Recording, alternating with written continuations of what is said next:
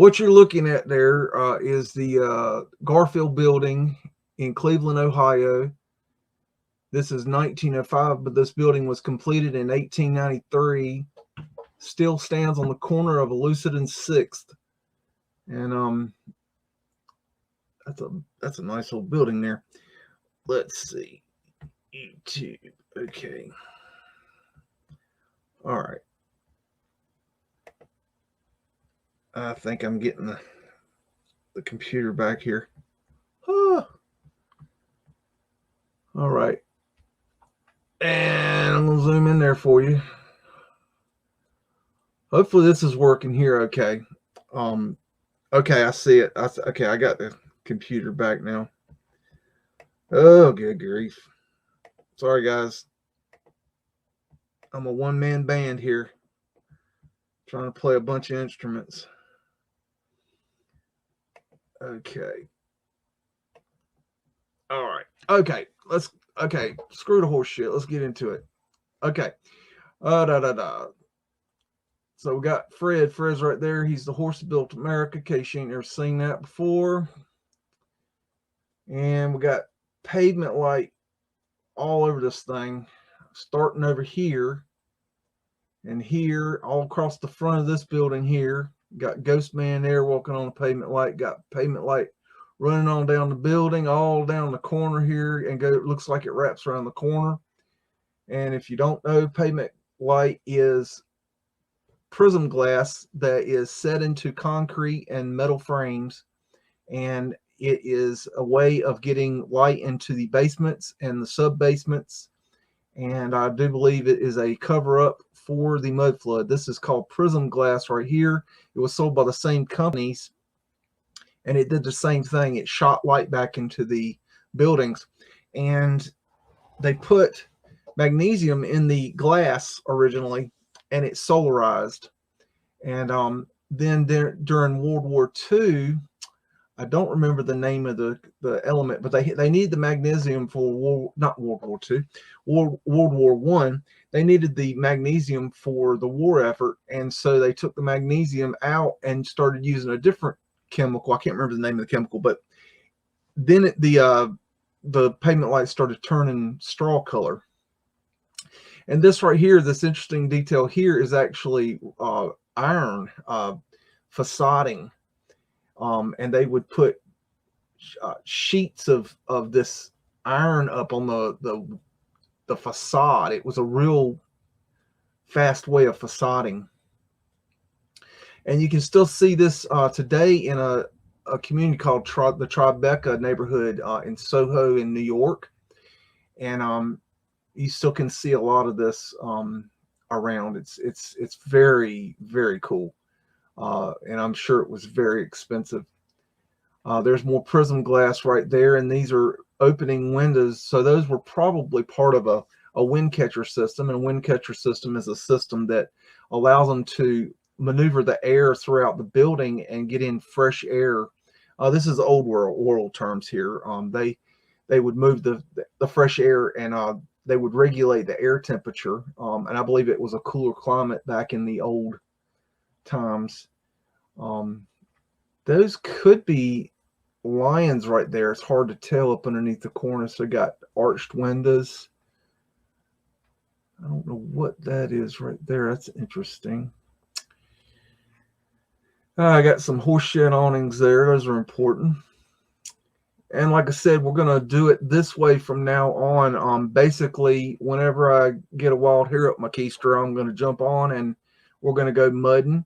I'm going to do the pictures like I used to do for the mudding show, but we're going to do it live instead of me recording it. And then I would have to pick the pictures out, which takes time. Then I'd have to record it, which would take time.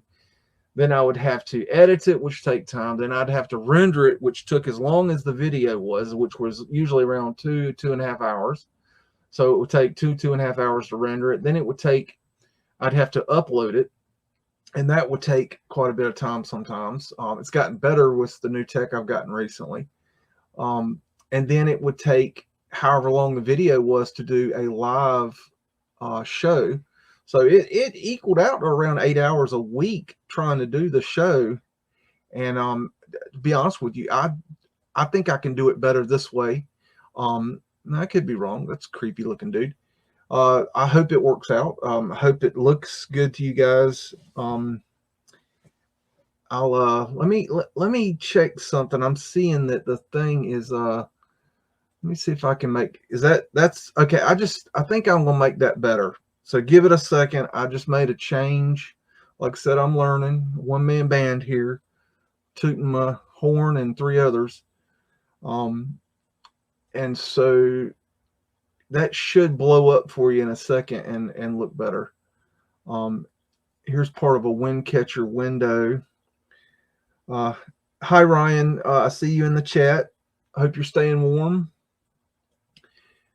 I'm not reading the chat too much right now, guys. Just so you know. What we got up here on this building. That's kind of like a coin, but it's not exactly like a coin. Got a lot of brick in this building. Okay, there it goes, blowed up. Of course, I'm delayed here, so. And we got, it looks like a brick cobblestone road on this one. And yes, it's brick. It's something that we laid down after the mud flood. It is not melted. That's ridiculous. And to prove it, all you'd have to do is go down there and get you a sample and test it. And it's either going to come back as a melted substance or a non-melted substance. So easy peasy Japanesey. Let's go look at another picture.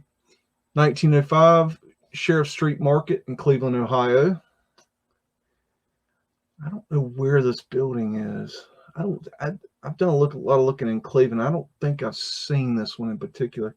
There's Fred. Fred's the horse that built America, in case you're unaware and uninformed. We've got Old World fire hydrant. I believe those are Old World. I believe they were already in place. There's a arc light right there. That's Wilma there. That's Fred's lady friend. It's interesting how they have this written on here. I mean, it looks printed, doesn't it? But I'm sure it's painted on there, but it's just interesting. See that on a tarp in 1905. Because everything was painted back then. They have printing. Not that kind of printing, I don't believe. It looks like the water truck. How does that look on the screen? It looks a little better to me. I hope that looks better. Got a boar's head here on the side. Looks like a bull's head. Let's see, arc light, arched windows. I don't know if you call that an onion dome or not. I don't know the technology, the architectural term for that. Got your ether antennas up there. These are probably part of a wind catcher here, these windows here. And this is probably skylights, I would bet. Those are portholes. Those are part of a wind catcher. And what that did was it allowed them to regulate the air. And that's much more, that's a very simplified, dumbed down version of what I just said. But there's your ether antennas again. Beautiful ornamentation there. Get your pyramid symbology. Now, who's cutting this glass round? You know, that can't be easy, and it sure can't be cheap. Look at the brickwork there. That's killer. Okay. Not seeing a whole lot else there that interests me. They would put, you see the water here on the road. They would put the water on the road. Matter of fact, that is what he's doing. I was thinking that's what it was. See right here, that's the water being sprayed out of this tank. And what that did was it kept the dust down because the dust was a real problem back then. You know, we inherited these buildings, but we sure as hell didn't know how to build a road yet. So that was, you know, new. You know, we would come in and build like a cobblestone, you know, road. And even though a cobblestone road's, if you ever driven on one, it's not the funnest thing to drive on or walk on. But even a cobblestone road was better than a dirt road because you wouldn't sink in. I mean, there's, you know, lots of stories up there in the old times about the horses sinking into the mud, and people sinking in the mud because once when it rained, it would be horrible, and then when it was dry, it would be dusty. It was just a nightmare. So a cobblestone road was like freaking. You felt like you were Rockefeller, Ken. There's some interesting ornamentation there. There's something going on right here. I can't tell what's going on. Some kind of ornamentation they've covered up. See, we would come in and modify this crap. This awning here, this covering here, this lean-to here is probably our doing. Yes, this is pretty and all, but this we could do pretty. Phoenician shell. So that's probably our doing. We like covering things like that to create shade. Anyways, this is it's labeled a crime scene. Whatever. Some kind of wreck with a trolley car. I just thought it was a cool photograph. I don't know if it's going to tell us where it is. If anybody knows, throw it in the chat. It kind of reminds me of Washington, D.C., but I don't know. Nice cornice work up there. Got a bunch of youngins coming out of here. Maybe that's a school or something, or maybe that's an orphan home right here. Maybe. I don't know. I sure as heck wouldn't want to be in that store and a daggone trolley come right through my front door. Get your old chapel over here, a wind catcher up there. There's your, that's right there's a brick cobblestone road. And that was laid down after the mud flood. After the mud flood. After the mud flood. How you gonna have the road the same height as the mud flood? Bank of Cairo in Cairo, West Virginia. I saw this picture. This isn't a high res picture, but when I ran across it, I thought y'all guys need to see this, because this little thing it's not the greatest building in the world except for this. This is just incredible. I mean, talk about horseshit construction methods of getting around a problem. I mean, they got a sidewalk up here and they've built steps up to the steps that were already there. I mean, is this not the most ridiculous thing you've seen? I mean, I just don't even know what to say. That I saw this, I just couldn't believe it. What an incredible photograph.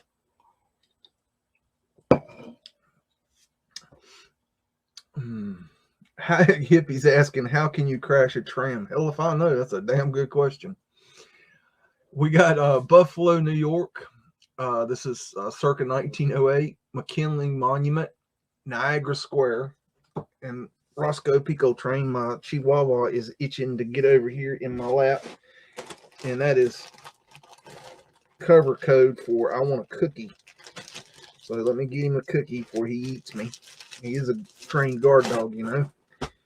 Okay, here. Don't eat me. I ain't edible. Okay. Anyways, I don't know what I was just talking about. Something about Buffalo, New York. But basically, it's a big old phallic symbol in the middle of Buffalo, New York, otherwise known as an obelisk or an ether tower. And we got big old Tartarian lions. Yeah, I said it. We got ether lights. Boss man. Right there, boss man. And what else we got? More ether lights. Got a Mudflood window right there. Arched windows. Those are big doorways right there. What else we gonna find? Probably an ether antenna. Check out that big steeple back there. You get your healing there. Sorry, that'd be pre-religion. And got arched windows back there. Got, looks like a castle there. Got a door going into the ground right there. Got Fred right there. Fred's the horse that built America. That's beautiful architecture right there. The Castle Inn. Are you shitting me? Ah, yeah, they know. Yeah, it looks like a castle. Hey, let's call it the Castle Inn. That's a great name. This one, we found it. Looks just like a castle. Check that thing out. Got their antenna up there. What we got up here? And got Ben Stone. Got a flat earth asterisk right here in this rose window. Got your 3 doors with your bigger one in the center. That's a thing. Not sure what the thing is about. I have the feeling that possibly the bigger one was for the larger, folks that roamed the earth before we took them out. And yeah, I said we. I think we did it, or our, ancestors. And I'm not like personally calling us out as we're the bad guys, but I think the people like the Rockefellers and the Carnegies and the Warburgs and the, keep on going, the jackasses of the world. You know who I'm talking about. You know who they are. All of them. They're the ones, they're kinfolk, okay? The Illuminati dumb shits. You know the ones. You know the ones. Yeah, those guys. I don't like saying their name. I think that they, every time you say their name, that they can sense it and it attracts them to you. So I try not to say their name. Malt elevator. That's interesting. Check out that big thing back there in the background. I don't even know what that is, but that thing's a monster. Good grief. One thing I've learned through my research is that I believe that at one point, all these obelisks had big lights on 4 of the corners. So at one time, I think there was a big light here, here, here, and here, like a big fancy Antiquitech light. And I don't think they just lit up. I think they had a purpose, because they took them out. And I don't know why I don't know why they took them out. Some places they took them out, some places they didn't. But I've seen enough evidence that shows that they were part of the obelisk that we see today. So if you'll look back in your histories at your local obelisk, because y'all have them, we all have them. There was, go looking around for the obelisk in your town. You're probably going to find one. And if you can't find it, go to the local cemetery, because a lot of times they'll pick them up and take them there. But check out the obelisk, and you got you a water fountain here. It could be a Phoenician fish right there. It's hard to see it.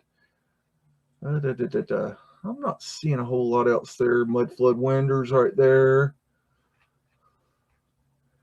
Okay, moving on. Canal Street, New Orleans, Louisiana, between 1900 and 1920. And I threw this picture in here because I was watching a video. I think the channel's That History Guy or The History Guy or something like that. But he does some really good stuff. He's totally asleep and part of the system, but he leads to a lot of interesting topics that I've never heard before. So I keep an eye on him. You can learn a lot of things just by listening to the mainstream people too. He's not mainstream, but I mean he's a YouTuber, and he's, just go check him out. You'll find him. Anyways, but he was talking about New Orleans, the Great Fire in New Orleans, and I was like, it kind of made me go and pause and be like, whoa, wait a minute, what? Because okay, yeah, we know there's a bunch of great fires all around. They burned a bunch of shit down. Yeah, that's true. But in as I've been looking, at different cities, one of the cities that I keep coming to and scratching my head about is New Orleans, because it just doesn't look right. It doesn't have the same feel today when you look at it as the cities that we have today. Like, it's got this different thing going on. And then I started, seeing these old war pictures like this photograph here. But then when I found out, there was a great fire in Louisiana and in New Orleans, and that originally the architecture was French, and then they changed it over to, I think, Spanish. And I was like, oh my God, that's it. It all burned down. They burned it down. And I had not, it was a revelation to me because I hadn't, I mean, there's so many cities. I mean, you can't study them all at one time. But it was just like a one of them eureka moments, like, holy shit, well, that makes a lot of sense. That's why I can't find what I think should be there, because it all, they burned it down. But this is an old world, photograph here. Anyways, a little rant there. Let me get on with it. Let's see. Lazard's smart clothes. Okay, that's kind of creepy. Anytime I hear the word smart today, I just kind of like Ether antenna. I don't know if you call it, I don't know if that qualifies as an onion dome, but we'll call it an onion dome. Even though I don't know if it's called an onion dome, even though it looks sort of like an onion dome. It kind of looks Moorish in a way. There's Boss Man. There's Fred. Fred is the horse that built America. Today he's moving corn, I guess. I don't know. Got a clock. And as I've always said, clocks are expensive. That one's got 4 sides. That's 4 clocks. Who's making all these clocks? Got trolleys everywhere. Overhead lines. Got big old something back there. Let's see. Kind of looks like a mule. Let's see. What kind of dirt we got here. A lot of trolley tracks. Women in uniform. See, look at them. Is that not a uniform? When's the last, they're not calling out the ladies, but when's the last time that you saw ladies that all wanted to dress alike? Just saying. Arc light right there. Apollo. There's one of your sun gods. This is called, this little piece right here where the facade work is going in and out. You see it right here, but right here on the corner, this will wrap around the building. When it wraps around the building like that, it's called a coin with a Q. Look it up. And we got Tartarian lines here. Yeah, I said it. Phoenician shells. Said that too. Let's see what we're going to find. Scrubbed cartouches right there. And scrubbed cartouches is a cartouche that they've taken off. They've chiseled off whatever information was on it. They would have had symbols on it. Got our ether fencing right there. Photo supply.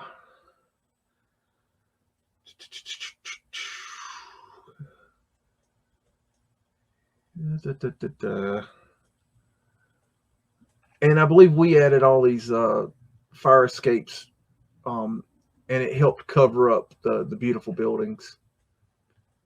And we see, when these buildings were built, they didn't build fires in them. That was our dumbasses that did that. And so when we started building fires in them, started burning buildings down, we figured we needed a way to get out of the things. So we started putting these fire, ladders and escapes on buildings in order to save our ass. Got your urn capacitor. Looks like a two-rail trolley system with overhead electric. Got your big old columns with your torus field there. Got your symbol right here. That's the symbol for the creator, the circumpunct. That's a beautiful line right there. Look at those. Look, you got this beautiful building, crappy awnings. I mean, come on. Think about that. Crappy awnings right there. Got their antenna up here. Now, I don't know what's left of this old world here from after the fire, but it took out the matter of fact, there was 2 fires. And they say the second fire got what the first fire didn't. So I'm gonna have to look more into that, because that really fascinated me, because I've got some friends from New Orleans and they've been asking me about it. And so I was trying to look into it a little bit, and it was kind of like, well, I don't know what the hell's going on. We got a Tartarian line here. I didn't understand what I was seeing. I knew it looked weird. It didn't look right. And I know the thing is underwater, which that in itself is strange, but I couldn't, it wasn't coming to how it worked itself out. And I got 1905 Court Street in Birmingham, New York. Binghamton. I'm from the South, y'all. We see a word like that, we think Birmingham. Binghamton. I've never been to Binghamton. Fred has been to Binghamton, and Fred is right there, and Fred is the horse that built America. That means they got a horse, and they loaded up all this brick and delivered it to these buildings to be built. That's what they did, officially. But we ain't won much for officialness around here. ArcLight. And what we're going to find. Not the best high-res picture, people. I don't know. You got onion dome. Big old ether antenna. Check out that big old steeple back there. Look at that mud flow there coming downhill. That's mud flow right there.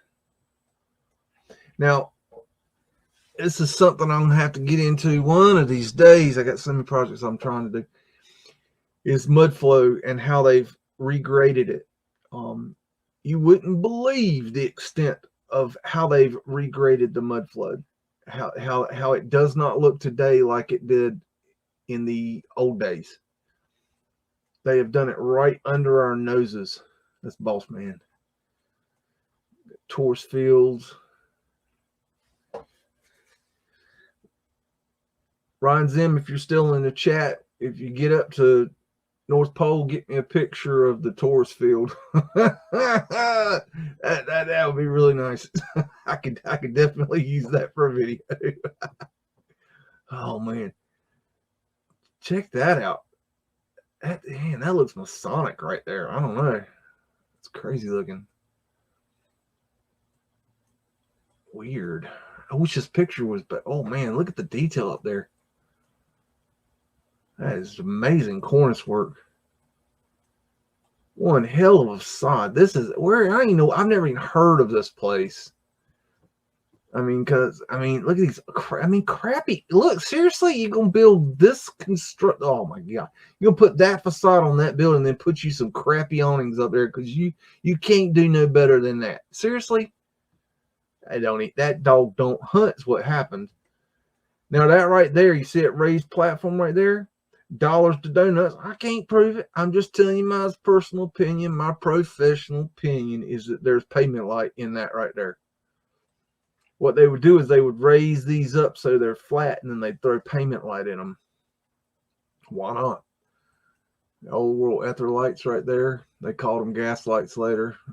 They pulled all the goodies out of them and turned them into gas lights later. I think they fried the electrical system. I think that's why you see in the early days you see the horse-drawn trolleys, because the trolleys were here. I believe they dug the tracks up out of the mud while they were fixing the building the vaults on the side of the buildings. I believe they dug up the center of the street at the same time, and basically, I think they went in, dug up the whole street, and built the vaults and dug up the trolley tracks at the same time. And then as they went, they just laid it back down, put the dirt back down, built the walls for the vaults, and put back down the tracks. I mean, why make tracks when you got tracks under the mud? Circa 1905, State Bathhouse and Pavilion, Revere Beach. I hope I'm saying that right. Revere Beach, Reverie Beach. Some kind of damn beach in Massachusetts. I ain't never heard of it, never been there, don't know nothing about it. Got a funky little ether light here. That's all kinds of weird. Look, it's got Phoenician shells on it. Okay, that's extra weird. Huh. Ladies in uniform. Good day, ladies. Boys in uniform. There's Fred. Fred's the horse of Build America. He might be on a day off right there. I imagine they gave Fred a day off, but he probably just killed over. They didn't. Check those lights out. Oh, ether lights. Got your diamond symbology here. Get a better shot. Diamond symbology. I'm not exactly sure what the diamond symbolizes, but I know it's an old world symbol, and it is. I have heard some places that it means unity of the civilizations, but I have not confirmed that. Sounds reasonable enough, but I haven't confirmed it. But I do know it's an old world symbol. There's your right here's a flat Earth asterisk. Got your horizontal representing your flat Earth, and your up and down vertical representing your north and south pole, and your X representing your torus field. You got your Vesica Pisces here. It's a dual Vesica Pisces. Got your portholes here for a wind catcher, big old ether antenna with a fish. Okay, wonder what the fish does. Kind of weird. And I think, see how these flagpoles are coming off here? I don't think that's original. I think we added those flagpoles. I think we took them off something else. I see these all over the place, and they don't look right to me. And that's just my personal opinion. Look how big these doors are. Big old arch doorways. Nice old ether lights. Street sweeper man right there. More of those ether lights. Probably a wind catcher system there. You got your open and closing window there, which would be part of the wind catcher system. I could see us building this little pavilion here. I can't tell what that's. Is that just dirt or? Man, that almost looks concreted. Hard to tell. Got your fleur-de-lis. That represents the flat Earth too. Got circa 1910 American Express Company, Main and 6th in Los Angeles, California. Hi, Morning Glory. Yeet Yeet from Nashville, Tennessee. Oh, I love Nashville. I don't know if it's still there, but there used to be a bar down across the street from Hard Rock Cafe that I would stop into for lunch because I'd pass through Nashville a lot. And I would stop in there and get a sandwich and a chocolate beer. And that don't sound good, but let me tell you, a chocolate beer is a good thing. If you ever had one.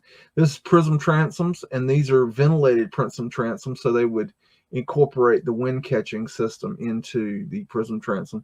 And you've got pavement light right here. It's hard to see, but it's there. Boss man right here walking on it. Old world fire hydrant. Check this high weirdness out right here. That's strange. Old ether light. You got your people scooper on the front of this trolley. There's Fred. Fred's the horse that built America, in case you want to wear and uninformed. Duchess trousers. Okay. Got your Taurus field there. That's a Taurus field too. More Taurus fields. Those are prism transoms back there on that window in the back, shining through right there too. Let's see what we got there. See this on this side. That's a prism transom. Prism transoms there. There's an unscrubbed cartouche with the symbol still on it, or they added it. Hard to tell which, with a Phoenician shell above it. This is a symbol I see a lot. It's just a circle. I don't know what that means. I mean, see, this is all facade here, you know. It's all brick underneath. We need a count on the brick. Who's making all these bricks? Look into brick making. It's very difficult. Ether antenna on top. Taurus field. Got an unscrubbed cartouche with a P and an E. Don't know what that stands for, but that is an unscrubbed cartouche. There's another unscrubbed cartouche. Boy, they just let all the cartouches out. And yes, these are called cartouches. Yes, Egyptians had cartouches too. But if you look up the term, write this down, architectural cartouche, it'll come up. It will not come up as if you type in cartouche, then you'll be going, that damn BEAGS, I don't know what the hell he talking about. No, you got to do more homework than that. You got to put in the proper terminology. It's called an architectural cartouche. But I say cartouche because saying architectural cartouche is annoying. So I don't. But I just said it. So there. Go do your own homework. And we're going to go over here. What we're going to find? I don't know. Ladies in uniform. At their light. More prism transoms up here. Got traffic jam. Got brick down here. That's bricked up cobblestone. Yep. Just I think what they did was they knocked down buildings and they used those bricks to brick those roads. Because see, we didn't build these buildings, but we definitely built these roads. Okay, this is our tech. And where did these bricks come from? Because it's a lot of bricks to make a brick road. Okay, a lot.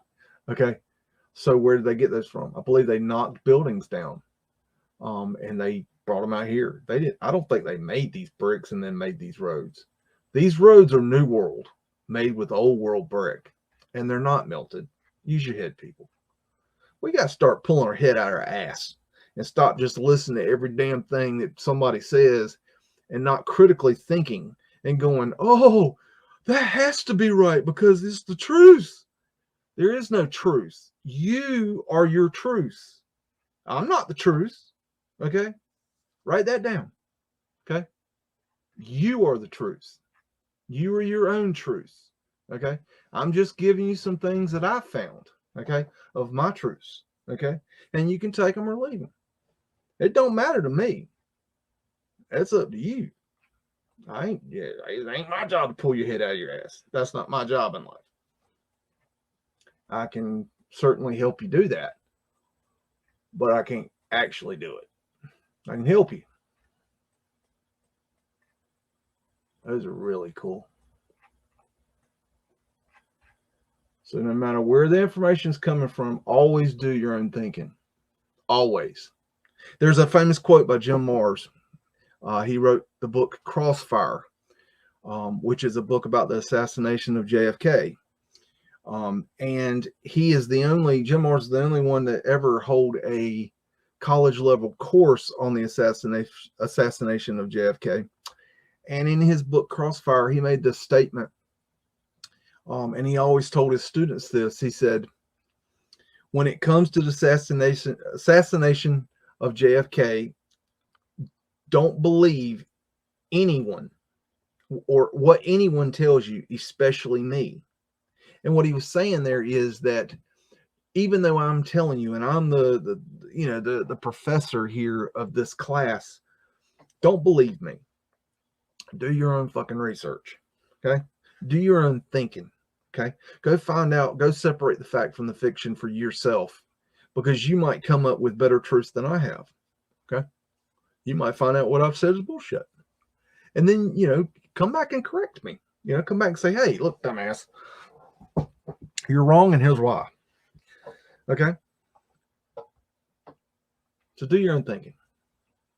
I'm just trying to give you a little extra ability to do that. And that's just cool looking. That would make a cool CD cover. And what we got? Let's see.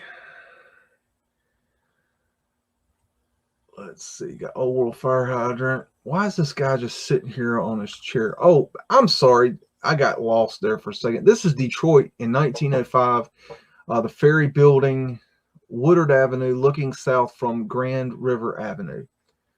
And I haven't yet, but I'll put these links to these pictures in the description when I get to it, and you can go back and look at them for yourself. Horseshit awnings, got prism transoms.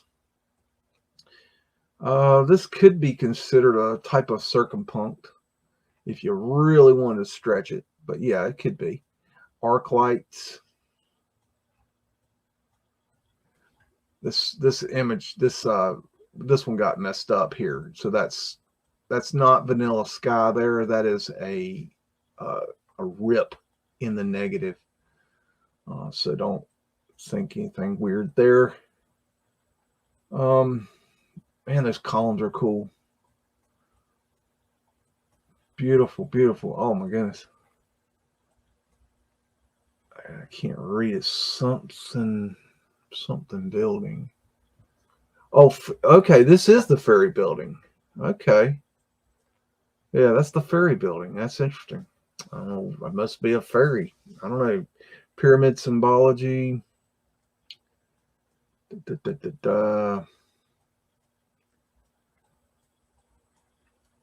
Got a ladder lean here.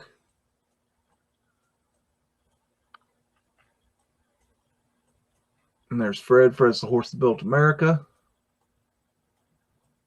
Ladies in uniform. Got a moon tower right here, if you can barely see it.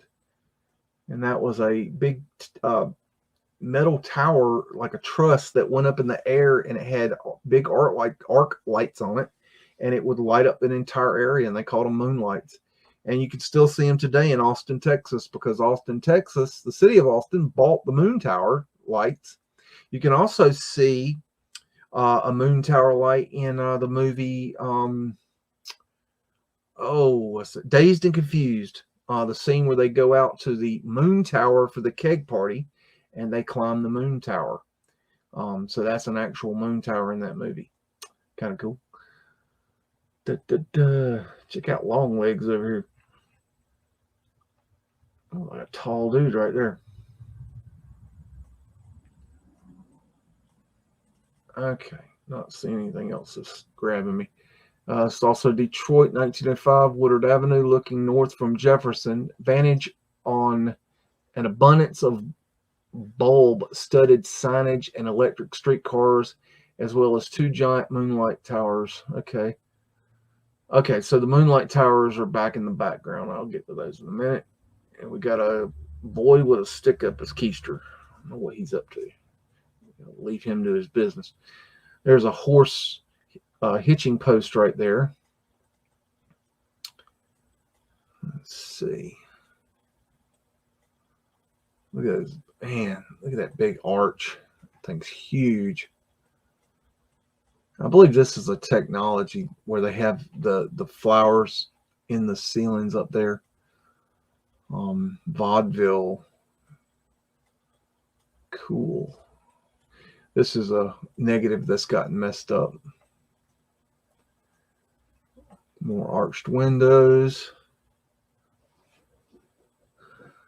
Hope you guys are doing okay tonight.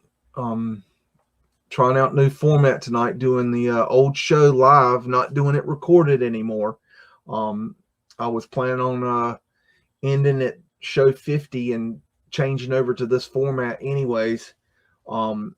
So we're just not going to do it that way anymore. It's just too difficult. It's too time consuming, and too much effort. And I can do the same thing like this, I believe, unless you feel differently. If you feel this way sucks, then let me know. I probably will take into consideration and then abruptly ignore you, but that's okay. I'd still love to hear your opinions. Got clocks here. Clocks are expensive.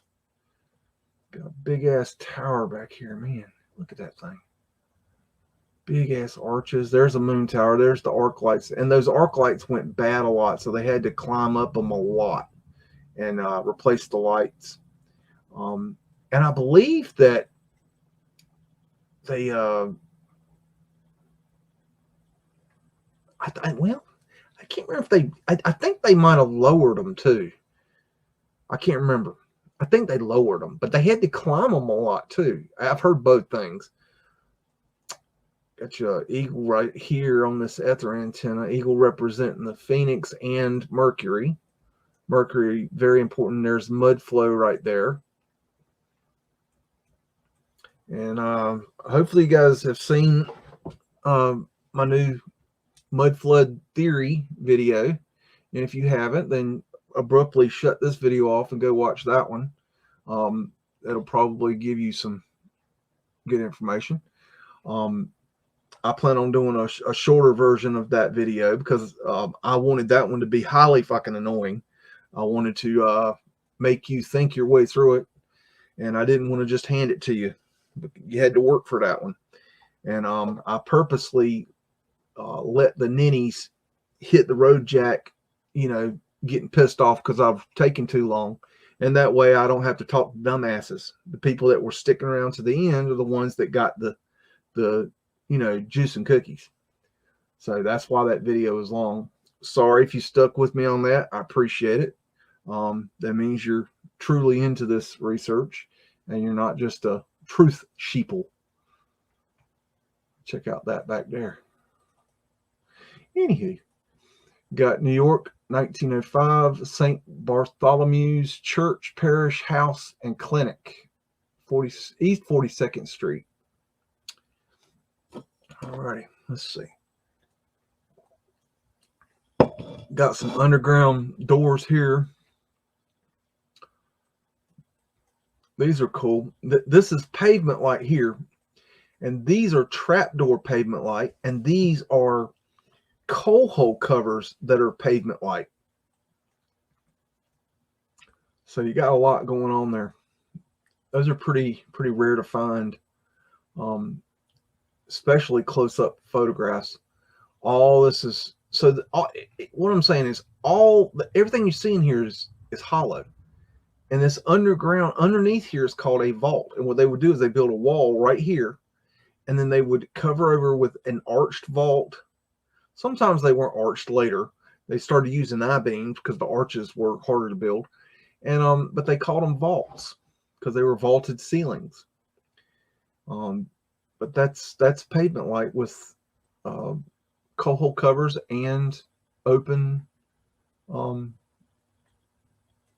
know, a lot of times these would have elevators in them right here, or sometimes they would have stairs. They had all kinds of little nifty things. There's stairs going into the underground right there. That's Boss Man right there. Ladies in uniform. Old ether lights. These were really popular. I think those are really cool. I'd love to have one of those, man. Anybody got one of those that are just got sitting on a shelf they want to send to old BEAGS, just let me know. I'll let you send it to me. Fred's back here working, building America. Because Fred is the horse that built America. Got a big old underground right here. Got a lot of undergrounds right through here. Can't point them out too good, but they're there. Got an eye for these things, you know. Got a porthole there. Got some nice ironwork there. These are interesting. Not sure what's going on with those. Can't see them too clear. Phoenician shells. It's a sun ray.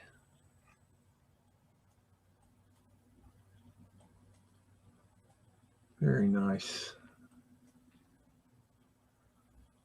That's the clinic. I-890 there. Of course, they added a 1. We didn't build this shit, y'all. Come on. We built that. Old crappy road. Oh, we got that covered. We're the crappy road kings. We still build roads today. How often do you go out driving and you don't run into road construction? We love building roads. New York, 1905, St. Bartholomew's Church, Parish House, East 42nd Street. So this is that same building at a frontward angle. And Fred has now upgraded to a taxi cab, and he is a fine specimen of a horse. And there's those trap doors with the pavement light in them. Again.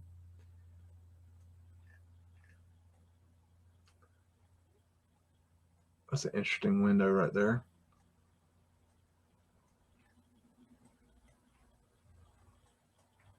That's really cool. I wish I could see that like better. I'm not sure. Is that a window there or what is that? I don't know. That's really cool looking though.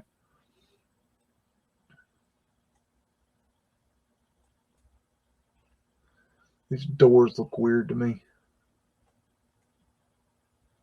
Very weird. Look what they've done here. Huh. Old World fire hydrant.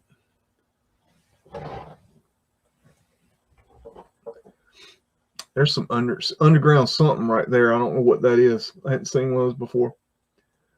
That's odd. I don't know what they've done there. Keystones. Yep, AD 890 removed the one. Probably an I at one point. Or we just added this. I mean, matter of fact, we probably just added that. Yeah, we just added that. Yeah, what am I thinking?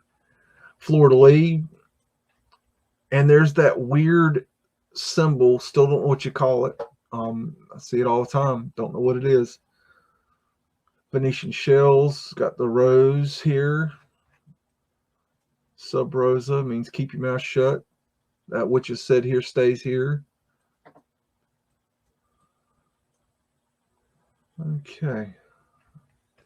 Interesting what these are here. I'm not sure. Those are weird. Not sure what they are. And we got New York, 1905. Piles of snow on Broadway after storm. And of course, Fred's on the job, being taxied today. Creepy dude. We got straw hats for sweltering weather. Ear laps attached free. Talking about straw hats, talking about boater hats. If you want to hear interesting history, research boater hats. It's just interesting. A little fire hydrant, lady in uniform. Ain't gonna see no pavement light through that ice there.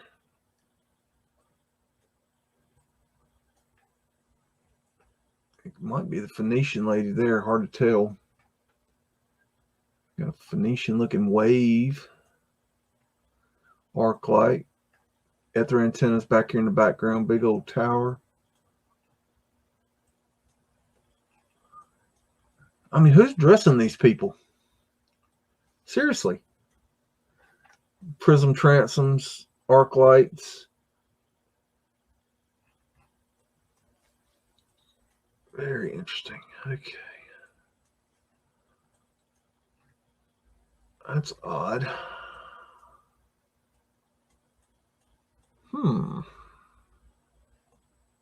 Fireproof. Yeah, okay.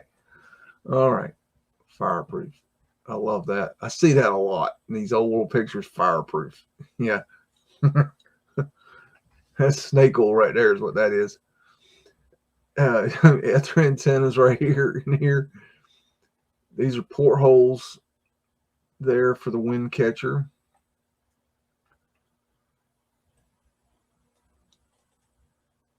All right. Got Philadelphia 1905 American Academy of Music.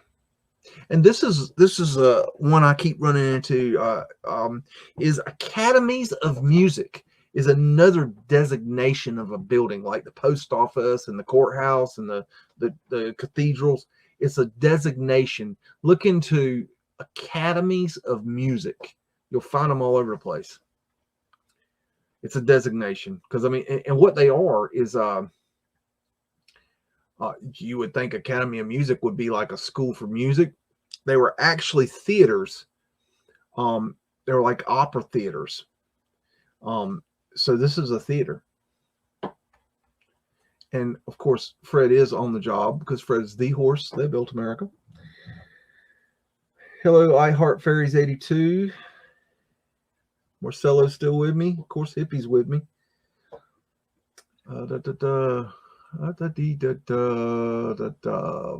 Boss man's right there. And kind of looks a little cymatic there. Arc light. I-857, maybe? I don't know. It's hard to read that one. I can't read that one too good. I think it says I-857, but I'm not positive. There's big doors. Got your diamond symbology there.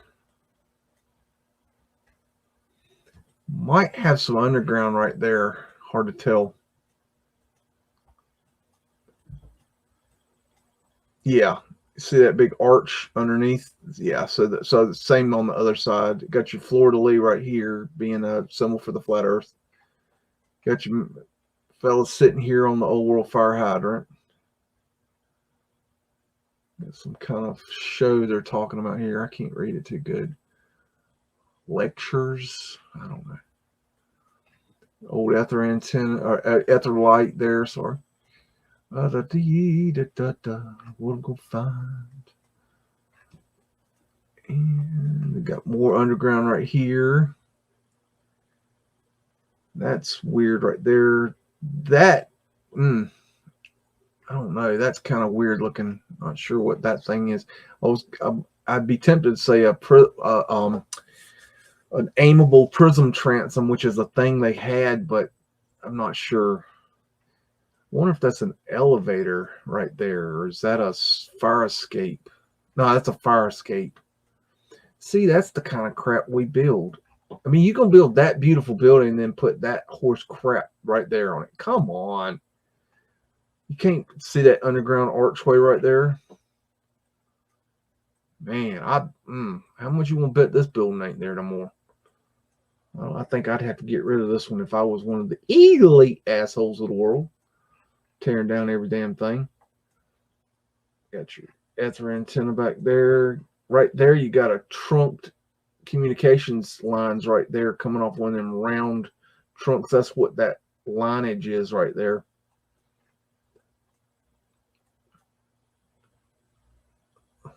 What in the world is that? Oh, that's weird looking.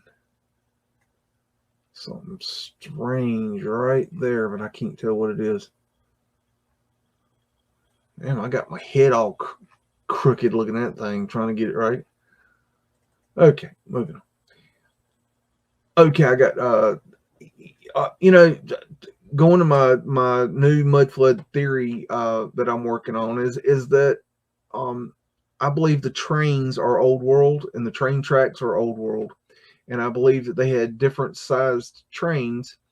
But one thing I am coming to a thought of is that I think it's quite possible that we, our sized people, were in control of the railroads. And that's why we used the railroads in our attack.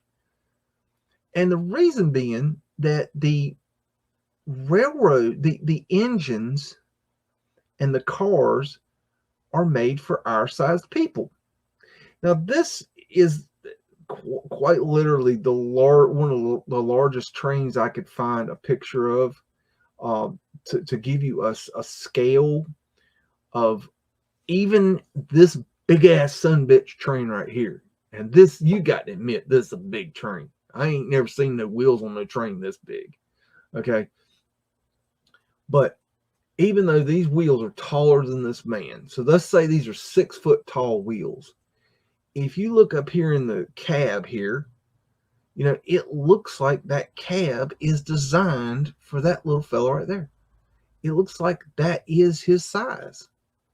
You're not going to put a giant in there is what I'm trying to say.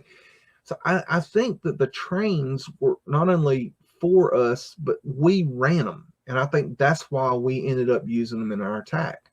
If I was this size person and I was in charge, and I was, the trains were my domain. I ran the trains. Like, that was our people's thing. And it was one of the tools we had. And we were sitting there trying to think, okay, how are we going to take out these big ass giants, these son bitches? They taking all our resources, eating all our everything up, ain't giving us our special cut and everything. We want more. We want more. We want more, because we're little whiny bitches. What are we going to use? We're going to use what we have. And if we had these trains in our possession and we were using them, we ran them, okay, if we even owned them, then we would use them. We would use what we had.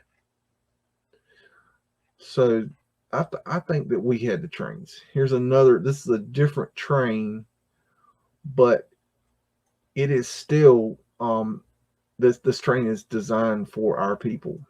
Even though this is a big ass train, It's just big because it's meant to haul, you know, huge loads.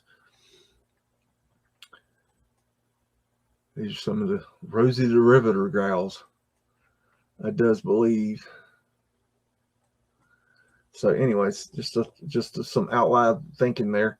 Waldorf Astoria, 34th Street. And wow, I mean, I don't know. Can you say stupefying? I mean, seriously, we built that. Come on, people. This is 1902. 1902. So that means that this was built pre-1900. Okay. And Fred is on the job. Fred is the one that delivered that. Do the math. Kiss my ass. We got arched windows underground, signifying what? Mudflood. And no, it's not a covering of the earth with ash dust. Day. Got arc lights. These are old ether lights. They've probably, you know, changed them over to gas lighting. Look at all this brick. They bricked up the underground here. See that? Scrubbed cartouches.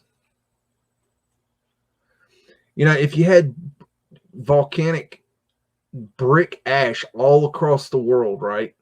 That means that I should be able to go up and dig up brick ash in my backyard right now. And guess what? I've done a lot of fucking digging in my yard. Ain't no fucking brick ash in my fucking yard. And I've dug deep. Okay? Go out there and dig your backyard. See if you can find brick ash. Come on, people. Damn. We got to quit believing every damn thing somebody says. Got whole groups of people out there got their head up their ass and spouting bullshit. Okay? You got to do your own thinking. Okay? Listen to people, okay, and don't like I said, don't just listen to me. I ain't the end all and be all to this, but don't believe everything you hear. I certainly don't. Critical thinking. Critical thinking. And if you don't know what that means, go look that up. It's like autodidactic says, you know, self-taught. Teach yourself. Okay. Check out that. How many bricks did it take to build this building? Does that look like a melted building? No. Ain't nothing melted about that building. Ain't nothing melted about the ground. Ain't nothing melted.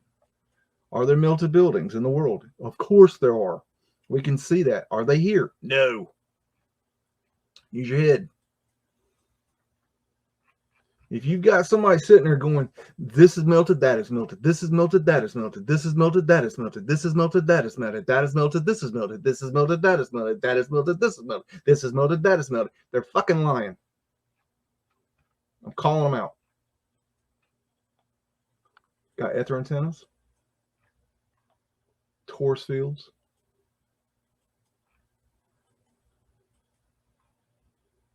Scrub cartouches. Urn capacitors. Freaking incredible building. Look at that. Jeez. Beautiful. We wouldn't know where to begin to build this in 1902. Today, would we know how to build this? That's a different story. It doesn't even matter if we know how to build it today. It matters not. We're talking about 1900. We're talking about pre-1900. You know this was built pre-1900. We're talking about horse and buggy days. They don't even have the freaking car yet, people. The car. This is their mode of transportation. This and this. Okay, and trains. That's all they got. And they did this. No power tools. Okay? No automobiles. No transfer trucks. Okay? No electricity.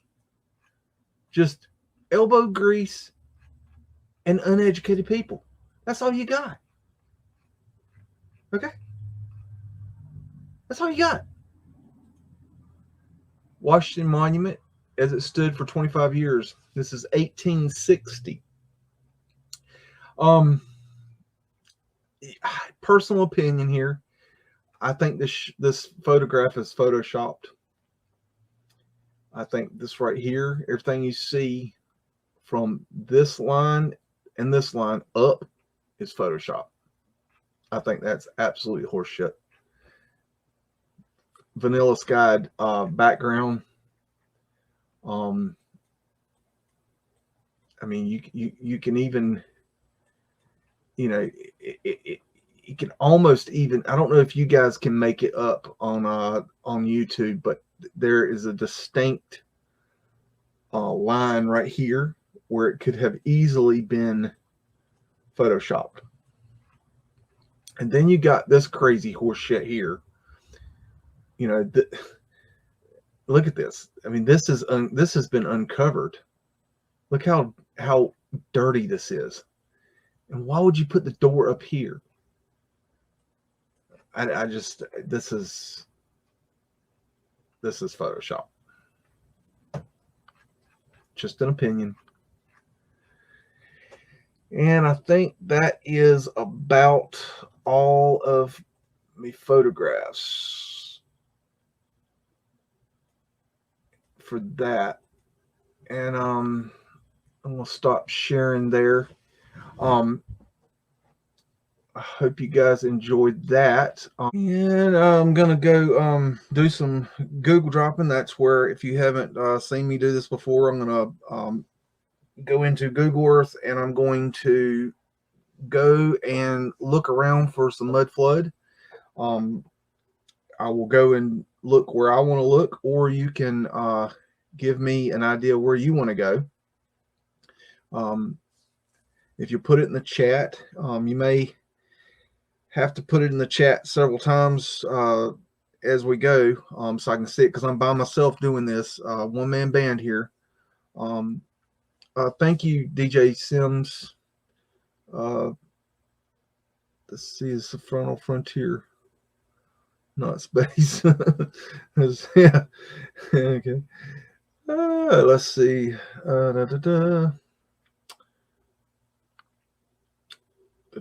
Canada. Let's see. I tell you what. Let me get into the share screen here, and I'm gonna go. All right. I'm gonna go into get rid of this, and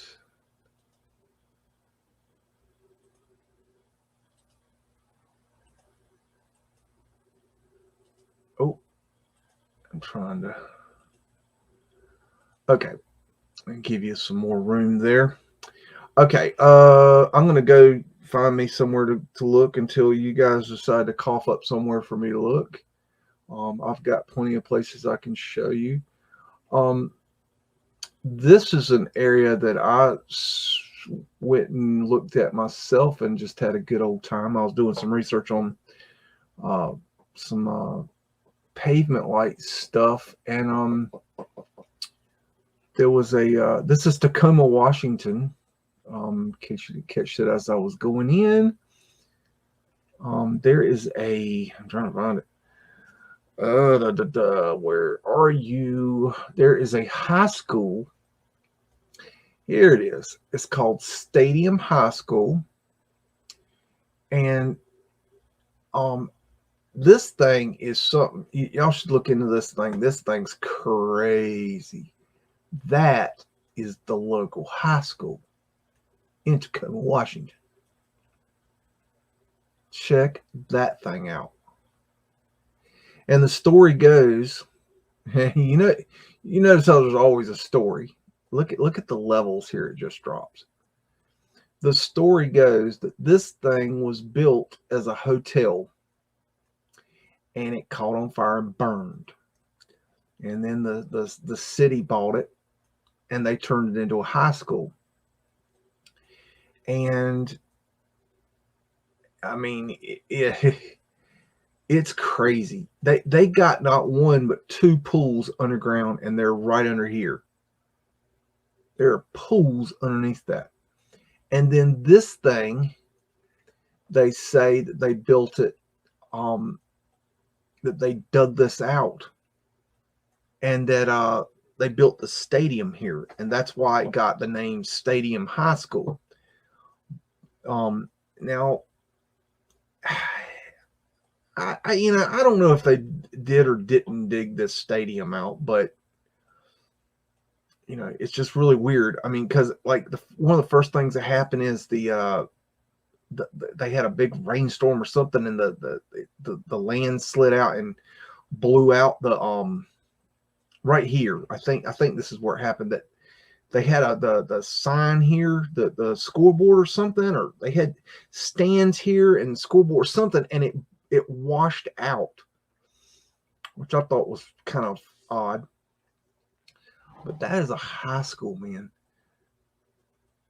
And it's got levels underground. You can find videos of people, going and checking that out. But I would drop down to the ground here, but it does not give you very good access to this facility from Google Earth, unfortunately. But it is a hell of a structure. It's just crazy looking. Big old ether antennas. But see, you can't get over here. It's now I will show you. Let me see if I can do it.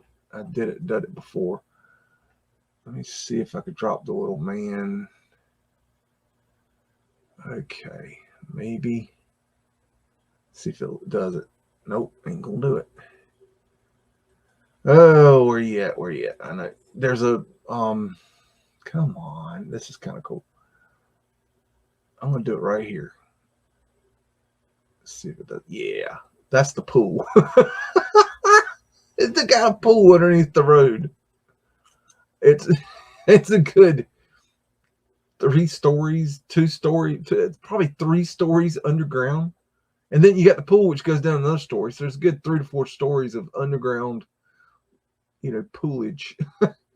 And supposedly, I think one of the pools is closed now. I don't know. That was just some high weirdness. Blah blah blah blah blah. Has anybody said anything?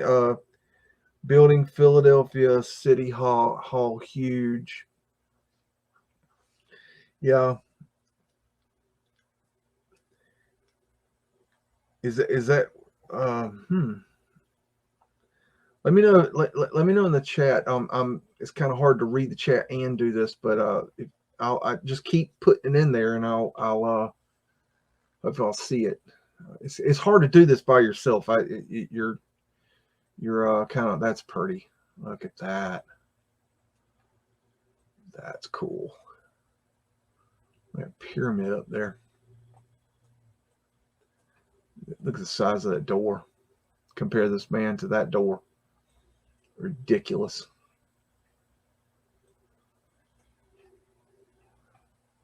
Got something going on. I don't know.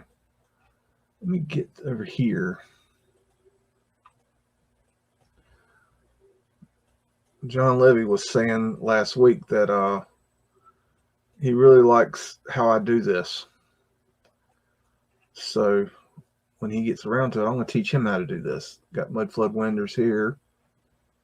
If I can go up there. Ooh, cool. He really likes how I do this Google dropping stuff. And I've been doing this a long time, but this is a wind on ground level there. This is something that anybody can do. And I'm sharing it with you guys so that you guys can go and do your own thing and check it out. It doesn't matter. Check that out. Got some underground windows right there with a grate over it. This is, you can drop into any city, on Earth and pretty much find something. I mean, our world is incredible. Underground's right there. And one thing I really like to do is go in alleys, if I can. A lot of times you can't. Get you a free couch. They don't. They didn't get down a lot of the alleys, but if you can, and even if you can't get down the alleys, try to look down the alleys, because you can see a ton of stuff in the alleys that you would not see on the front of the buildings, because they were less particular about hiding there's our buddies.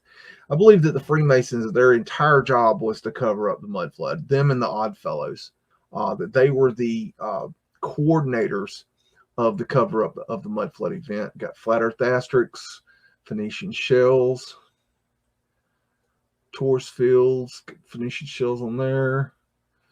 So this is basically, all the horse crap that we hear about this, all the secret stuff that they do behind, Pat Nass or whatever they do behind the scenes.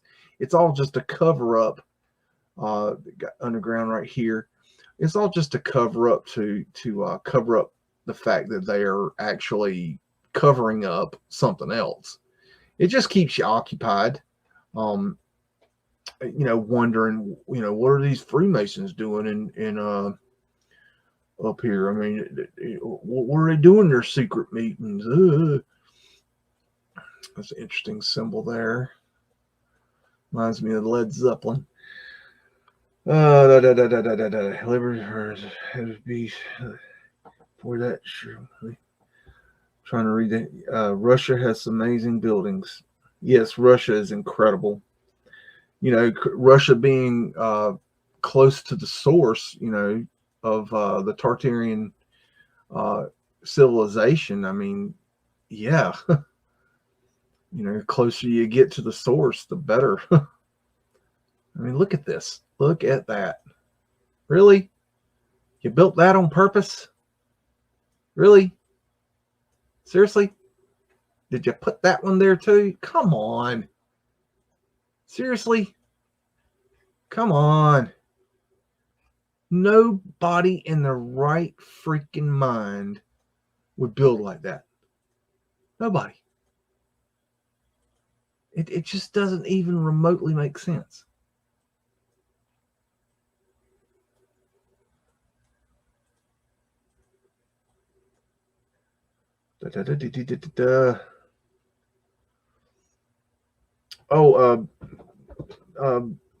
Biggs lives in I live in a small town called Dunn, North Carolina, and I'm about 30 miles away from Fort Bragg, if you've ever heard of that.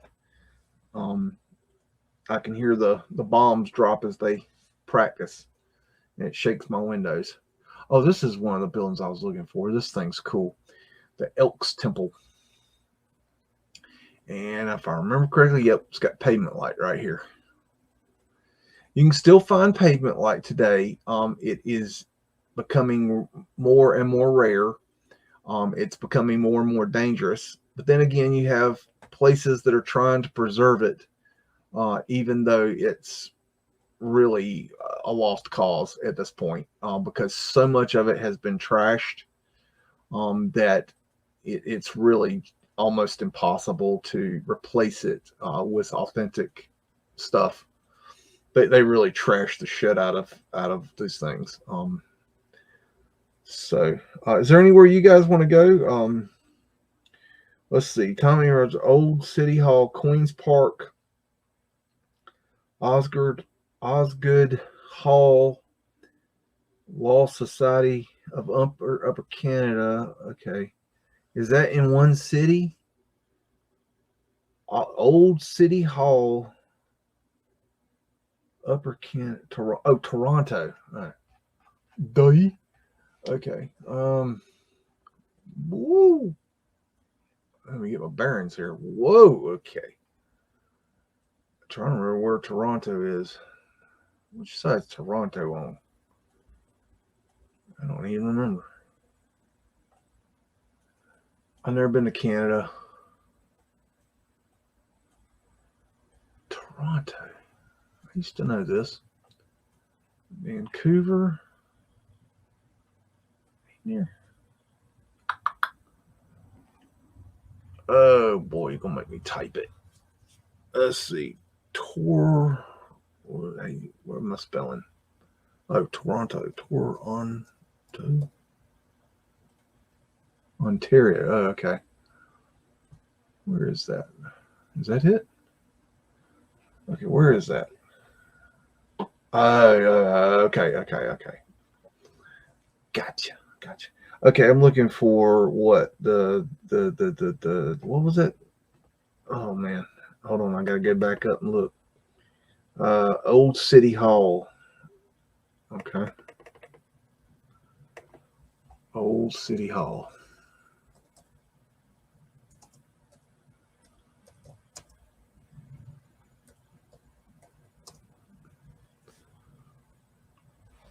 Okay.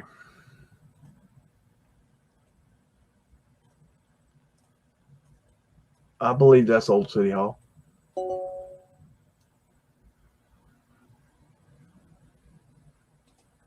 on, let me. Okay. Sorry, I had somebody beeping in at MeWe. Ain't got time for no MeWe right now. Big old clock. Gargoyles. That's a wind catcher there. This looks like a fractal business here. Reminds me of Philip Dresden talking about fractal stuff. That's pretty. Diamond symbology. Look at the proportion of those windows. Check out those stars. Those are cool gargoyles.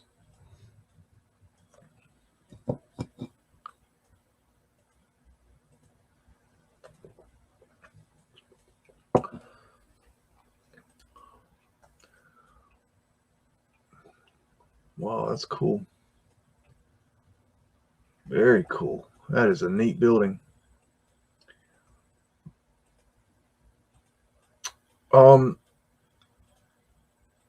There's a talk, just talk right now, but hopefully we can turn it into something. But there's talk about doing a live chat show with the boys from Utah, the Mudflooders from Utah. If you know any Mudflooders in the state of Utah, it would be them. And the idea would be to have a call-in live show where you guys could call in and ask us questions, and we would see where the show goes, and we'll decide what to talk about. So if you're interested in a call-in show with myself and two other Mudflood channels, one of which is very large, and imagine if you can think about Mudflooders in Utah, you'll be able to figure out the two channels I'm talking about. Tartarian Lions. Oh, that's pretty. But imagine three awesome channels getting together. There's an old porthole they've covered up. Three awesome channels getting together and doing a live chat where the idea is that you guys call in and ask us stupid questions. Well, hopefully not stupid questions, but whatever. I mean, just and we talk, and you you drive the show and tell us where you want to go, and we kind of work it out from there, and we have an open debate about, you know, things that need to be figured out and maybe questions you have, and maybe we can get to the bottom of some of these things that we all have questions about, because we don't have all the answers. We talk to each other, you know, behind the scenes, and debating. We don't agree with each other either. we, we we go back and forth on all kinds of stuff. I mean, it's comical because, you know, we have so many different ideas,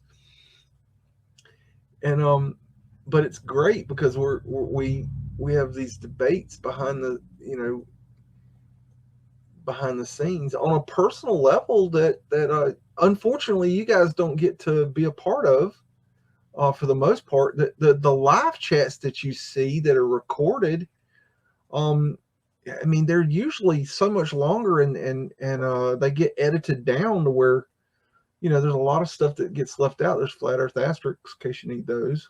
It's all over this building. I really want you to know about that one. There's an old world right there. But you know, it'd be nice to do it live, to where we're, you know, you guys become part of the conversation. That, you know, because we've had so many of these conversations, and they're really, really good conversations. I mean, you know, I can spend 4, 5, 6 hours on the phone with these guys discussing topics, and it's just incredible information and thoughts and ideas, and I learned so much from them, and maybe they learned something from me. I don't know. They say they do, but, you know, you never know. Somebody's you're just shaking your hand, or, you know, I mean, I imagine they are, but I mean, either way, I'm getting something out of it. I'm enjoying the hell out of talking to these guys. You know, I mean, but I want you, and they want you to be part of the conversation too. So look at there. Hoorah! There you go. Now there you go. That's what I'm talking about right there. That's called underground. That's pretty. Now I'm telling you right now, I can get lost in these Google drops. Now I can get in here and not come out. So you might, you know, if y'all got some, sometimes Google it'll make it so you can't see stuff. I don't know why. Is there anywhere else you guys want to go? Put it in the chat. It's hard. I need a co-pilot's what I need. Okay, got a ram's head. They're really pushing the ram's head there. That's interesting. Let's see. My best friend's uncle owned that King Edward Hotel you just passed. Was that Old World? I don't remember. Look at that. Dang. About missed that. Got bricked up windows right there. There's some great buildings here.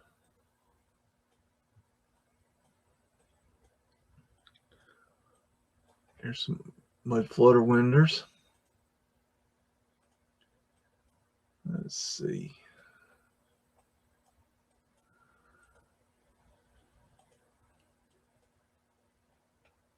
Whenever you're doing this, and when you see construction, start looking around, because while they're doing the construction, they have to open it up, and you'll get to see things you normally wouldn't get to see. So, matter of fact, I'll show you another trick. Let's see if I can do it here. Okay, go to Street View over here on the left-hand side, and you'll click that, and you'll get dates. Okay, I'm looking at 2021 right now. I'm looking, this was taken in September of 2021. But if I want, I can go back and I can look at, say, September 2007. Aha, nothing there. Let's see, when do we get something? And I can click through the little things. Looks like they're starting to build in 2019. you know, 2020, they're already starting to build. But you know, that's an interesting tool to use and utilize. So that, and I have found some things that are really freaking cool by doing that. So if you see, or you know where an old world building was, and it's, you know, been torn down, and if it was done recently enough, you can go back and you can see it. And get you some, what's this thing? Okay, some big old ether collector up there. I'm gonna get over here and see what's going on down here. See, this is what I'm talking about. You see stuff like this, start looking around, because you just never know what you're gonna see by them having to open up the hole. I mean, look at that. That's the top of a ladder right there. That's weird. It's on the opposite side of the fence. That's strange. Okay, let's see. Let's go up here. Ooh. Hello. That's what I'm talking about. Unscrubbed cartouche there. Venetian shell. Added these steps to make the door shorter. Venetian shell. That's a hell of a building.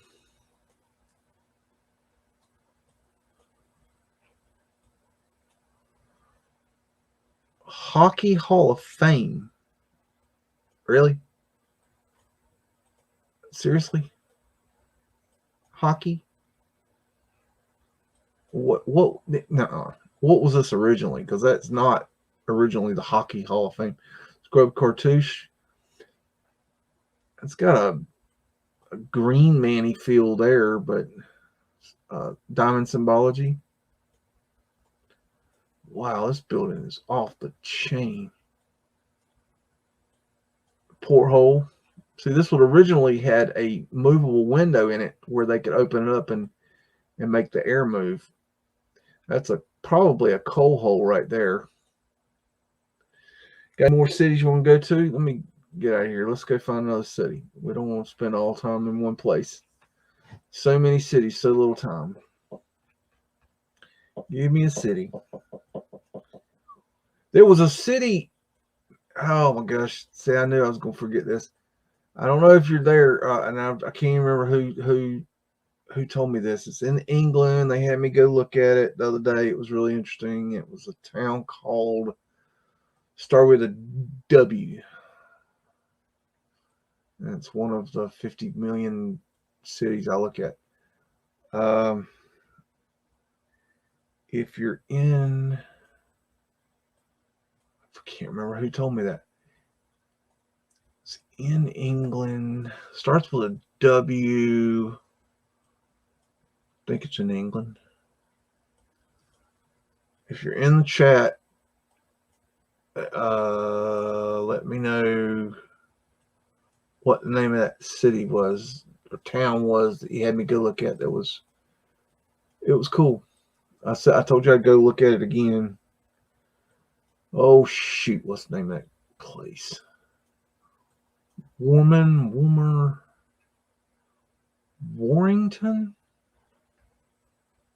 I don't know if that's it or not.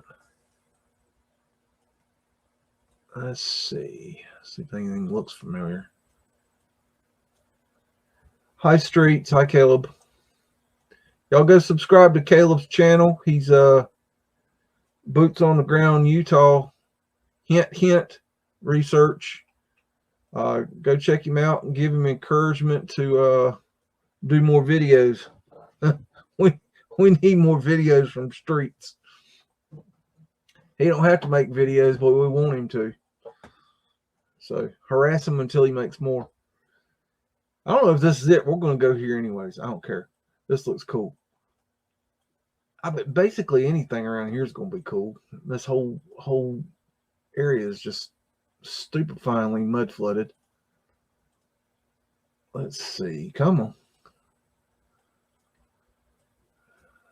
Man, look at that. So unnecessary. Why? Why would you build like that? I mean, this isn't for the queen here.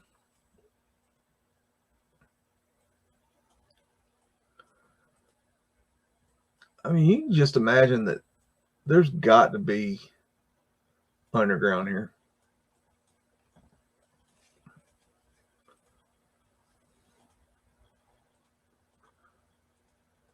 Oh, oh. Check that out. What's that? God, they've covered the windows right there. So weird. I don't know where I'm heading. That's one thing that's, I will say, is difficult about going to these European cities is they're incredibly like the way they're laid out. I mean, I just can't even follow what they've done. They're not grid pattern. They're not that that's good, but it's just incredibly difficult to find where things are. Look at this thing. I don't think I can get down there though. Let me see. Come on. Oh, we got here. Oh, you ain't gonna let me see it. You son bitch. I mean, there's just old world buildings all over the place.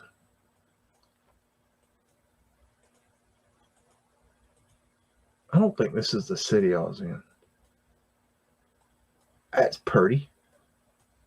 The King's Head. I wonder if that means they want the King's Head on a platter.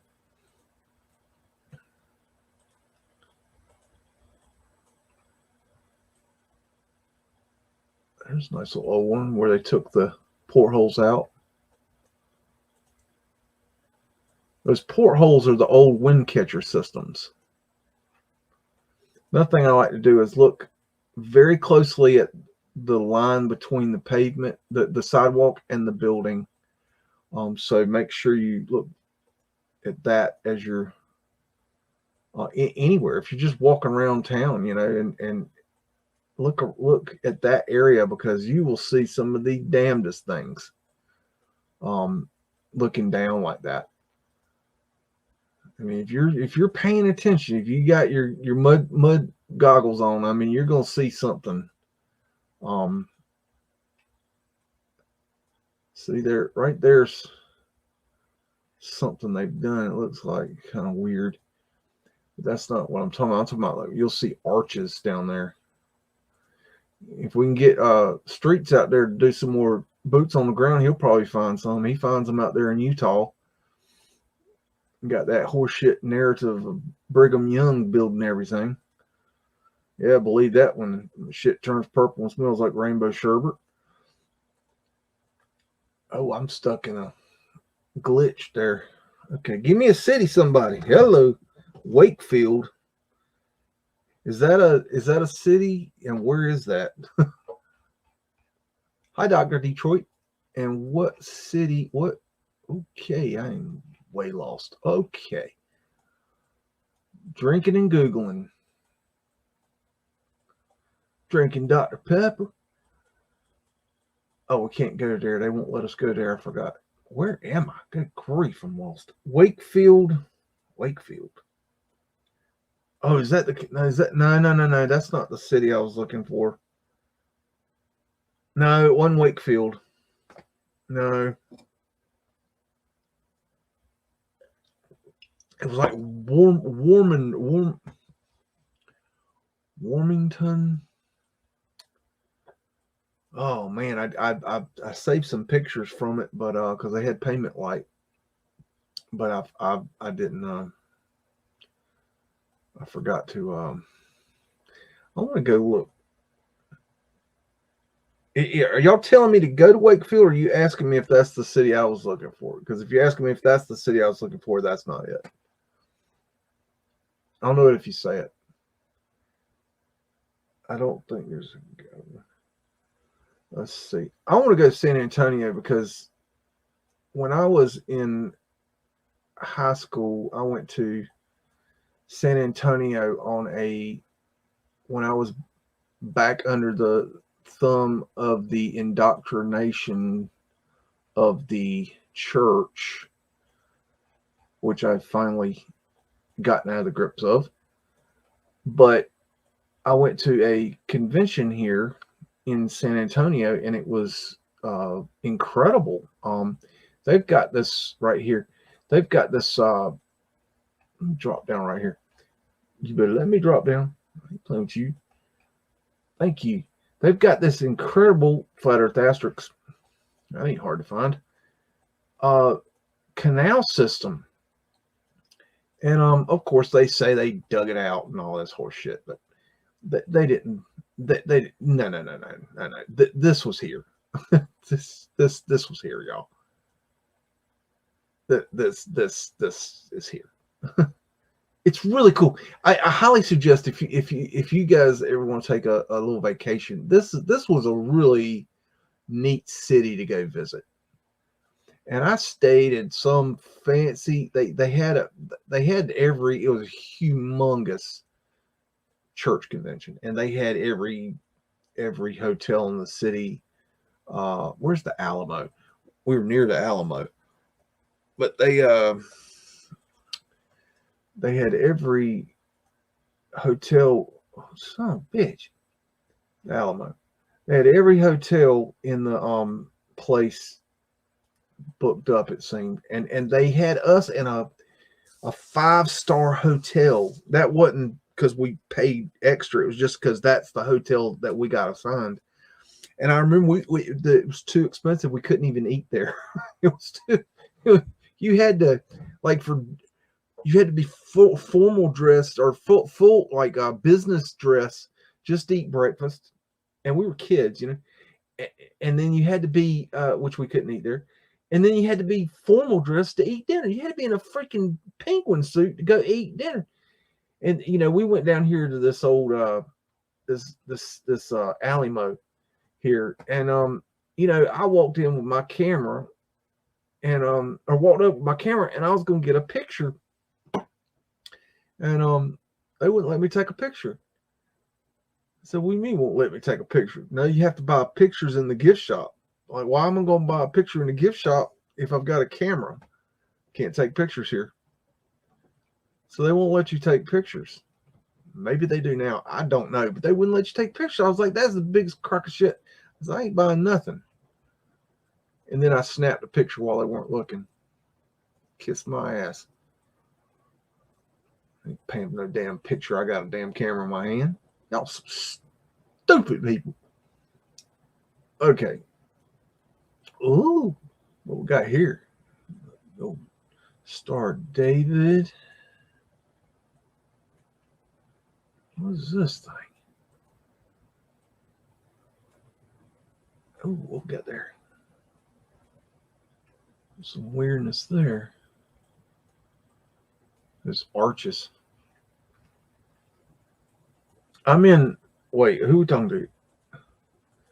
I'm in San Antonio, Texas. I think you're asking Hippie something. It is it is so hard to do this by yourself without having a co-pilot. Because I can't. You literally can't do two things at once, so it makes it really difficult. And that's why I've not got the camera going, because that's just a distraction. I mean, y'all ain't here to look at me. I mean, I know I'm pretty, but I mean, y'all don't need to look at me. I'm not that interesting. There's a flat Earth asterisk right there. I don't know much about this city. And I think, and I could be wrong about this, but I think that the Alamo was moved. I don't even think that's where the Alamo was located. But I could be wrong. That's just my memory running a mile, you know, running fast. I don't know. And all right, give me a city, y'all.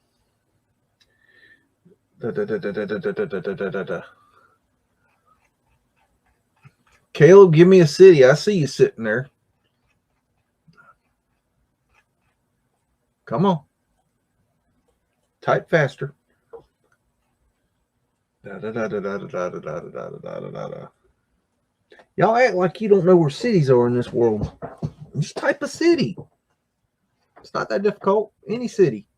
Any city y'all want to go look at, your city, somebody else's city, a city you ain't never been to, one where you've got a question about a building, give me a name of a building, but give me the name of the building and the city and country it's in.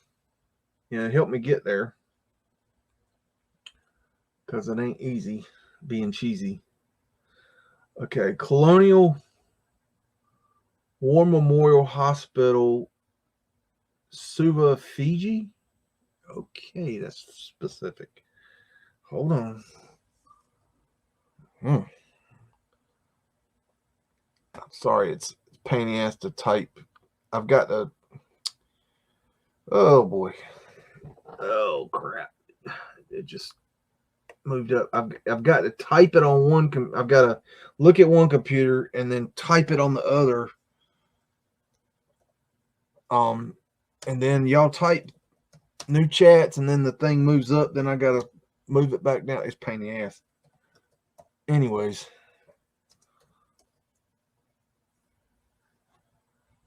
Okay, wait a minute. Okay, that's not it, I don't think. Okay, and then it's what city? Suva, Fiji. Okay, I've never heard that. Fiji. Oh. All right. Maybe that'll take me there. Oh, was I already on it? I think I was already on it. No way. Oh man, I hate when Google does that. You can't. It won't let you see it from the air.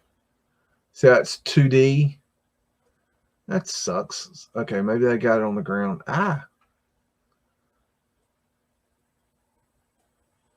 No can do. I don't know if it's going to let me get down there and look at it. I don't think it is. Okay, I got a wall. Oh, man. It ain't going to let me look at it, guys. Google sucks. Shoot.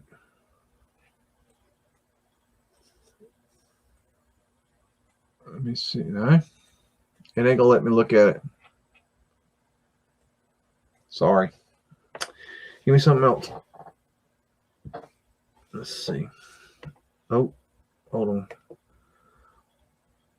Oh, boy. Okay. Oh, that's interesting. East LA, Sears Building.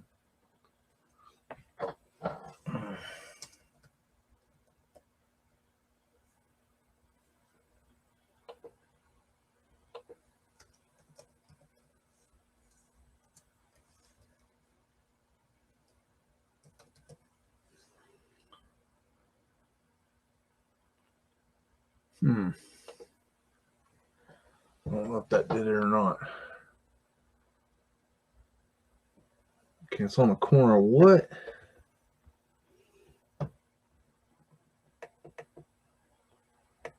Oh boy. Olympic and Soto.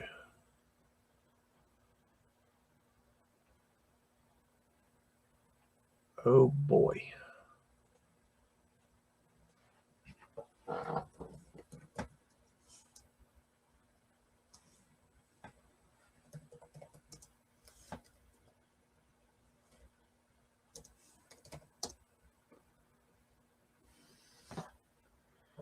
That ain't it. No. Olympic.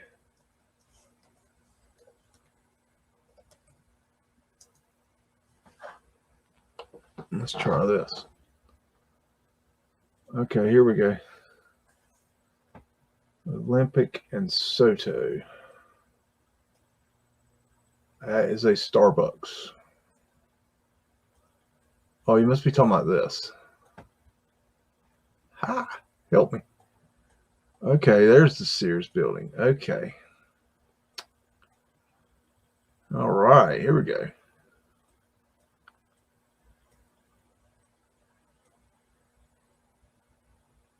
You know, this thing looks like it's been facaded over like big time. Definitely. No doubt. Wonder if we can get some older views. Let's see.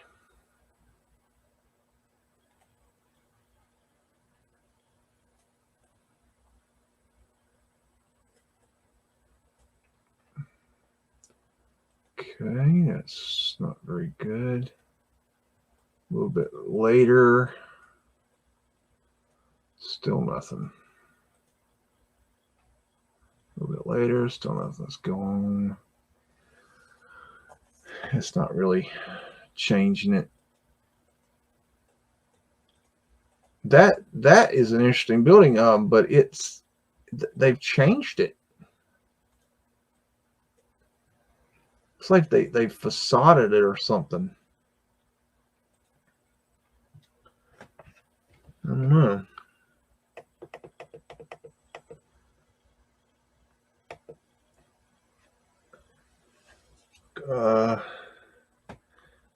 City Hall in Cardiff. That sounds interesting. Oh, okay.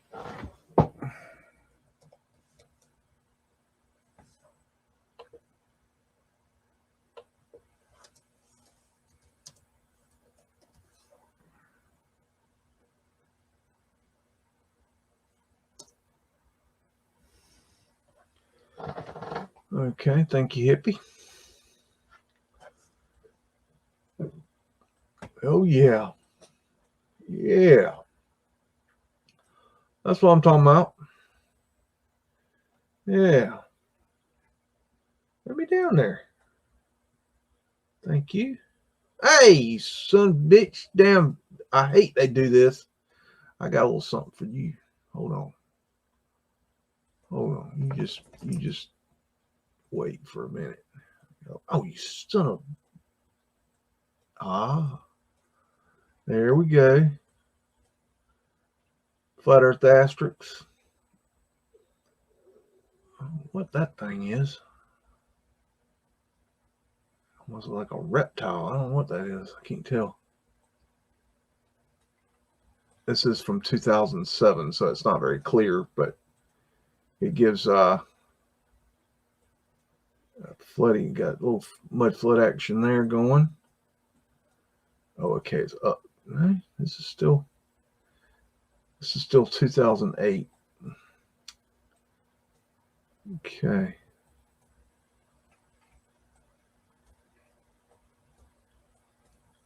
Okay, this is the one you wanted to look at, Hippie. Yeah. That's nice. Got some obelisks there.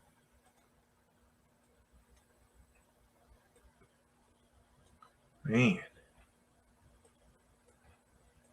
Let's see if this looks better. Oh, they're not giving me no other views. I got this one on lock. Got a clock up there.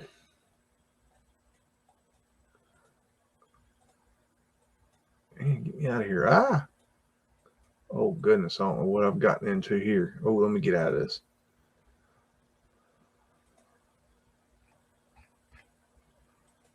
Oh, boy.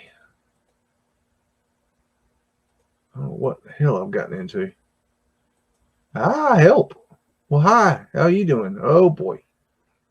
Okay. I don't know what I'm smoking. I don't know what happened there, man. That was wild. I don't know where I am now. Where am I? Oh, I'm still in Cardiff. Where's those pretty buildings at? Took me in a rabbit hole and then spit me out somewhere else. I ain't having that. Let's go find something. Find something to look at.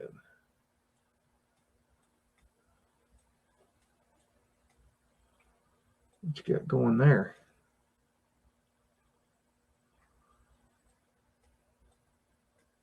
check out construction because you never know what they got going there. There's a pretty one.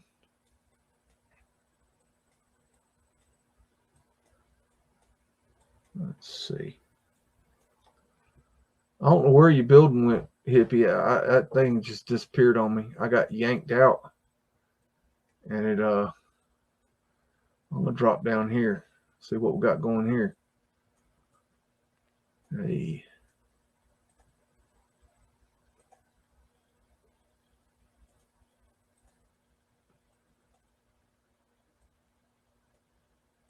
That's nice right there. But it won't let me get down there. Well, that's not very nice. Oh, I'm stuck on a sidewalk. Help. There's some old stuff. Well, they got plants growing everywhere. That's the second time I've seen that out here. You know, I live in the country, so this is like going on vacation to me, because we don't got nothing out here. We got a whole bunch. We got, you know, fields and cows and a whole lot of nothing. I mean, seriously, there's just nothing. There's a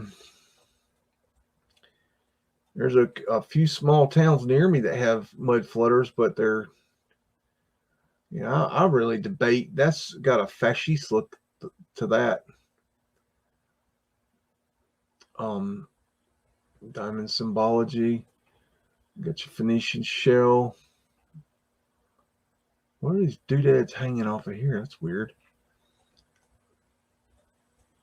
But you know, it's really debatable if it's even worth going to even look at them, because it's a lot of trouble for me to get there, and it's, once I get there, they're not that great. I mean, they're just kind of standard issue mud flooders. They're not even, they're small town mud flooders. They're just not, you know, they're not that great. They've scrubbed them to the point they're boring. Man, look at that thing. 1886. So in 886, I guess. Who knows? I don't think our time. I don't think our time is right. I think they added a bunch of time. Oh, I'm stuck. Okay. Oh, where's I don't know where I was just at. Oh boy. I'll show you somewhere. Let's see. In London, Soho. If y'all want to go, is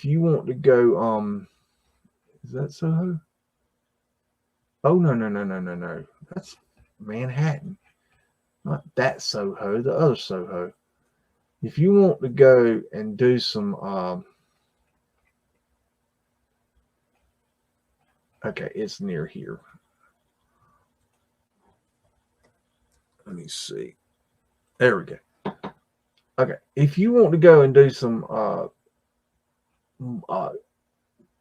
some Google dropping here, Soho is like the capital of pavement light.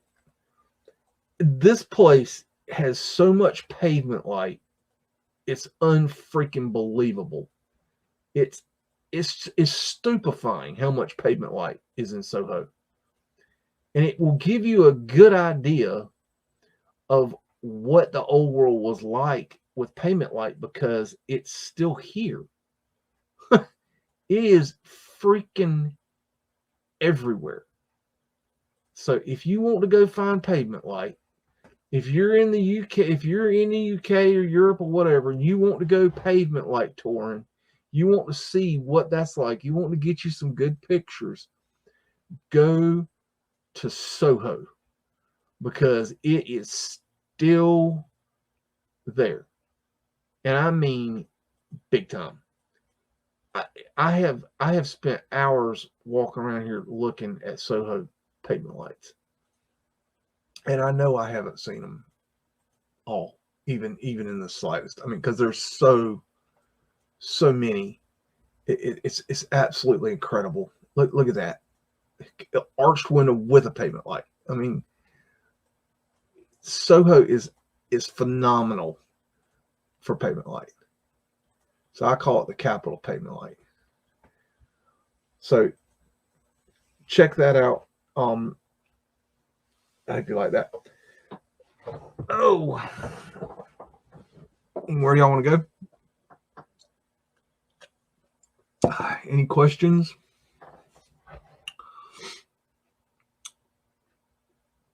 Anyone? Bueller?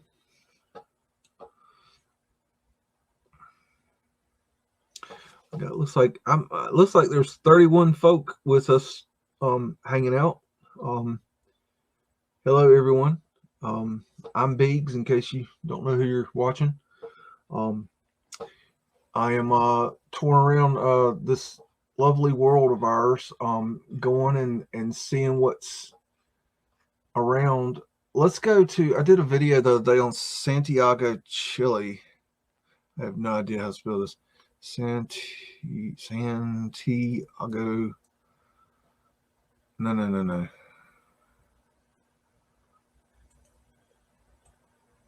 Chile.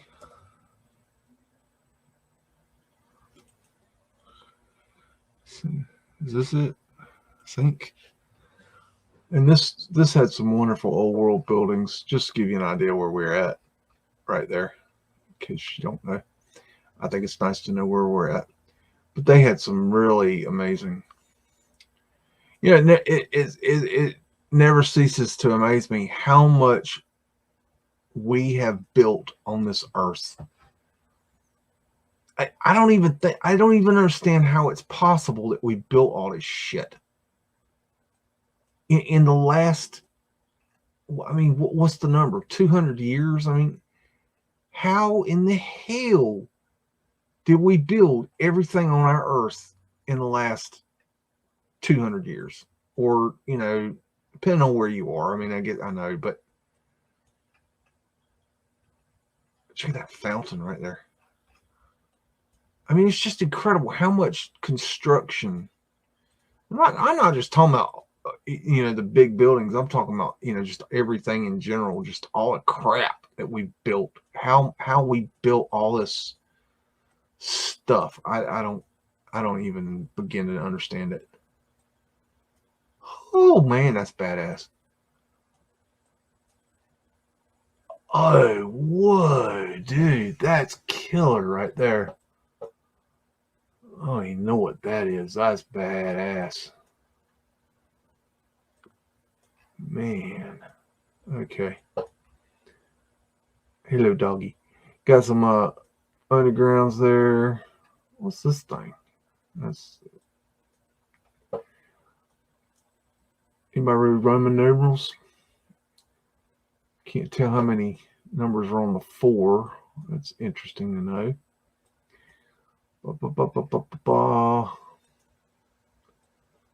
That's a pretty building.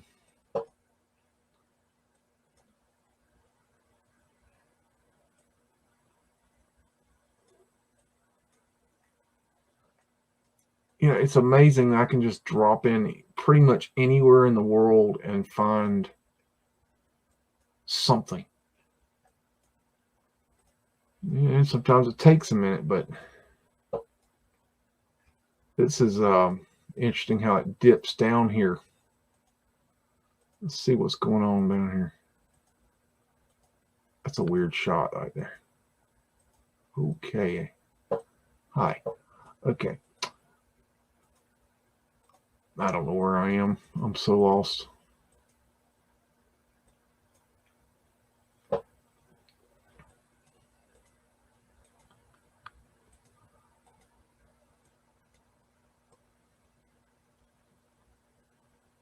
Gosh, it just looks like ruins.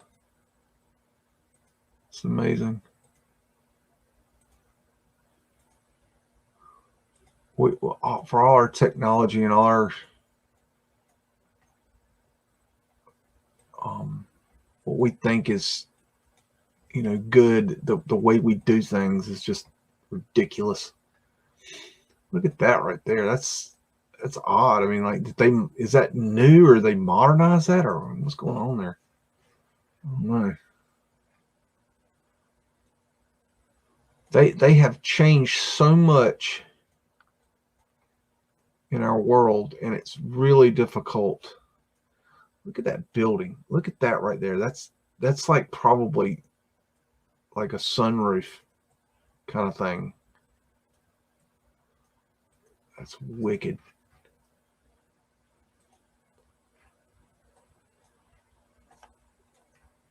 Just, I mean, imagine how the hell we build all this stuff. This is in the middle of freaking nowhere, man. South America, dude. Come on. Let's see. Oh boy, I was going to show you something. Hey, one of you Aussies out there, give me a city. Don't say Perth. I've heard Perth a million times.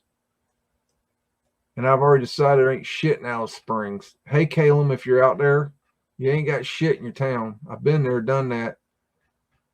I think they skipped you. Ozbeast, where you at? No, you're yipping at me earlier.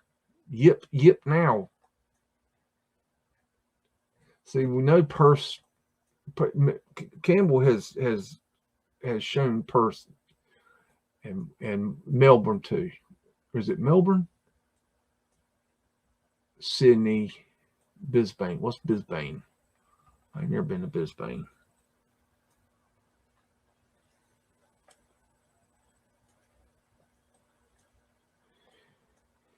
And when you're going in, you're looking for stuff. Don't look for the big buildings. Look for the smaller buildings. See, right there. Boom. There you go. Yep. So they sent all the convicts over here with, you know, very little education and very little tools, and they decided to build this because, you know, they could do that because they're convicts. Get it? It's a joke. They're laughing at us. Seriously.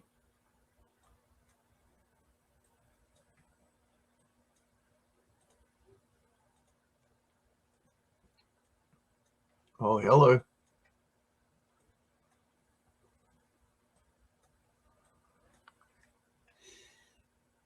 Scrub cartouches. And another thing is, it's the same architecture all over the world. Yeah, it's got different designs. It's just like when you go to different countries, they have different foods, you know. It's different, you know, different designs. But, you know, remove the facade, okay, the decorations, and what are you left with? Okay. Not to mention, not saying that the facades aren't very much the same around the world, but the structures are all brick. You know, it's one style all around the world. There was some worldwide civilization that could build the ever-living shit out of buildings with brick. Check out that underground right there. And that's what they did. And then, you know, we have the theory that the Phoenicians, you know, came and they facaded it. That's a possibility. But the underlying structure is brick.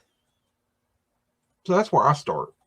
You know, the facade had to come later. I mean, you know, we got to look at who built it first. Well, that would be the brick builders, not the facaders. They're both important, but, you know, and not saying that one group didn't do the whole thing. They may have. I don't focus on that. You know, I will at some point, I'm sure, but I can't focus on everything. I focus on what I can focus on, and what, you know, interests me today. Tomorrow will be something different. I you know, I just try to see through the matrix and see into what I can show that makes sense. Someone want to go to Cuba. Cuba's really cool. I don't know the names. Havana. That'll work. They got a star fort here somewhere. Oh, you son of bitches. They won't give me the satellite view. There it is.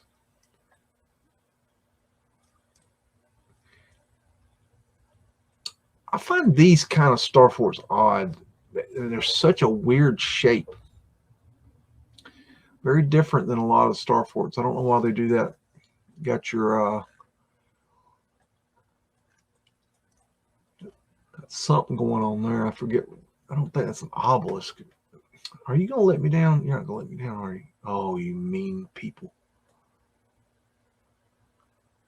Not talking about Cubans. Cubans are good people.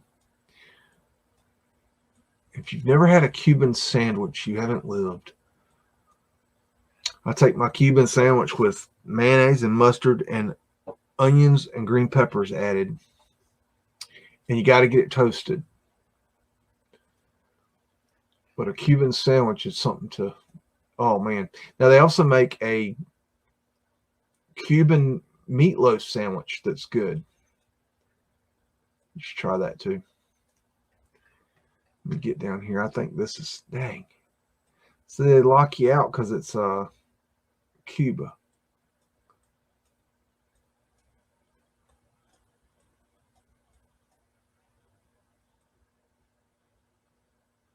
Look at that old world business there.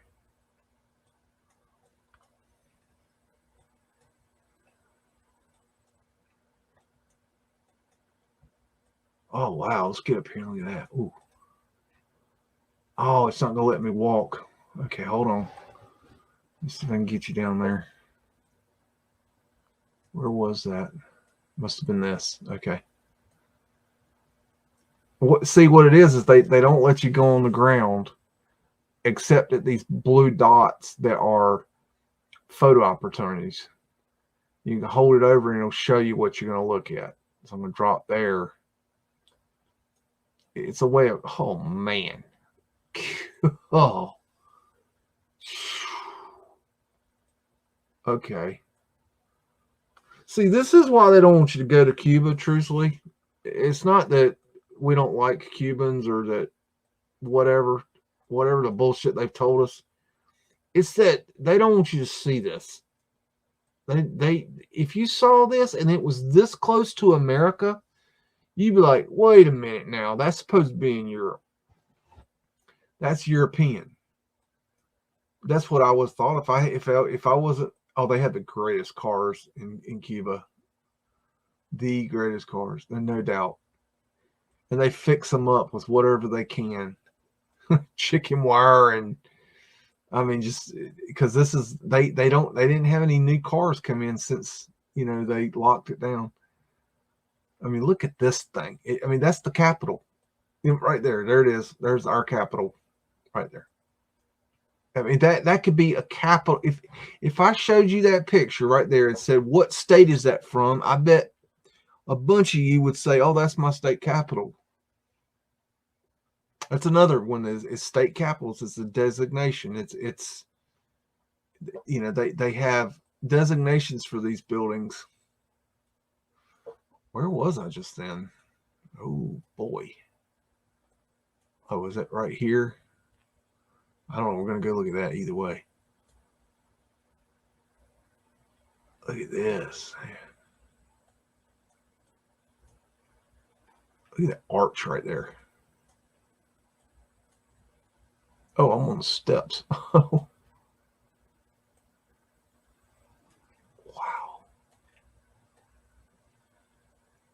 Oh man, look at that. Jeez. Got your swastika. That's a very important symbol. If you look very closely at your buildings, you will find these swastikas, and you'll find them in the damnedest places. Tartarian lions, same architecture, same designs worldwide. This is the kind of lights, these big sun bitch lights, right? These ones. That's the kind I'm talking about. We're on the obelisk. They have the coolest colors. I think this is something weird going on here. I think they've like photoshopped that, but they do have these amazing color schemes. And in Russia too, I like the color schemes in Russia. They get all crazy daisy with the color schemes in Russia. I'm gonna try a different drop. See where it takes me. Oh man, God, this is why they don't want you to come to Cuba. And see, if you look past, okay, this building looks like shit, okay? Yes, it does, but look closer. Look deeply into its, facade, and you'll see a different story. There's more to it. Look at that. My God. Cuba. Incredible. Man. Okay, I'll tell you what. I wanted to I thought of a something I was going to show you if I could find it here, and share it with you. Old video I did, but went back and I gotta find it. There we go. Okay. Edited 27.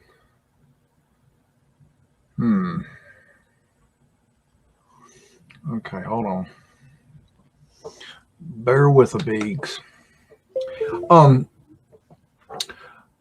If you guys are have seen my video on Mudflood theory by BEAGS, just to recap, is the theory is, in short, that in order to create a mud flood, you need water, dirt, you need a weapon, and I think that the weapon quite possibly could have been a cloudbuster, weather modification weapon that could have been used, where they could have used orgone energy in order to create clouds and make it rain over the hills, which I believe were in the areas all around the world, even though we don't see hills in a lot of locations now. I think maybe there were hills. They just flattened out when they did the mud.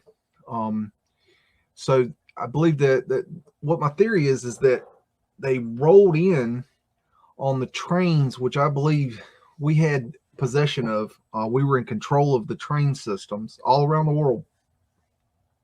The train tracks were here, the engines were here, and they rolled in, and with the cloudbusters, and they I believe in the small towns they probably just rolled up and zapped them pretty quick, and then on their way to the larger cities. And then when they got the larger cities, then they came in and they targeted in a triangulated pattern over the hills or the mountains that were nearest the target location, and they just created rain from the atmosphere and possibly jacked into the local reservoirs and lakes and rivers, because that would have boosted the technology. And then they would have flooded the dirt, which would then have created mud, and then the mud would have flowed downhill, which is why we see the mud flows into the cities. I do not believe, let me be very specific about this, I have said this a billion times at this point, I do not believe, I believe in we do know that there are liquefaction events, but I do not believe that the mud flood was a liquefaction event. And the reason I believe that is that in order to have a liquefaction event, you need several things. You need an earthquake, and an earthquake has to be targeted. And in order to target every city and town around the entire world would be just astronomically difficult. Okay, to use a earthquake weapon around the world targeted, I just can't even imagine how you would accomplish that. The second thing is, if it was a liquefaction event, it would flood. It would come up from underneath, and the buildings would go out of level, and that is not what we see. We see buildings that are in level. So for those two reasons, I do not believe that Mudflood was a liquefaction event. And that's how I came up with what I was, my new theory is, what I did was I reversed engineered the Mudflood, and I thought, okay, well, what actually, what do I know? And what I know is, from looking at these cities, is that they were, there's a mud flow in these cities and towns. If you look at any, just pick one, a city and town around the world, and you look at how the mud, it flows downwards. Okay, that's why we see the angles. Okay, so we know that it came in at an angle from a higher elevation, and then you know, so you've got that factor. And I thought, well, what could cause that? And I thought, well, you know, you got liquefaction. Okay, but liquefaction would come straight up. It would not come up and then run. Although it can come up and run, but it would not run. We're seeing humongous angles here, and humongous rises of the mud, and then humongous angles. It just doesn't make sense. And then you've got the buildings that are they're all level for the most part. And then you got you got the ninnies. They'll go, wait a minute, what about a Leaning Tower of Pisa? Okay, some of them may have had poor foundations and they might have tilted over. Hell, some of them probably, you know, knocked over. I totally know that, but we can't. There's no evidence to show which buildings were, you know, knocked over. But what we do know is we have millions of buildings that are still level that are mud flooded. Okay, you can't have that in liquefaction. Go look into liquefaction, and you can look at modern day liquefaction, and you see how it just decimates the buildings, and it'll flip them upside down. It'll run them down the road. I mean, they're, you know, it's ridiculous. It pushes up, and it shakes. It's like the buildings will sink, and they don't sink level. So no. Do I believe that the liquefaction had anything to do with it? No. Do I believe volcanoes had anything to do with it? No. Do I believe it was a volcanic ash event? No. Do I believe it was melted event? No. Do I believe there are melted buildings in our world? Yes. When did that happen? A long fucking time ago. That's not the reset that I'm talking about. Are there melted buildings, you know, all around our world? Yes. Are the Arctic, are the what are they called? Are the icebergs, you know, in the Arctic, are they melted buildings? Does an Arctic iceberg look like a melted building to you? Do I need to answer that question, or are you going to decide to think for yourself? I'm just saying. You got to think for yourself, people. Oh, good Lord. Everyone. I'm still looking for this video. Bear with me here. I'm trying to find what I'm looking for here. Let's see. Negro Dorazo.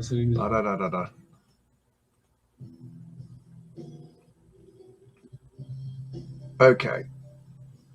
That's good enough. All right. What I'm going to do is I'm going to play it. This is a old video I did, but I think it needs to be seen if you haven't seen it. And I figure we could talk about it a little bit. It's called let me get the name of it. Slint plays a gig at Posada del Sol, aka Hotel of the Sun in Mexico City. And the idea of this video is that there's a band called Slint. They're no longer together, but they made one really good album. And it's in music circles, it's considered a great album. But that's not the point of the video. The point of the video is to show this hotel, Posada del Sol, and it was a hotel that was built in the 1800s, and it was very extravagant. And then there was a lot. The Freemasons were involved, and then they shut him down. The guy that built it, and then they took it away from it, and he cursed it. And then the Mexican, a corrupt Mexican police official got a hold of it, and he did a lot of bad things at this place. And it's been stripped. They took all this stuff out of it, but the architecture in this place is incredible, and it's unlike anything I've ever seen. And it's just something I think you might enjoy. It's an older video of mine. You might not have seen it. And, I'm not trying to, it's not about showing you my videos. It's about showing you a piece of research here. So I'm going to share that, and we'll see. I'm going to leave my mic on, and we'll talk about it as it goes. And I hope you guys enjoy this.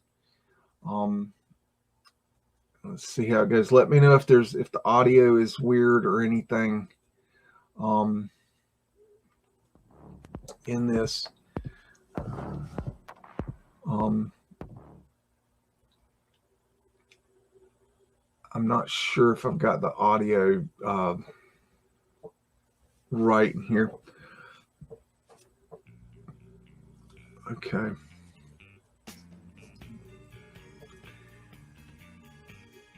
Let me know if the music is too loud. I want to know.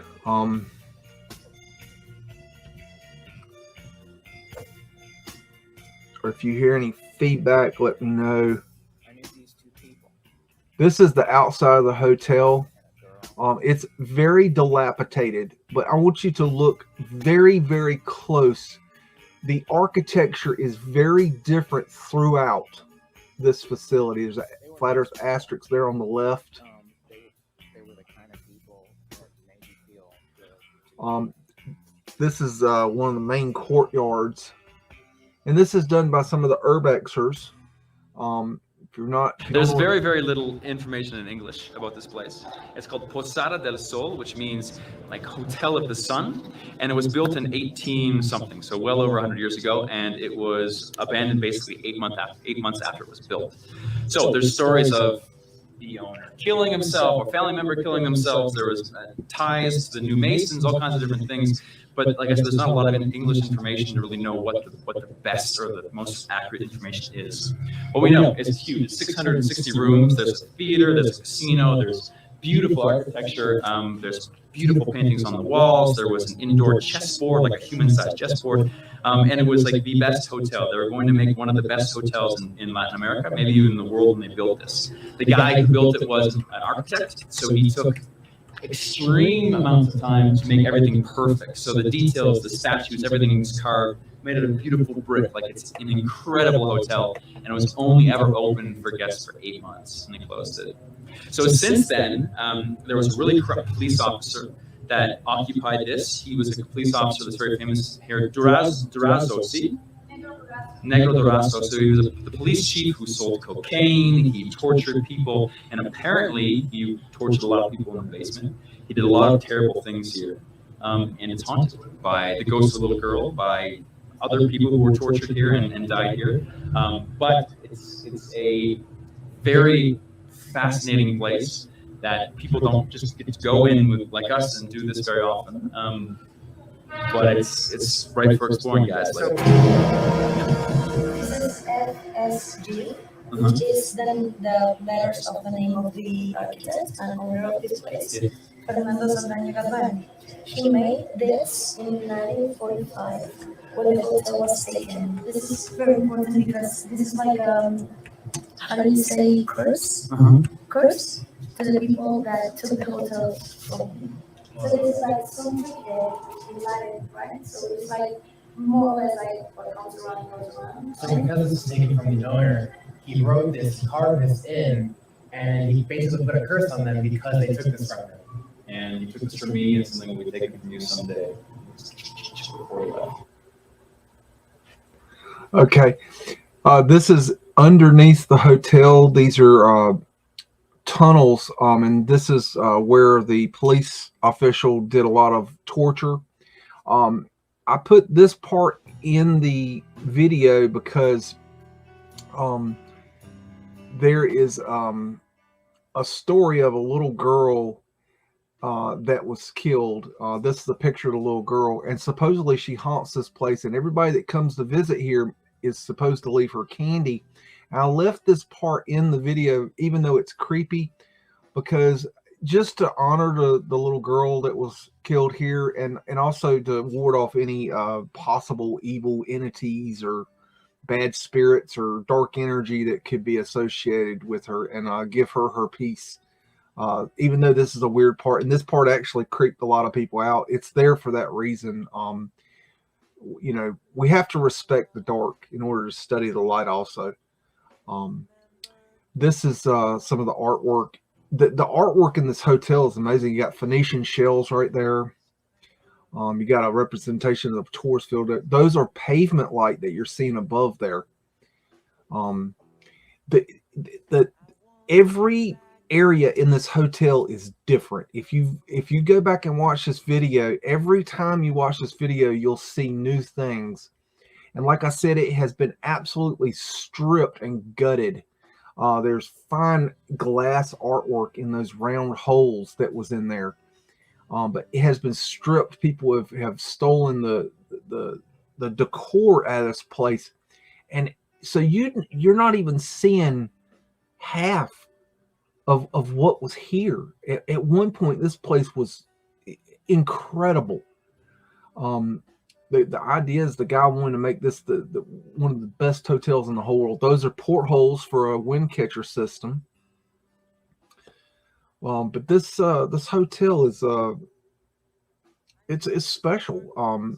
And it's not somewhere that's on the tourist map. These guys had to bribe their way into this this hotel facility in order to get this video footage. You know, as Americans, I don't know, maybe if you're from Mexico, maybe it's different, but you know, these guys had to bribe their way in there. And you know, this is something you're not going to be able to see on the normal Mudflood tourist map. There's a Olmec head. If you just see that, they're going to show it again later. They have an actual real Olmec head sitting in the courtyard, which is, that's very strange. So where did that come from? There's no history on it. There is very, very little history on this place. This is the theater. As you can see on the left-hand side, the walls have been stripped of something. Somebody came in here, and whatever was on these walls and ceilings, it was valuable because they ripped it out. It's not, if you look at the floor, it's clean. You know, they've actually ripped it out, and that nobody's come to remodel this. This place has been closed a long time. So it's really interesting. Look at the ceiling, the mosaics on the ceiling, and the artwork on the murals on the left-hand side. Just incredible. One of a kind. I mean, there's nothing like this anywhere else. And it has so much rich history. It's incredible. Look at that woodwork there on the left. This room is really amazing. Let me check the audio, see if this has got the audio. I don't think it does. They're going to talk about this room later. I don't think they do it here. No, they don't do it here. See these walls here? See, these are some they haven't stripped. I mean, the whole hotel was like this. Not in that design. They were all different designs. But, I mean, what was this place made of? What were on these walls that people ripped off the walls? They're going to go into this little building here. That is a Masonic Temple you were looking at. That door right there, that big-ass door, is a Masonic Temple. Right here, on the floor, you'll see a checkerboard. This is a human side. They played human checkers here. Now you work that out. Check out that fireplace. And you're going to see other shots of this whole facility. So you're going to get to see more. Just wait for it. And these little benches on the left are weird here. This is some drone footage. Look at the arches there that have been covered by the ivy, and look at the ironwork on the railing there. I mean, it's just, if at first glance it's not that interesting, but it looks like just an old dilapidated hotel. But if you look very closely, it's incredible. It's all overgrown now. I've got some pictures later on in the video of when it was open. Not many, but enough that you can get a pretty general idea as to what it might have felt like. So those portholes on the top there.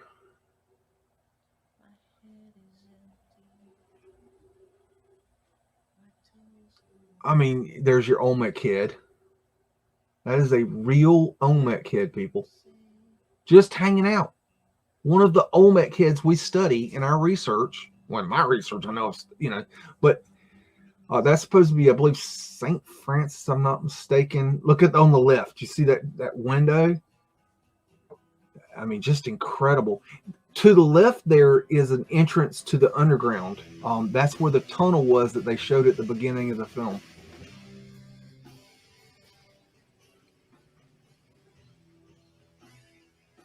Look at that. Oh my God.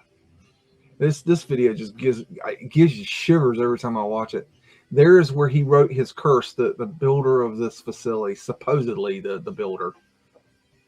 They took it from him. He was that's Josh. He's a famous urbexer. And he's with another famous urbexer. But the urbex community, they're like serious boots on the ground mud flooders, but they don't know it. So if you want to get some really good research to see, check them out. He's going to start talking here in a second.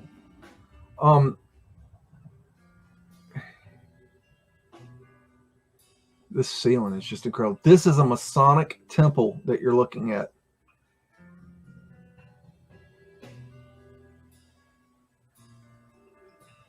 This was built into this church. I don't think this was originally a Masonic temple. This was something else. The Freemasons put their stamp on this. This didn't start off as a Freemasonic temple. Look at that artwork. You got Tartarian owl up there in the middle. Got some zodiac symbols.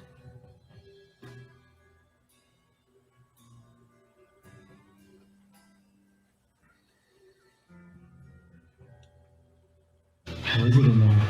There's an altar, but look at this like giant pentagrams there. So they were saying that the owner architect had ties with the Freemasons, so like an underground cult that used a lot of symbols, and in the political system in Mexico had big ties with the Freemasons too. So they're saying that this guy had some problems with that crew. Politics got involved, shut the place down, and then it all went to shit. So they think it's because he was involved with the Freemasons and he did something to piss everybody off. Damn. So that's why we can see that's why everything looks like this. After, I mean, imagine spending all that many time building this incredible place, 8 months. God, yeah. This place was open 8 months. One of the most expensive hotels hotels in Mexico that were still open. Eight Like what? Yeah, so this place was only open 8 months. That's it. 8 months.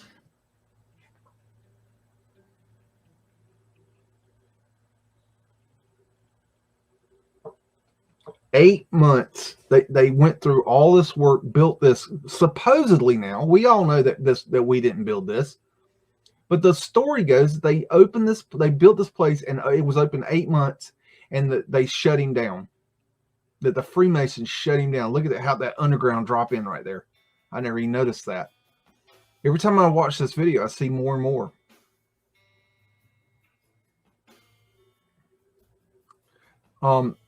This they show it. Well, they're not gonna show it yet. I'll point it out when they show it. Look at that wrought iron work underneath there. There's some underground stuff going on right there. You can't see it too good.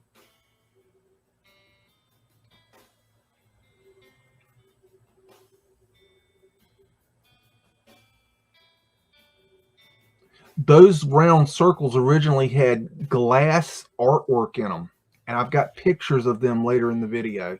So every one of those little round circles had some beautiful glass in them, like stained glass kind of things. And none of this greenery was here when it was open.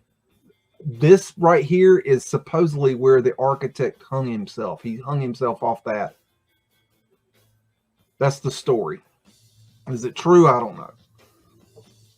You know, with all these narratives, you know, you got to take everything with a grain of salt. You have to use your own. There's a porthole that's open, that can open and close right there.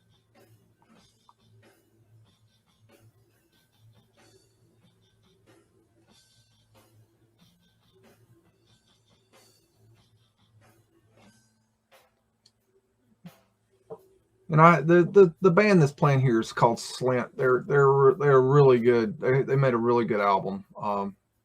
They're one of those one album wonders, you know, kind of thing, you know. But they did one really freaking good album, and it's different.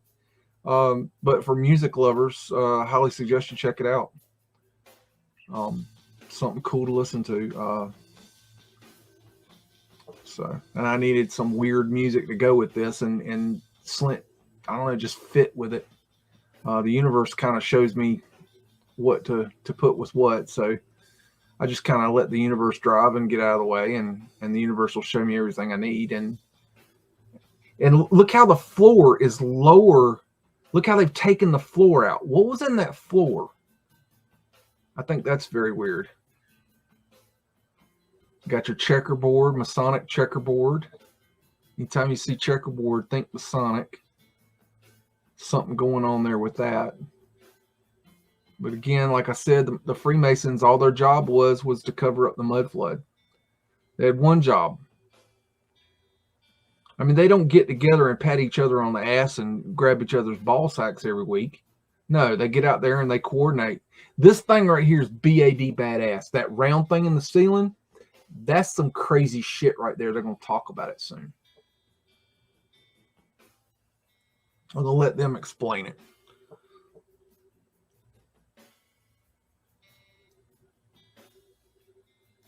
This place had, you know, a lot of, you know, bad shit went down here. But this is old world. There's some of that art glass I was telling you about, the stained glass and the round. That was everywhere. That was in all the where you see these round things. They all had glass at one point. They've been taken out.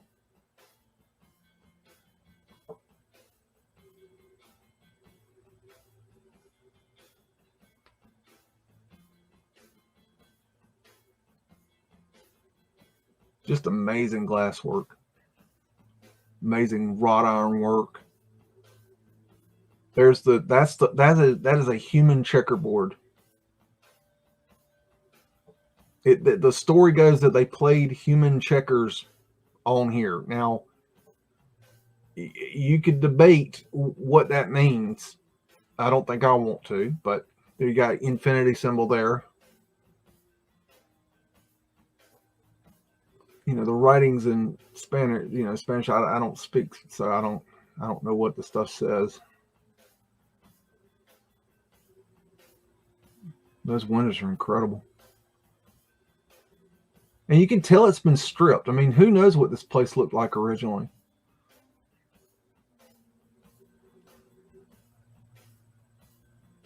I would imagine that these murals were added later.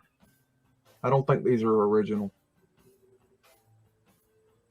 You know, they write it, come in here and add some shit, you know, trying to, you know, toe the party line. The courtyard. They had a lot of fountains. I think I've got pictures later of these fountains when they were in operation or somewhere thereof. You got some mud floody action there on the bottom. So there's definitely levels below here. And unfortunately, these guys, they don't get in there. A lot of times they don't go in the basements. They're not mud flooders, unfortunately. I've tried to communicate with them and get them woke up to that, but they're, you know, they're kind of sitting on their high horse and they don't really want to deal with other genres, so to speak, and they just kind of stick to themselves, which sucks because we really could use their, you know, cameras on these. I mean, they're getting, you know, film that we're never going to get. I mean, they're getting stuff that's incredible. This is the theater. Or another theater. I can't remember. There might be two theaters. I can't remember. That's old school theater right there.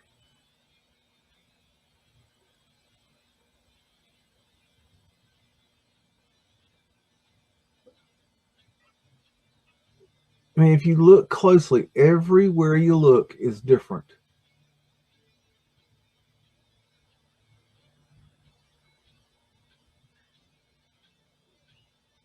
I mean, that almost looked like geopolymer blocks back there. Check out the mosaics on the roof. How cool is that?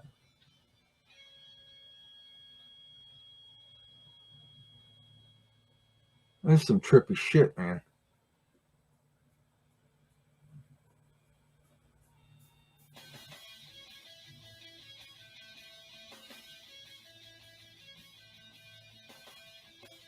See, I think that was added later.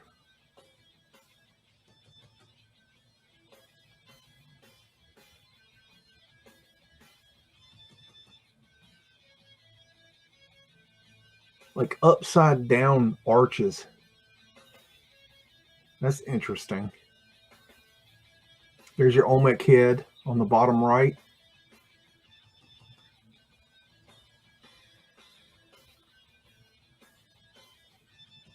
There's some like pavement light style glass in that.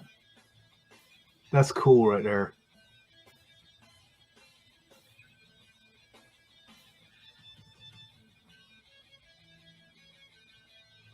These stairs are into the wall. And check out the block, the wall there, how that's designed. I don't even know how you did that. So these little details are just insane.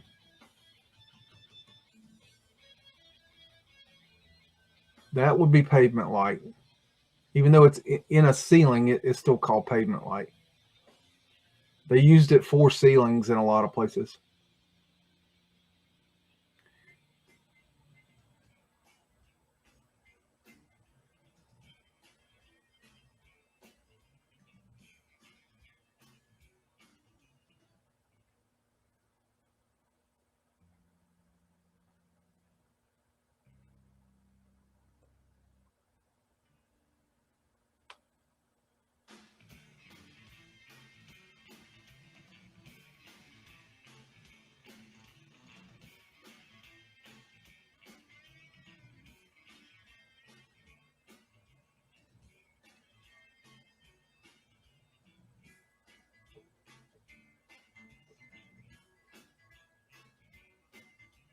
I think these are some local Mexican kids.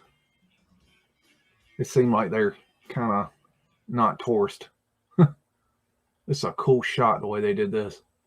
These urbexers are really good camera people too. They've done it so much that they've learned their technique.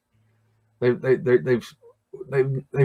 learned their craft, you know, and so they get just amazing video and photographs.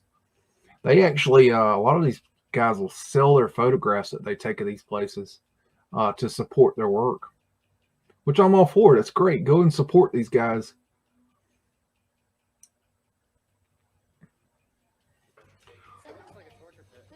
This was like a fountain, Cenote de los Deseos.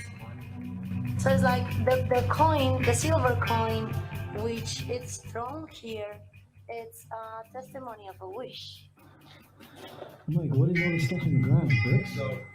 This is important. Oh, what I've heard is super cool, man. Listen closely. Basically, sound insulation. Sound insulation? Sound insulation. So it's like lava rock. If you hold it, it's super light, right? Really porous. But if you check this out, It's like almost like charcoal. see how it's poured out? So what used to happen is that here there was a giant orchestra. So a bunch of people playing music, and the sound would all be reflected up into the room above. And you can see through the cracks, there's like this strange ceiling of holes. Yeah, I see that. Then that would reflect all the sound down into all drinking above. So it's a natural speaker. The sound would go up, bounce around, and everyone would enjoy it above. See, that's So amazing. insane how much hard rock is actually good.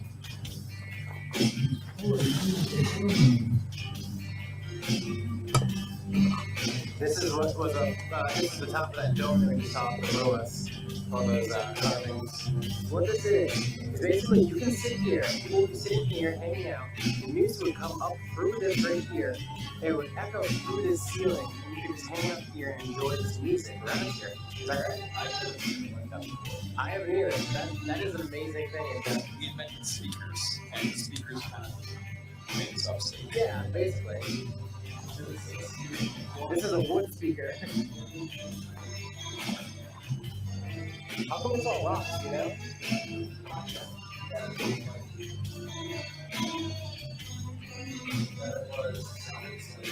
Oh.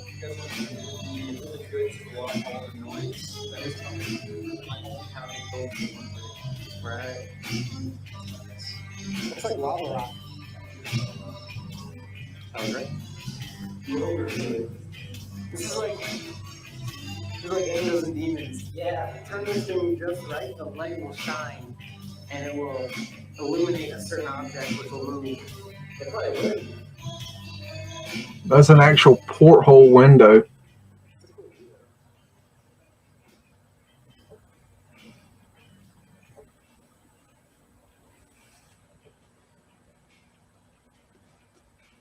Recently, Laura, I can't remember her channel name, but if you're Mudflood, you know who Laura is.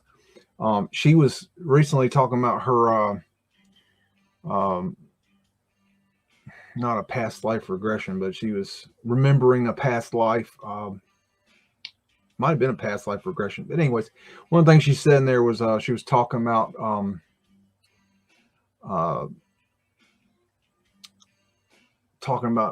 how the elite would be on the higher levels, and the poorer people, that they would sing and it would go up through these holes, these portals, and the sound vibrations would help heal them and something like that.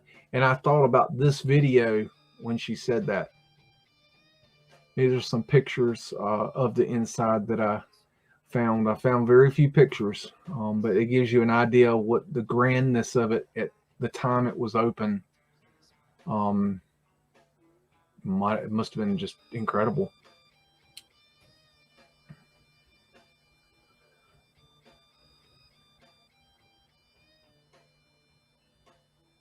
That block work right there is really interesting to me. I don't have enough data or information on it to talk about it too much, but is that the honeycomb you're talking about, Hippie Shake? There's pavement light above there. Okay, that's that. All right, let me get out of that. Stop screen share. Okay, so that was Posada del Sol. And just something that kind of hit me out of the blue that I wanted to tell you guys, all you guys out there, there's a channel, Hippie Shake. If you can find this and put it in the chat for me, I appreciate it. There's a channel. He used to be called C Valis. He's now called Valis, just Valis. A lot of you know who he is. He's trying to get his channel going. He wants to be a YouTuber, and he wants to do his thing. He wants to get his channel going, and he's having a little trouble getting it going. So I want to try to give him a little shout out and try to give him some subs. So go and sub C Valis or Valis now, and give him a little Mudflood love and see what he has to say. I think he's a smart kid. And I think with a little encouragement, maybe he can do something with his channel that I think right now he doesn't know what he wants to do with it, and encourage him, tell him what you like and what you don't like, and help him see where he needs to go, where he needs to take it. Tell him what you want to know from him. But I think he seems like a good kid. Trying to give him a shout out and show him a little community love. So somebody put that link in the chat. I'd appreciate it. Is there any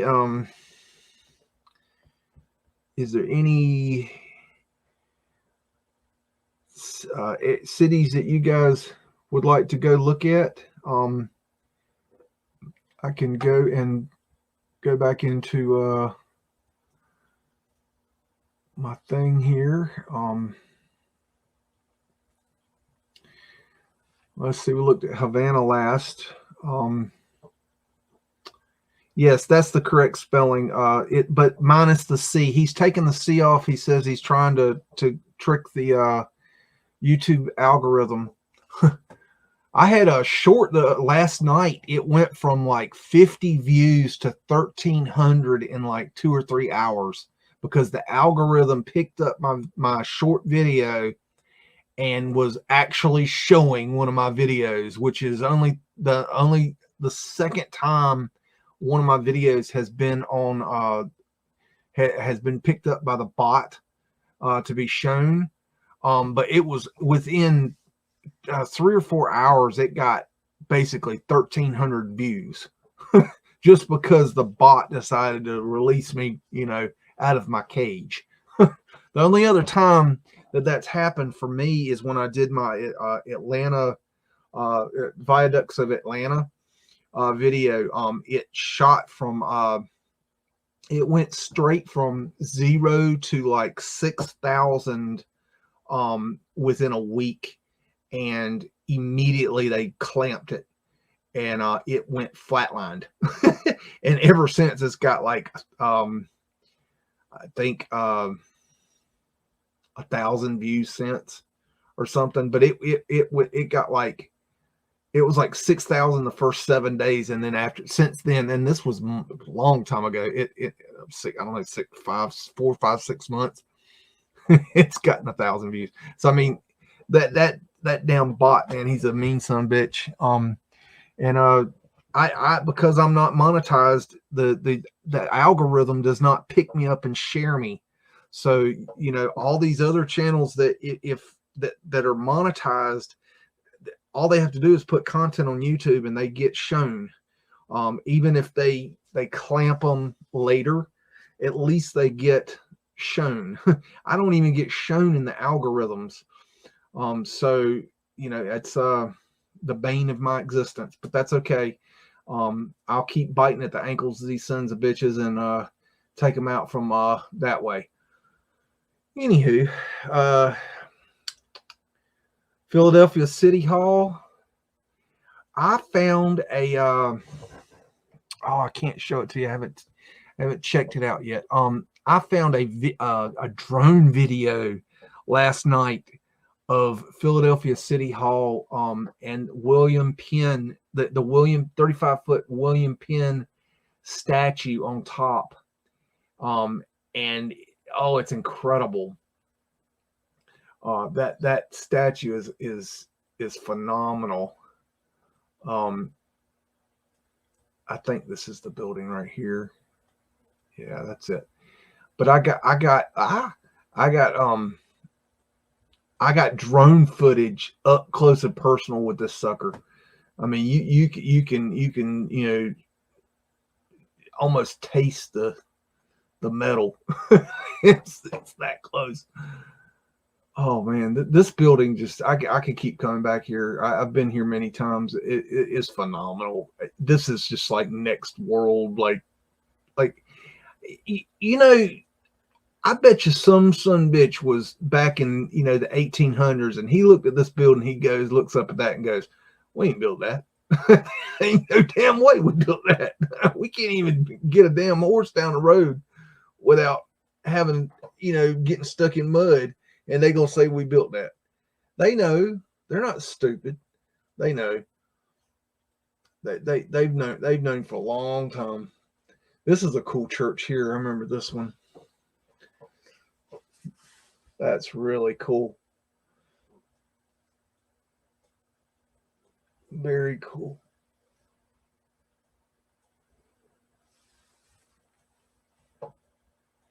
And some Mudflood windows there. This street right here has been just really redone. Academy of founded I-805. Oh, this is the building. Yeah. I've shown this one in my MUDDIN videos before, many times. I've got a lot of pictures of this. And originally, if you remember, it had right here a statue that had no head. And these were originally on here as some sort of supposed to be art, but I don't know. Something always weirded me out about those. Got your diamond symbology all over the thing.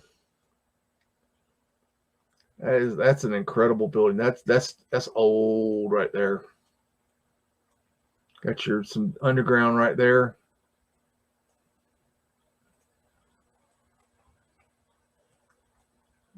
Looks like they're covering something up there. Big ass PAFA sign.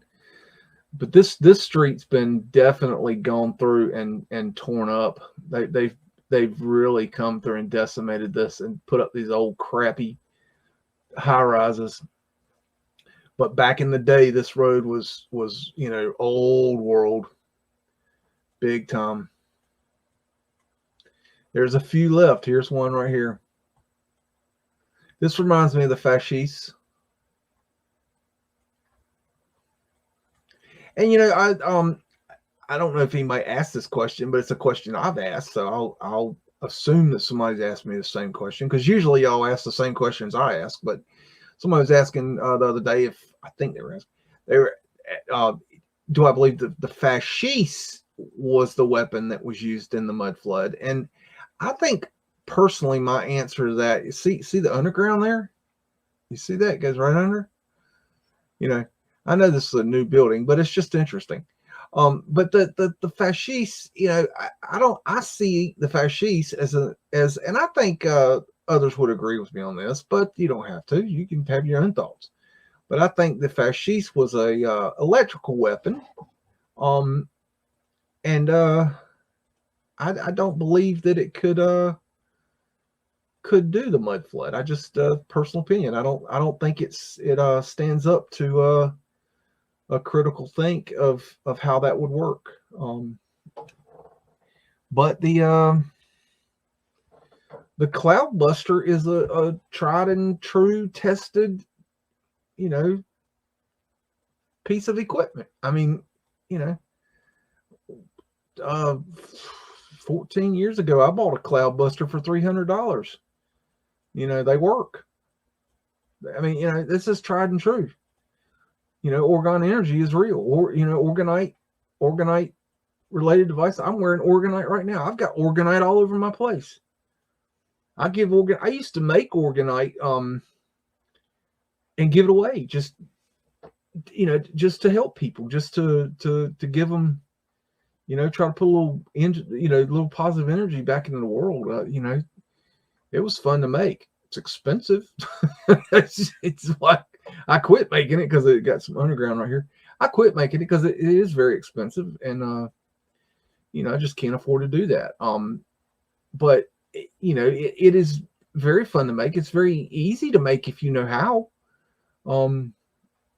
But I definitely support Organite and Organite research, and Wilhelm Reich, the quote unquote inventor of Organite and Orgon energy. That's interesting. He made what was called an Orgon accumulator, and you could sit in this Orgon accumulator, and it would heal cancers. But see, the thing is that I have heard stories. I don't know how true this stuff is. You got to take it with a grain of salt. But this is the stories. Something I'm going from memory is that he had an Orgon accumulator in an area that was too close to a nuclear reactor, and this Orgon accumulator, got some underground here, started.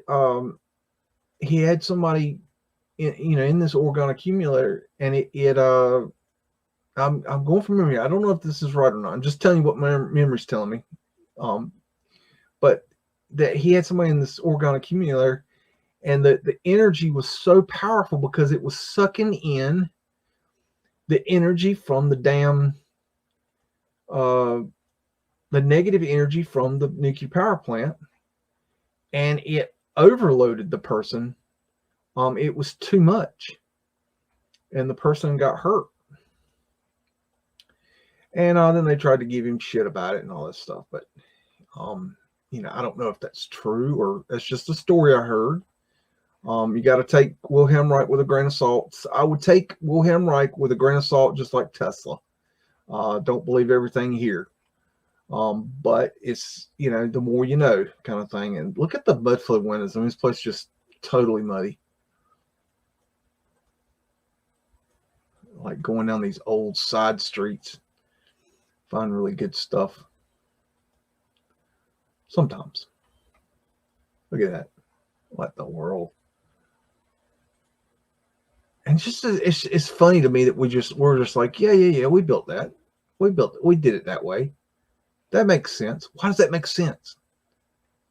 Why does that make sense?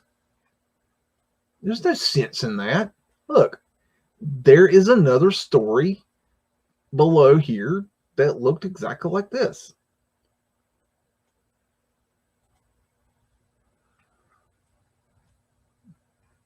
I mean, this thing is just muddy as hell.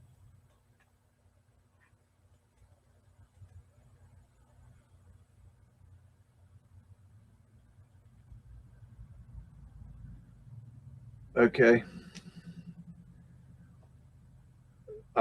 Hippie's saying, I found all he does is moan. Now, I don't know what's going on here.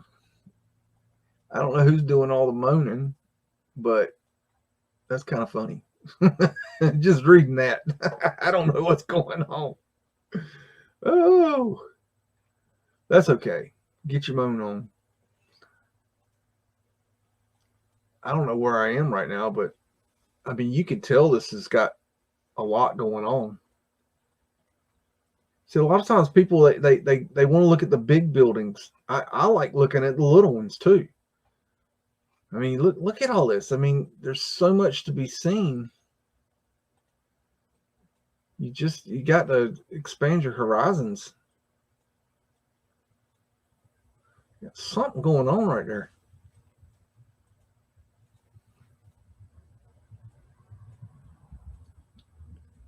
I have no clue where I am.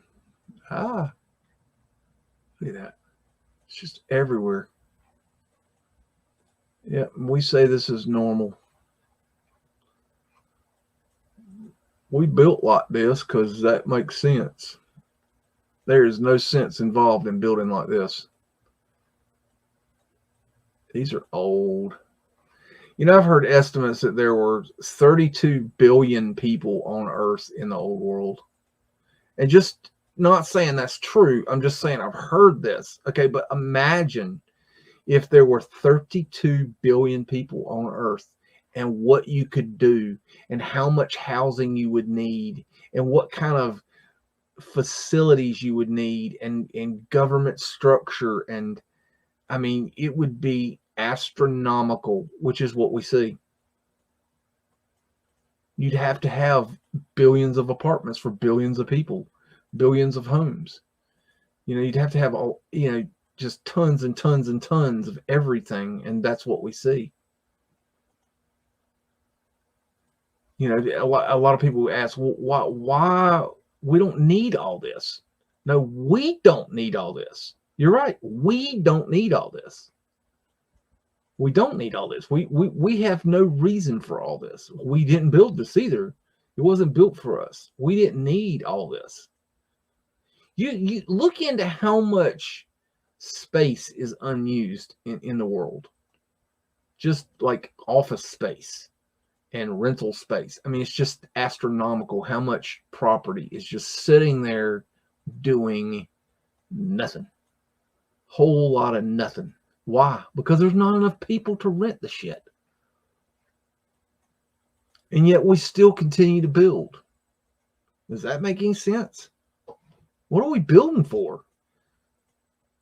And we're tearing stuff down. And why are we tearing a lot of this stuff down? Because we can't figure out how to heat and air it. We can't figure out how to modernize it.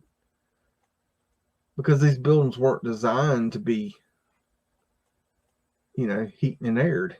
They didn't, I don't think they needed it back then. Give me another city. Let's see. So Mary's asking, so Masons exist to cover up the mud flood, you say, Biggs? They follow the Egyptian knowledge too, ritual magic. Well, okay. That's a good question. Look, all that esoteric knowledge and magic and all that mess is old world from long ago. There's secrets that are kept. They probably do keep a lot of that secret knowledge. But see, imagine, how do I explain this? Imagine you're imagine there's the mud flood, okay?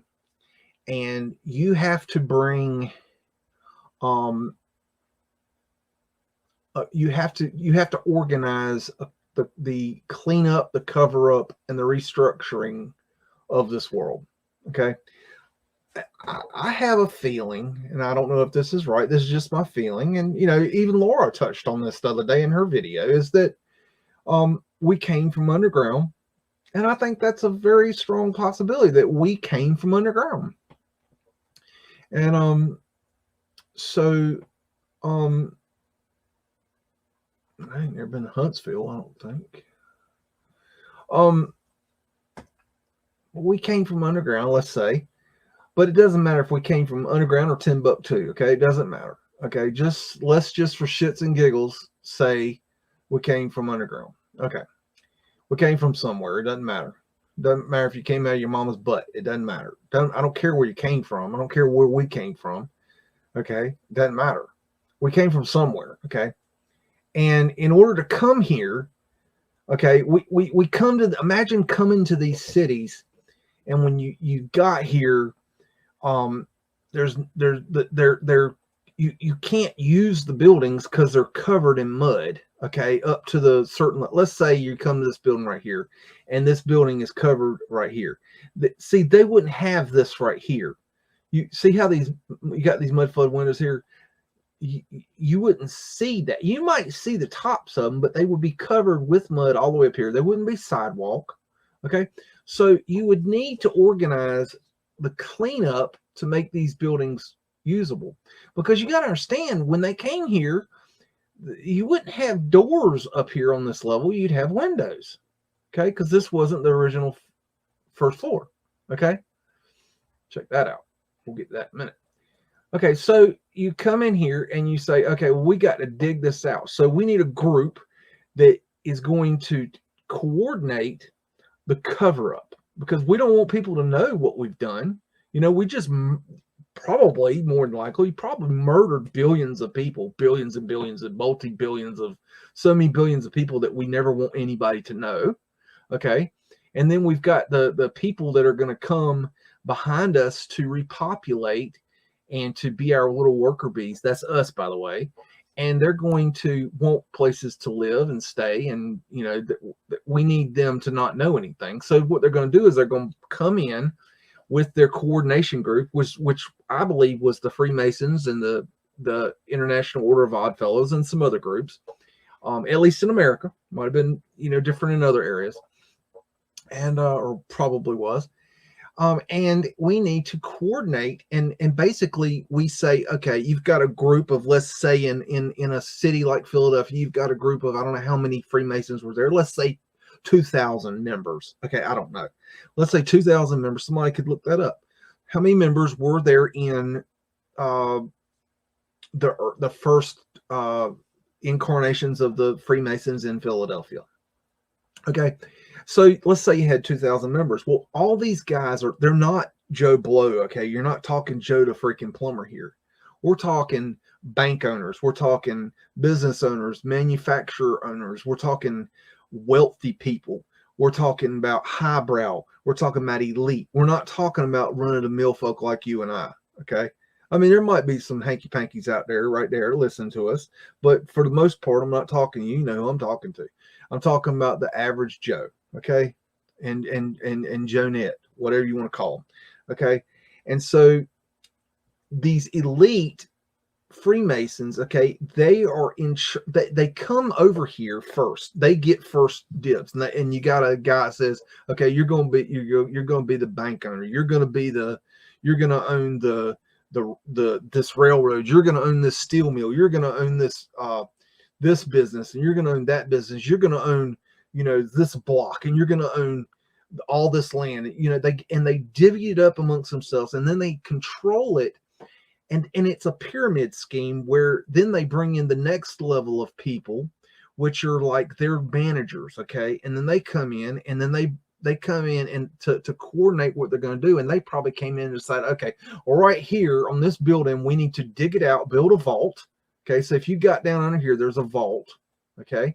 And then when you dig this out, dig these windows out, and right here, at one time, you might have had pavement light here, maybe. Or maybe it was open the whole time, but a lot of times they would put pavement light, and they would coordinate the effort to, you know, fix this here. This was covered over. Okay. So then they would bring in the worker bees. And I have a very sinking suspicion that the worker bees were the Chinese, in America at least. And that they brought in the Chinese, and instead of building the railroads, which I think we know by now, the railroads were already here. So if they weren't building railroads, what were they building? Well, I think they were digging out these buildings. I think that was their job. And see, you got to understand, the Chinese, they didn't speak English. Okay, they came over here. They didn't speak a lick of English. They had the top knot hair, and basically it was a long hair that was tied in a knot in the back, and it would run down, and they would shave the top of it, and it was by the order of the Chinese emperor that they had to have this haircut. And if they tried to come back to China without their, I think it's called a top knot. Anyways, the hairstyle is the long hairstyle that comes down with the braid. And anyway, if they came back to China without that hair, they weren't allowed back into China. Okay, so they were branded. Okay, now granted, it's by the Chinese government, the emperor, but it's still branding, and that means that they cannot cut off that hair if they ever want to return home to their families, because they weren't allowed to bring their women or their children. Okay, so it was men. So they would come over here, they didn't speak English, they were branded, okay? And then they put them in these Chinatowns, which are still here today. And they would live in these Chinatowns as they dug out these cities and repaired these areas. I'm sitting here on this area too long. I'm sorry. Okay, you got some covered up, bricked up windows there, and check this horse shit out.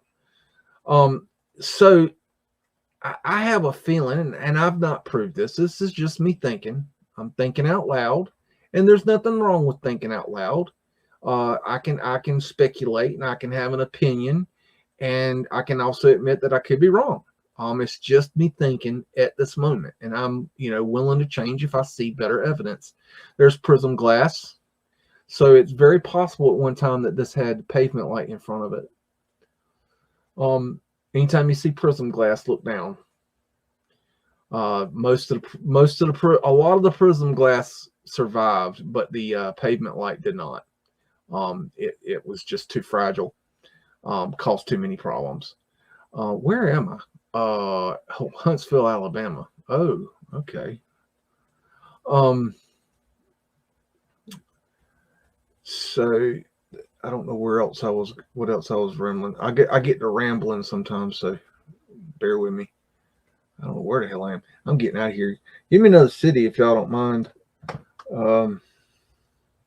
Like I said, my theory is based on a reverse engineering of what I have learned so far, and thinking on a basic level of not some airy fairy theory that it's like Caleb, me and Caleb were talking about this. Caleb from Streets of Tartaria. We were jibber-jawing on the phone the other night for, I don't know, 4, 5, 6 hours. I don't even know. We were jibber-jawing for a long time. And we were talking about this theory. And he was inquiring about the mud volcanoes. And I said, oh yeah, let's talk about that. That's good stuff.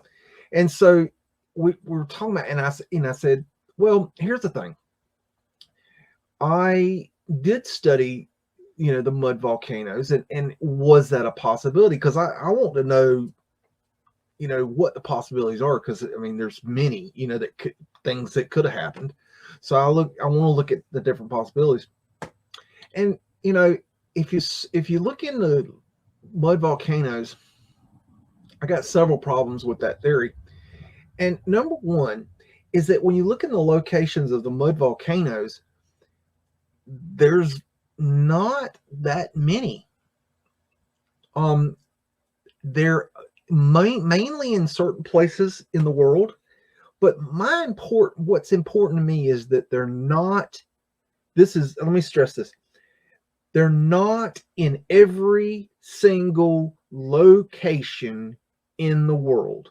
You're not going to find it in, let's say, whatever, I don't know if this is a mudflood town, but let's say Luther, Oklahoma City. Okay, you're not going to find a mud volcano in, let's say, where am I going now? Happy Valley. Oh, that's probably something else. But you're not going to find a mud volcano in every single location. It's not going to happen. There's no way that you could possibly say or prove that there is a mud volcano in every single town and city that was mud flooded in our world, around the world. Okay? There's no way. It's impossible. It can't be done. Okay? You would have to have a mud volcano in every single location around the world.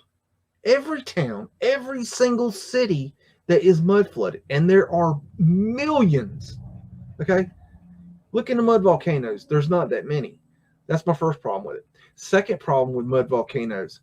You can't aim the damn thing. Okay? There's no targeting. Okay? That's a problem. I can't get behind that. The next problem is that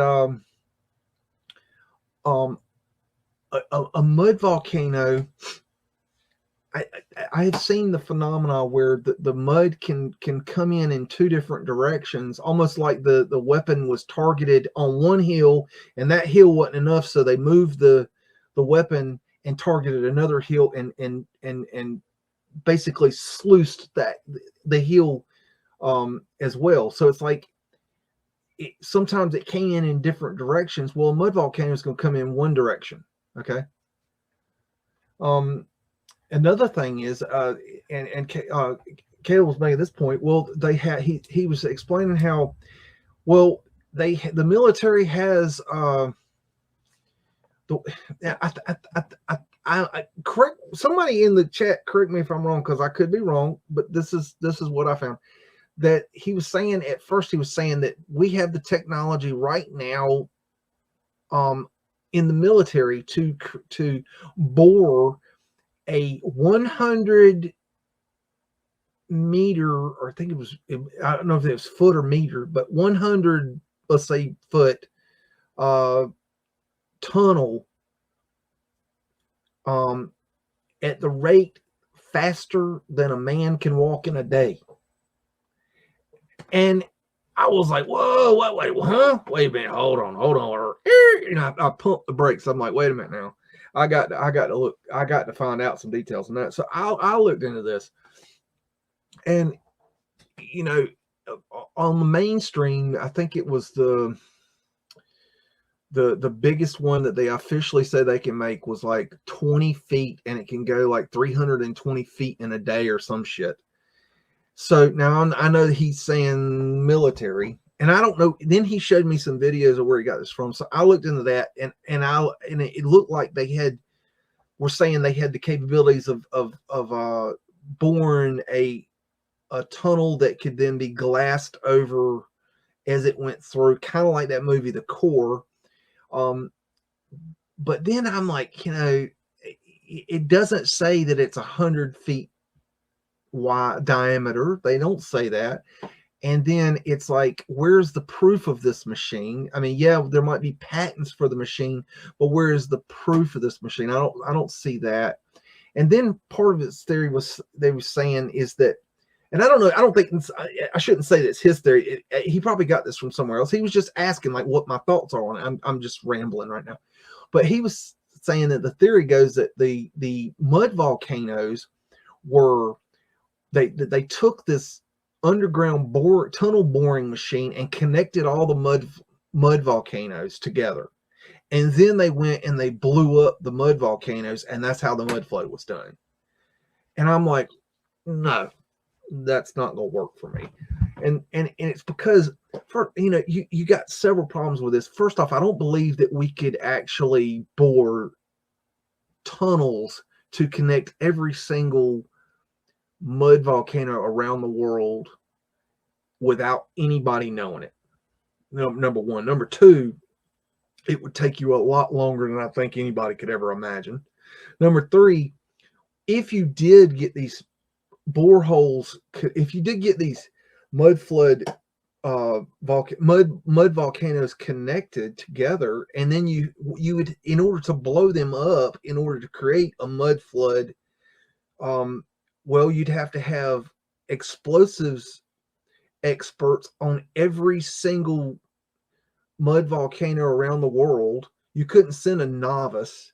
And then explosions are unpredictable, so you have no idea if it's going to explode properly or explode in the right direction or make a big enough explosion. It's impossible. And then what are the connections for? I mean, are they also born up into each town and city? And then how did they, if you did put a port into each town and city, how did nobody ever figure that? I mean, the whole theory just didn't work for me. So, not trying to step on anybody's toes, but for me, that theory didn't work. And so I'm looking at it and I'm thinking, we got railroad tracks all around the world. You don't look at today's maps. You look at the old maps. You look at the old railroad maps. There were train tracks everywhere. And they connected everything. Every single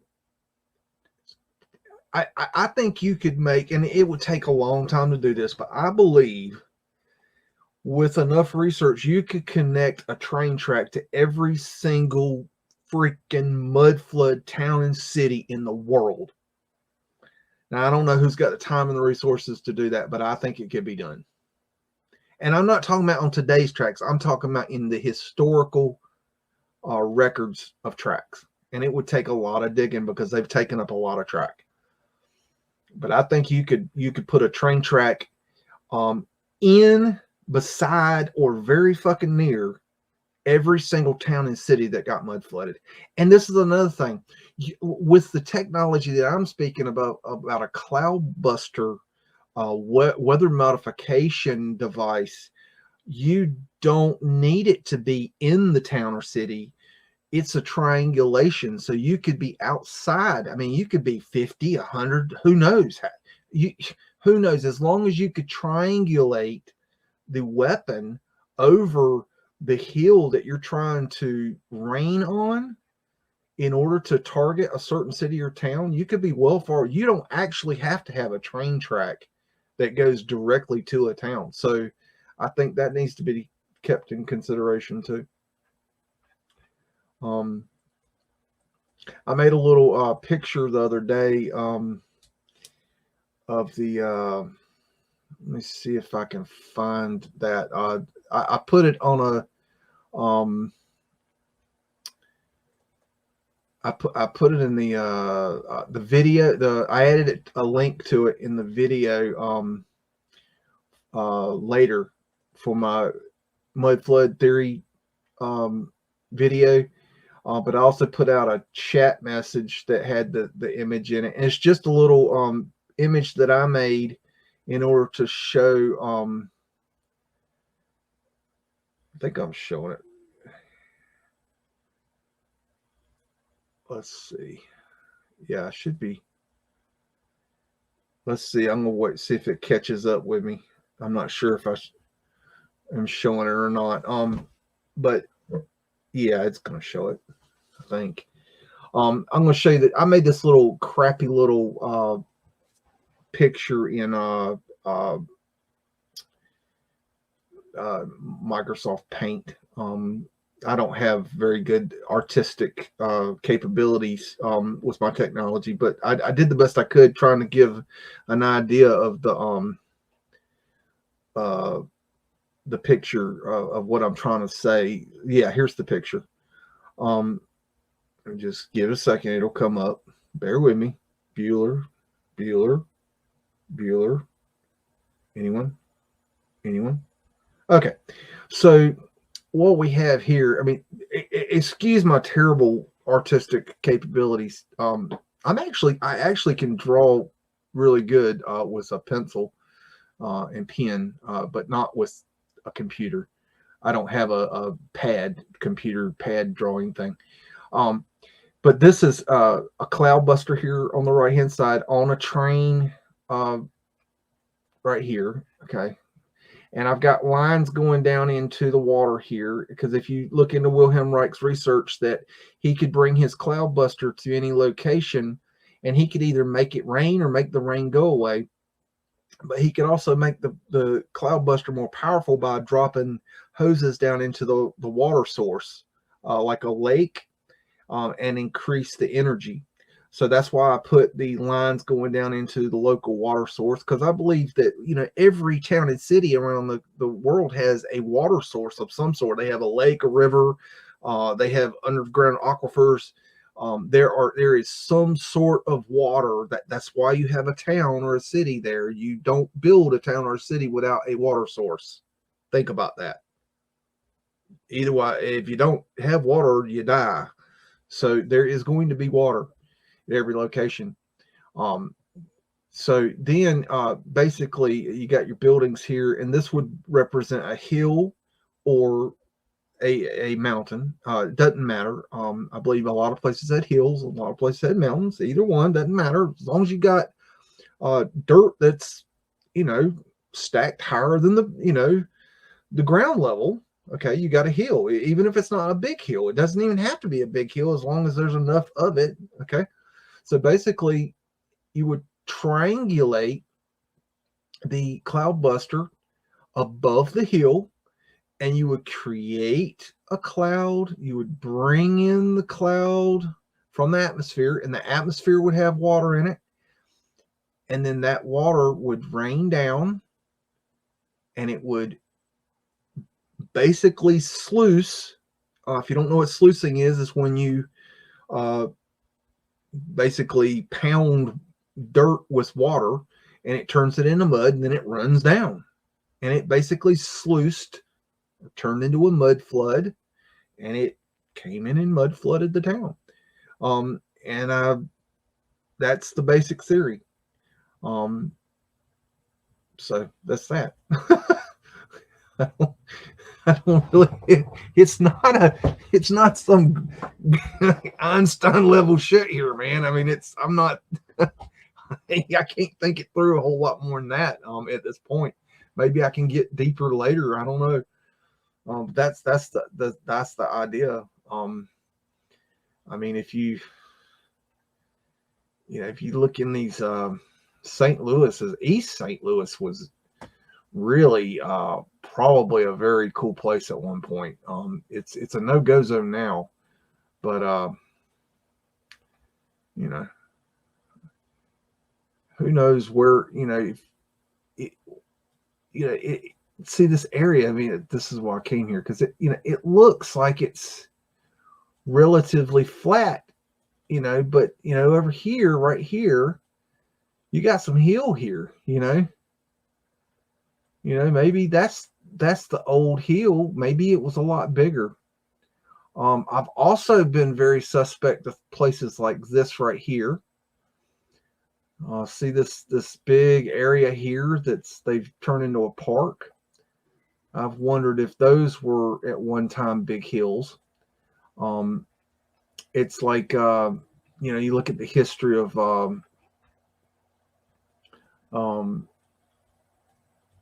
Boston. They have the stories of the hills that they dug out.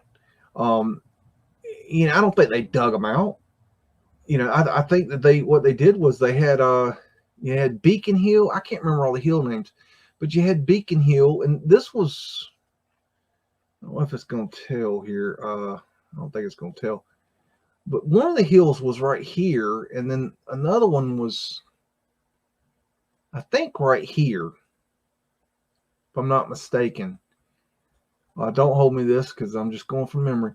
But I think that this was actually a hill here, one of the big hills, and I think that this was mud flooded, and they just ran these big ass hills and just ran the mud all over the city, and we're gonna get back to this.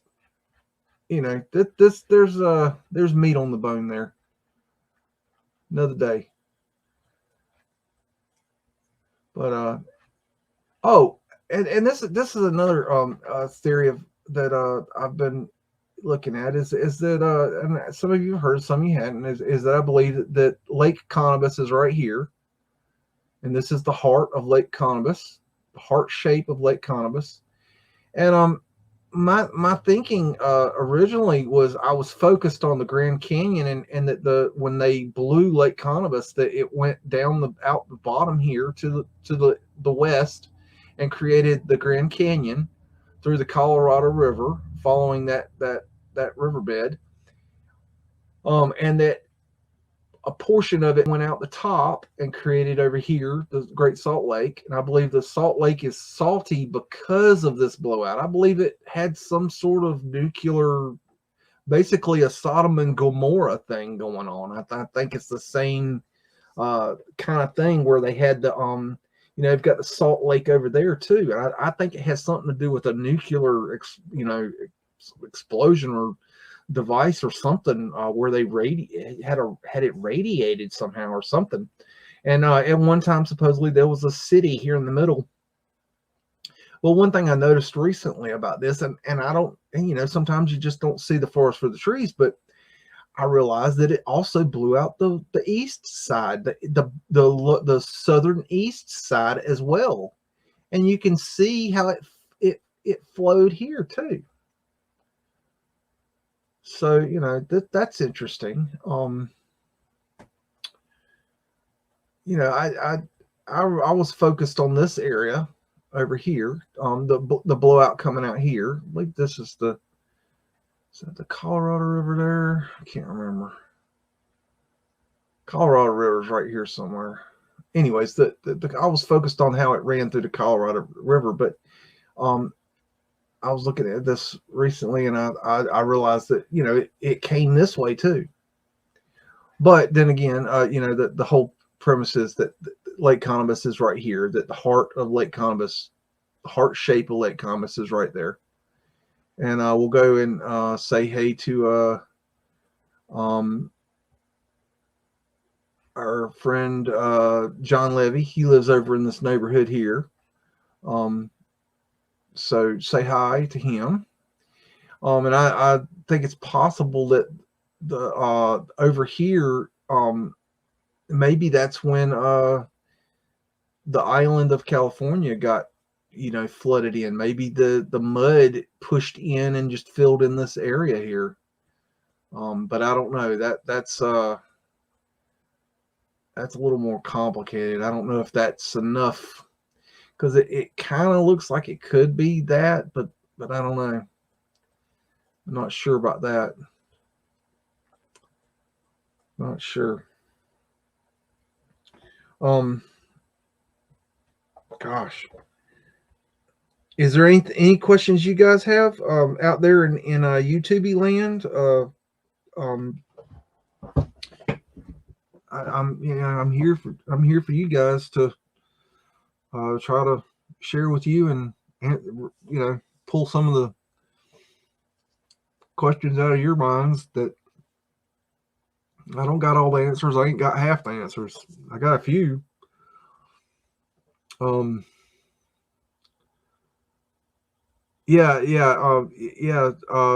Hit me back in the chat if there's a city you want to go see, or if you have a question. I'm alone here, so I can't watch the chat and talk and Google Drop and look at things, and I can't do it all at one time, unfortunately. I don't have a co-pilot here, so I'm kind of, you know, I'm winging it. So I'm not ignoring you. I just can't do it all at once. That's why I'm not on camera, because it's just too much. I got to cut out the dog and pony show aspects of things. Y'all don't care y'all know I'm pretty. Y'all don't need to see me. I'm unimportant. So let's just stick with the fun stuff. No reason to dwell on the cute fella in the glasses any longer. Let's see. I'm trying to read your chats. Know anything about the Susquehanna River? Okay. You're going to have to refresh my mind. I've heard of the Susquehanna River. Where is it? I've heard of it. And I probably know more about it than I'm thinking right now. Susquehanna River. I ain't even gonna try to. I don't think I can even. Hold on.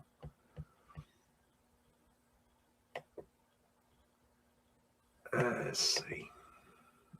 I wish I could do all this on one computer, because I have to do it on two computers, because I have to be logged into one account to do the live chat, and I have to be logged in on another account in order to talk in the chat. It won't let me do both properly. That's a pain in the ass.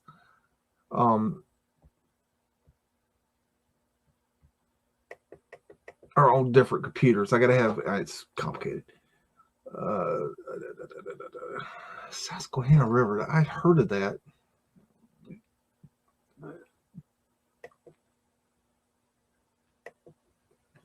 GT 1982 Mustangs asking, look up Ukraine, possibly Kiev, for the current event status.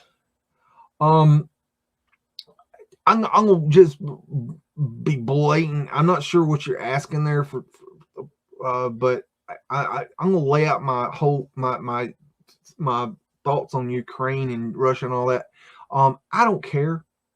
And I don't. It's not that I don't care on a level of these people are being bombed and they're being wronged, or this side's right or that side's right. The thing is that all this shit is a dog and pony show when it comes down to it. It's the elite trying to do things that we don't want them to do, and we give them attention by giving it attention. And so I don't give it attention. Okay. I know the shit's going on. I know it's bad, but I can't do anything about it. Okay. I you know, the hell am I supposed to do? We got our own problems over here that we have to deal with. I wish it wasn't going on, but it is. But I'm not going to focus on it. I don't watch the news. Never watch the news. I mean, never.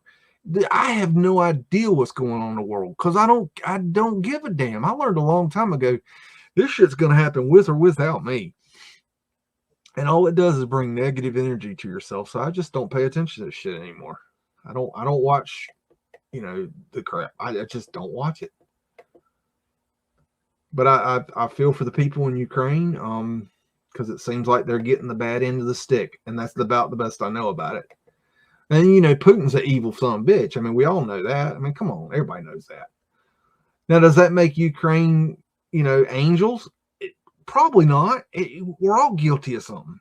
Come on. Are they completely innocent of this? Maybe. Of other things? Probably not. I mean, who knows, man? I don't know. I don't know anything about Ukraine. They got pretty women. I mean, that's about all I know. Of course, Russia's got pretty women too. I mean, pretty much there's pretty women all over the world, but that's another subject. I don't know. My heart goes out to them, but I'm not going to focus on them. I'm trying to find this. I was trying to find that subject. I've lost the chat message here. They also have digital videos now of the World's Columbian Exposition, World's Fair held in Chicago 1893 to celebrate the 400th anniversary of Christopher Columbus' arrival. Digital videos. I've got so many videos of that stuff. I don't know if I do or don't have that. Huh. I've got so many videos. I'm a hoarder when it comes to old vintage films. I literally when I get time, I just start digging through my collection and just find a cool one and just slap it together because I've got so many good ones. Okay. Wait. Oh gosh. I'm trying to read this chat, y'all.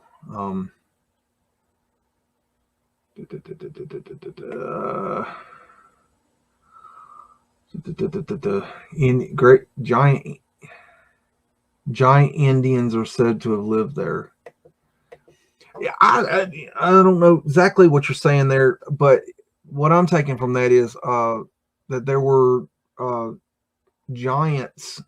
We know there were giants, but I think this now. I remember me and John Levy were debating this one night. But I think my personal opinion is that the Indian burial mounds are giant Indians. I think they're giants. I think if you dug them up, I think that's the reason they say, oh, they're so haunted. Don't mess with them. They'll, you'll bring up the dead Indians and they'll kill everybody. I think the whole fear behind that is because they don't want you to dig up the giants. I mean, why would you build such a big mound for Indians? Why would you just not bury them? That just doesn't make sense. Virginia Susquehanna, and that was a river called the Susquehanna. I'm trying to remember here. It looks like a river. Lake Gaston. That is not it. That's in North Carolina. I've been there. Oh, okay. Potomac, that ain't it. I've heard of this river before, but Rappahannock, nah, that ain't it. Is it inland or is it where am I looking? Oh goodness. Why am I looking at a river? Better question. What am I gonna see at a river? Give me a hint on what you're asking.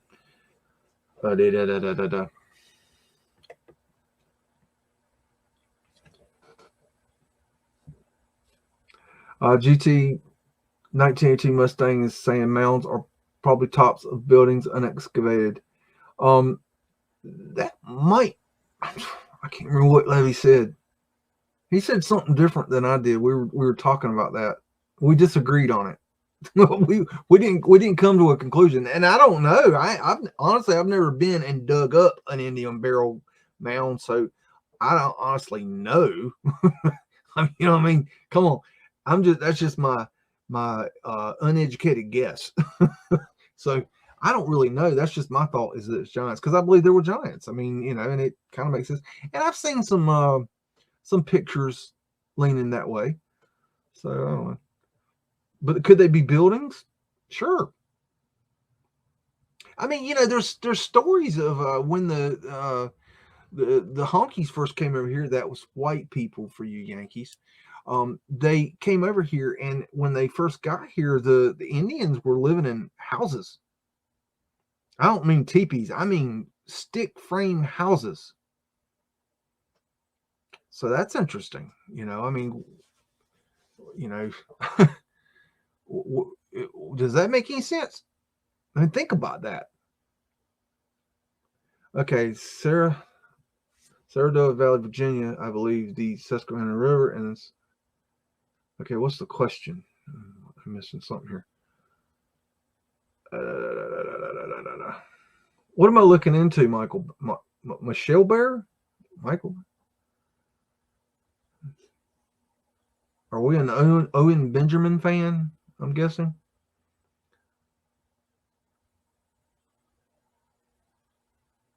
I don't know. Richmond, we know that Richmond was beat up bad. Savannah's a real cool place.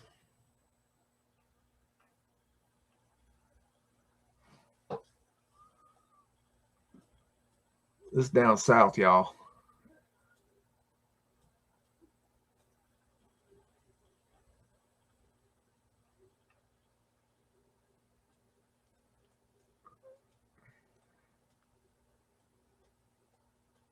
You might know what that is.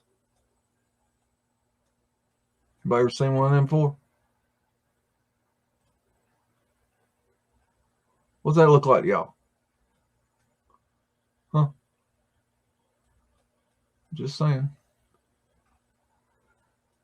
There's something going on there. Huh. Yeah, that figures. There's our buddies.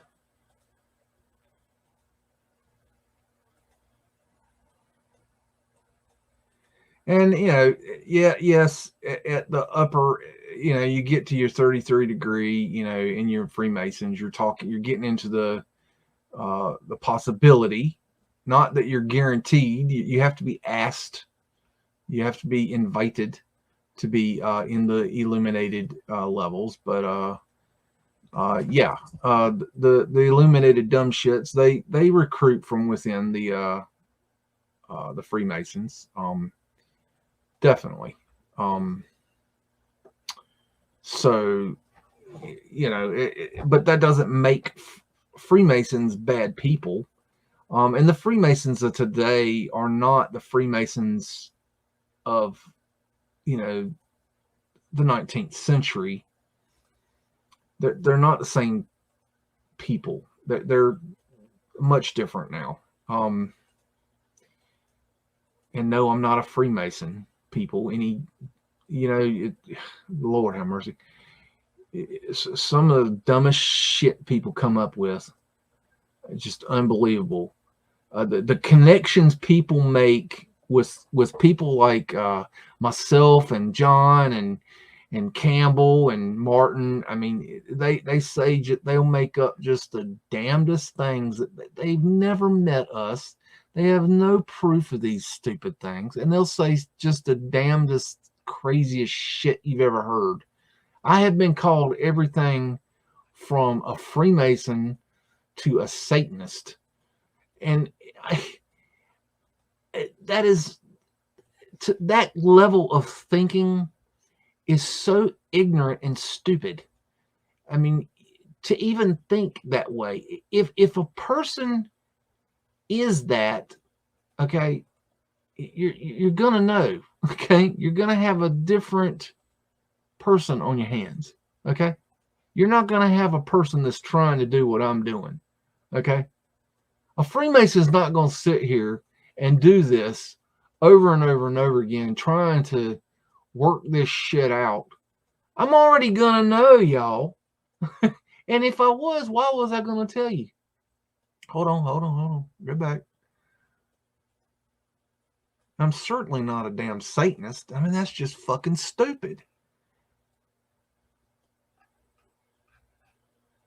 I believe in the Creator. I am a pantheist. I believe God is all. God is everything. That is what I believe. Okay? I am not a Satanist. I'm not a Mormon. I'm not a Christian. I'm not a Jew. I'm not a Moor. I'm not a anything. I'm just a fucking human. Okay? And so are the other guys, y'all. Okay? The other guys are too. They're just people. Okay? And they're done with the horse shit just as well. I've even had morons actually fucking say, I'm not shitting you, that they will take my videos and play them backwards, and that I say shit backwards like I'm fucking the Prince of fucking Darkness here. I mean, that is the height of fucking dumb shittedness. You got to be dumber than a box of fucking bricks to think like that. Seriously. And you know who you are out there, and I'm calling you out for being as dumb as a box of fucking bricks. You know who you are. I ain't calling you out because I'm not a fucking asshole like you are. You know who you are. Stupid motherfuckers in this world. Anyways. I love God. God is with me right now. God is with me every day. God has gotten me through everything, all the good things, all the bad things. God is with you. God is with me. You know, Hakuna Matata, because God's got you. You can trust me on that. If you're in a dark place, and a lot of you guys, you know, you'll have bad days. You'll have shit going on in your lives. You know, some of you got sickness out there. Just tell God what you need, and believe that God's gonna take care of you. It starts with you. You got to believe in God. You got to believe God will help you. If you say, God help me, and then just sit there and wait for, you know, your check, and then wonder why it hadn't come. Well, the reason it ain't come is because you're still wondering why it ain't come. Okay? God's got you. Just believe that God's got you. All right, give me a city. I'm rambling like a motherfucker. Excuse my French. I'm Southern. We cuss. That's what we do. I ain't a sailor, but I know how to cuss like one. Giants buried in a mausoleum under the city of Lexington, Kentucky. Lexington, Kentucky. Okay, damn. Now you got me thinking about Where is the oh crap. Is that where the big mausoleum is that's or is that in Ohio? It's a very large, beautiful, amazing mausoleum. And it was for a family, and I want to say they owned a brewing company. I'm probably talking out my ass. Oh man, what was that place called? That was an amazing mausoleum. I don't remember where it was. It was either Lexington, Kentucky, or it was in Ohio. I think it was Cincinnati. I don't know. Somebody tell me if you know. Okay, so you're saying there's giants buried in mausoleum under city of Lexington. Okay. Let's go see if we can find that. Probably don't know how to find that. Is there a name of this mausoleum? Or is it just called the mausoleum?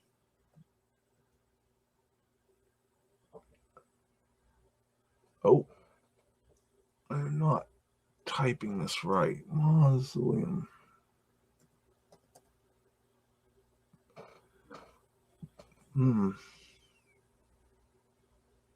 Well,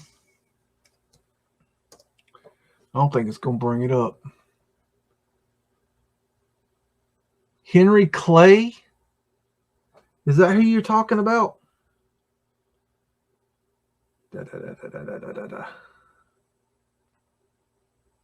In the UK, we call the Mason the Penny Brigade. Penny Brigade. Penny Brigade. That sounds derogatory. I love it. Oh, shit. What did I do? Oh. We're going to go look at this. I don't know if this is or this can't be what you're talking about. Oh, obelisk. Okay. Let's see if I can get down on the ground. Doubt it. Oh. I don't know if this is what you're talking about. This is cool.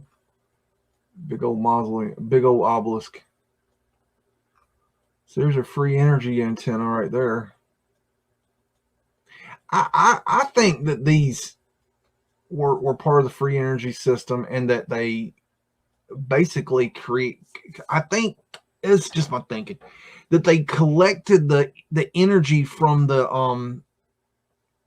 Earth grid, and they kind of broadcasted the energy, kind of like a Wi-Fi. Like a Wi-Fi energy. Maybe it put out like a big ass toroidal field, and just enveloped an area with energy. I have no proof for that. It's just my thinking. I mean, we got to think about this outside the box. I mean, we can't just go, oh, gotta have this part and this piece, and that gotta have this connected to that. No. We ain't got none of that shit. We got to piece it together the best we can. Okay. It doesn't matter if it's a fully correct theory. Okay. It's just throw some stuff up and see what sticks. It may come back and be found wanting. That's fine. Then we can scratch that off the whiteboard. Where the hell was that? That was down here, right? Where's my obelisk at? Okay, my obelisk is right here. Okay, I got a big ass obelisk right here, and I'm going to pull out. What are they powering? I'm like looking for the city of what they were powering with this thing, and I don't see shite. Somebody going to have to find there's... I would look into whether they moved this. A lot of times they move these things. It's very possible they moved that. Not saying they did, just saying it's possible. There's some more obelisk right there. Yeah. I think I ain't gonna find your obelisk. I found your obelisk, sons of bitches. I'm gonna get down there and look at them too. Where they at? No. Oh man. Oh, here we go. Oh, see, I think, let's be talking out my tail again. I think that these little suckers were not originally in the graveyards. I see these all over the place. These big ass, but these are tiny obelisk. I think these were more like spread around. They were kind of like the outskirt obelisk, and they just kind of like the rich and wealthy, the elite. They just said, scoop that up and save it for my burial. I'm gonna put my fat ass under that obelisk when I die. Okay, that's what I think. I don't think they died and then made this obelisk. You know. And it might have been, you know, an honorary thing. Okay, you're going to be one of the first masons on the job, you know, to come and cover up the Mudflood. You get an obelisk. That's like your gold watch. You get a big stone penis above your head. I don't know. It's a way to live or die. Anyways, let's get back to the chat. Lots of tunnels. There are tunnels everywhere. I can't tell you how many people say, I've got tunnels in my city here. And it's like, seriously, there's tunnels, I think, in every city. I mean, when I never knew there were tunnels in my hometown, and there are. I never knew that. I mean, I lived there a long time, and I ain't never about no damn tunnels. I mean, how you not gonna know about these things? I mean, they've hidden this stuff so well. Obelisk also means gene tampering.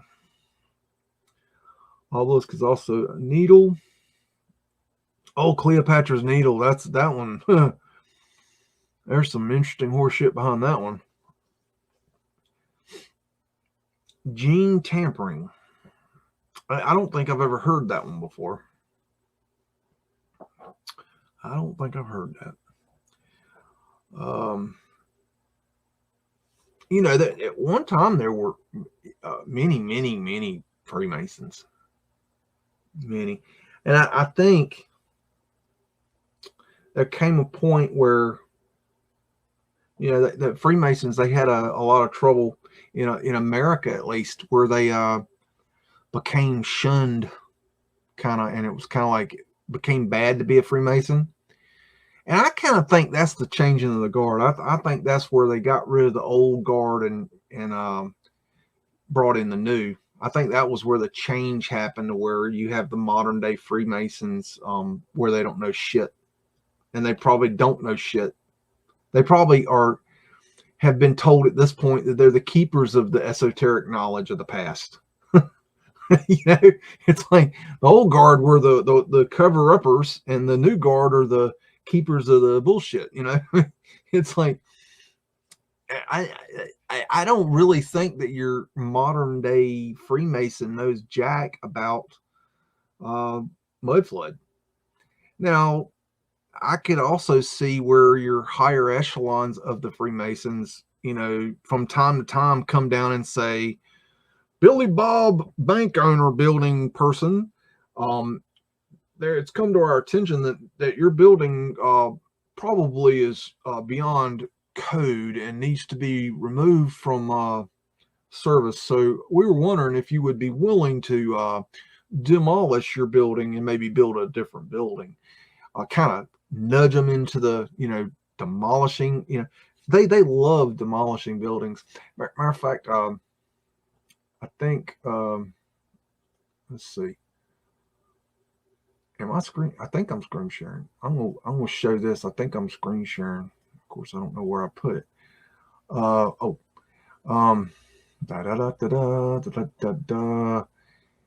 got a video here.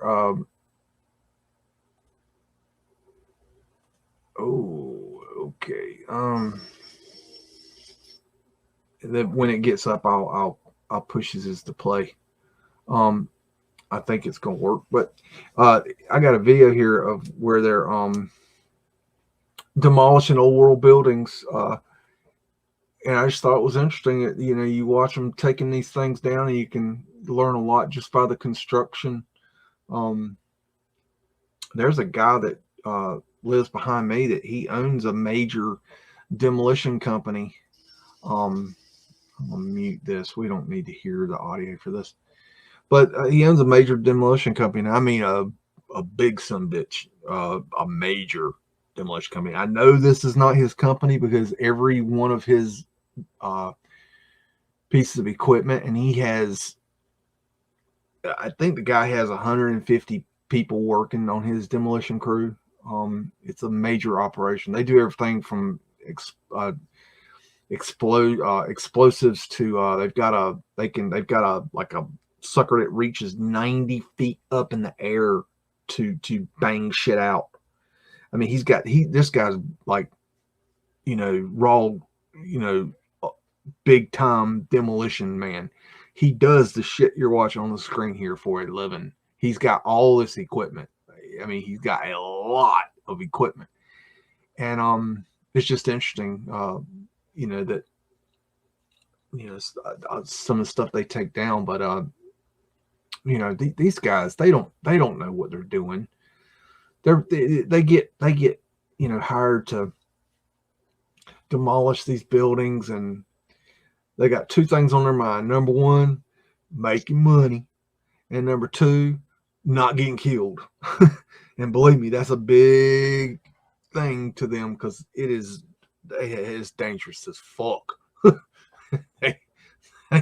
they have some.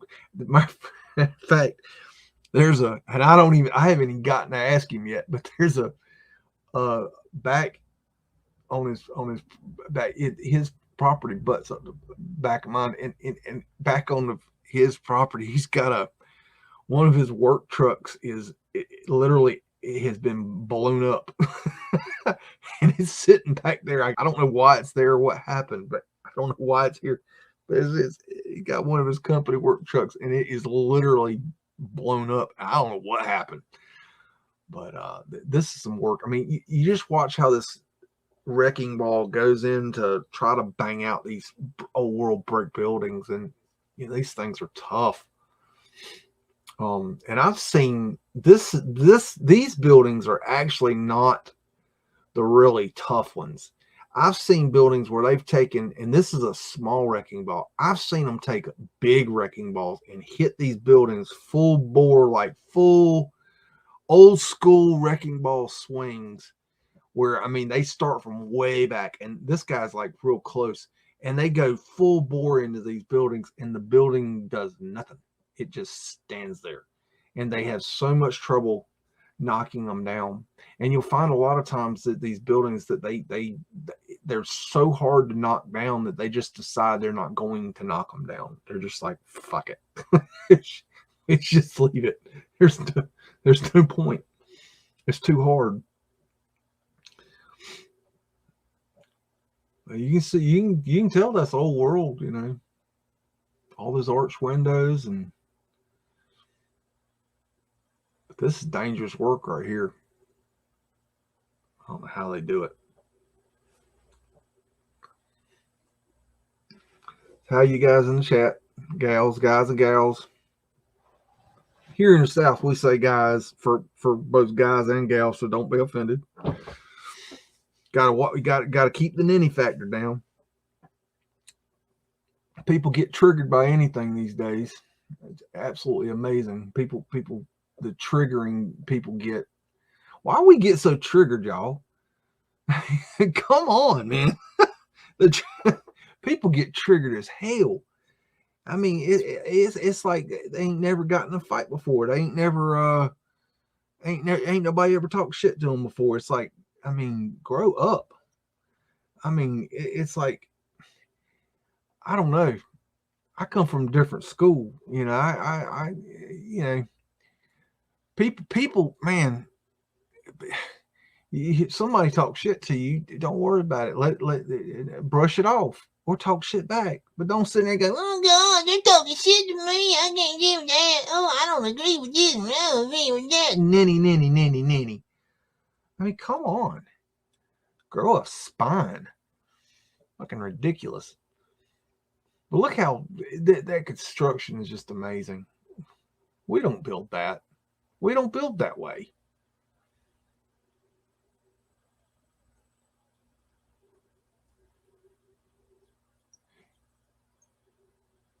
This is the old world. I wish we had a better name for old world than saying it's Tartaria. I mean, I as well as you guys know that Tartaria is not the complete picture.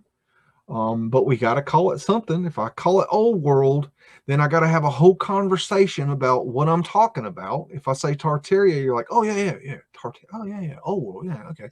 But if I just come out and say old world, then people are like, wait a minute, Europe? No, not Europe. I'm talking about the old world. You know, people don't have a clue. If people don't know, they don't know. That's why we got to use the word Tartaria. And I suggest you use the word Tartaria, but know what you're saying. You know, don't sit there and think that Tartaria was, every single patch of earth, on Mother Earth. I mean, it wasn't. Did they have, Tartarians all over Earth? I think that's quite possible. But hell, we got Americans all over Earth. Hell, we've trumped our troops all over the world. Same with the British. We go in there and we take every damn thing. It's the same thing. It's just that they had a presence here, and they had a presence everywhere. It's like, you're sitting in South America and you're like, back in the old world, I need a brick building built. Hey man, get them Tartarians on the horn. Them Tartarians can build a brick building off the hook. And they, Ether phoned up the Tartarians, and Tartarians, flew their airship over here and dropped their happy ass down and built them a brick building. Or they just called up the local field office of the Tartarian brick builders. They came over and built them a brick building. But you also had the Moors, and you also had, who knows, thousands of other groups, other civilizations. The point is, we know about the Tartarians. They're the ones that have come to they're the beach ball that has floated to the surface. Well, I'm going to take that beach ball, I'm going to tie a rope around, and I'm going to pull it to shore. I'm going to use that son bitch. Okay, it's what I'm going to call it. I ain't afraid to say Tartaria. And then if you ask me to clarify, I'm going to clarify. I'm not going to shy away from it and be scared to use it. A bunch of ninnies out here scared to use it. If you're scared to use the word Tartarians, man, get off the porch. The big dogs is on the porch. You get off the porch. You can't hang with the big dogs. You can't handle it. Let's see what we got going here. Tartaria Trading Company. That's a good one. What? Yeah, that's what reminds me of the East India Trading Company. Oh, good God. United States of Tartaria. I've never seen a United States of Tartaria map. Nope. I have seen Tartaria or Tartarians on maps of the United States. Yes. Like encampments, a presence, let's put it that way. But not the United States of Tartaria or anything like that. Not saying it didn't happen, just I haven't seen it. Have to have a look at Fairmont-le-Chateau, Quebec City. Huh. All right. I'll try. I'm going to put that on pause. Hope y'all aren't enjoying that too much. Somebody gave me something to look at. See what happens when you give me something to do? Things happen. Let's see. Fairmont. Ooh. Fairmont what? Le Chateau.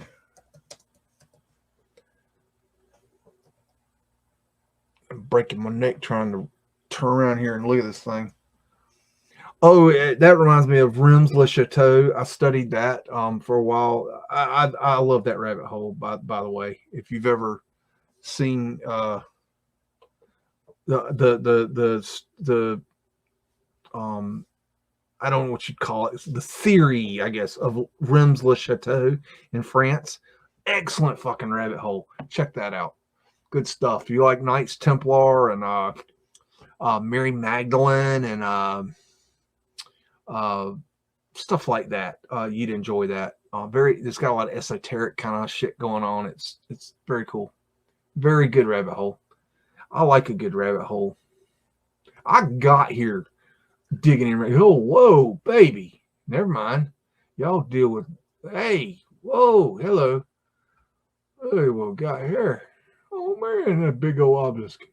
Blue obelisk. Okay, we popped some horse shit on the side of the obelisk there. Look at that thing. That's what I'm talking about. Got the copper roofing. I bet that is either copper or was copper. Sometimes they have to redo these roofs, y'all. Matter of fact, they usually have to redo the roofs. If they get problems in them, they've got to redo them. And a lot of times, more often than not, they don't use the copper, putting it back. For one reason, it's more expensive, and number two, they want to change the look of the building. So a lot of the old buildings were copper that we don't know were copper. But look at all those ether antennas. Definitely different levels. This thing's crazy. Ooh, I can go through here. Wait a minute. Whoa. We're going too fast now. Man, I like to take my time with a lady. Look at this. Oh, man. Phoenician shells. Diamond symbology. As above, so below. Oh, yeah, this is good. And for any ninnies out there, I call these buildings ladies because they're so beautiful. I ain't going to call no man beautiful. Fleur-de-lis, symbol of flat earth. Yes, it is a flat earth, people. If you're still on the globe, hang up the channel. You're going to get triggered. Sorry. Diamond symbology. That is incredible, man. I like it. Very nice. Very nice. What's that fella say? Very nice. Very nice. Look at that. Oh, what a winner. Winner chicken dinner here, right? Look at that. They've modernized that, but they had some cool shit in it one time. Nice herringbone style right there. Vaulted ceilings. Very cool. Somebody's been holding out on me. Hey. Oh, I got in a rabbit hole. Okay. Ooh. Hello. Hello, miss. Fleur-de-lis. Oh, they're going to have a lot of fleur-de-lis because of French Canadians.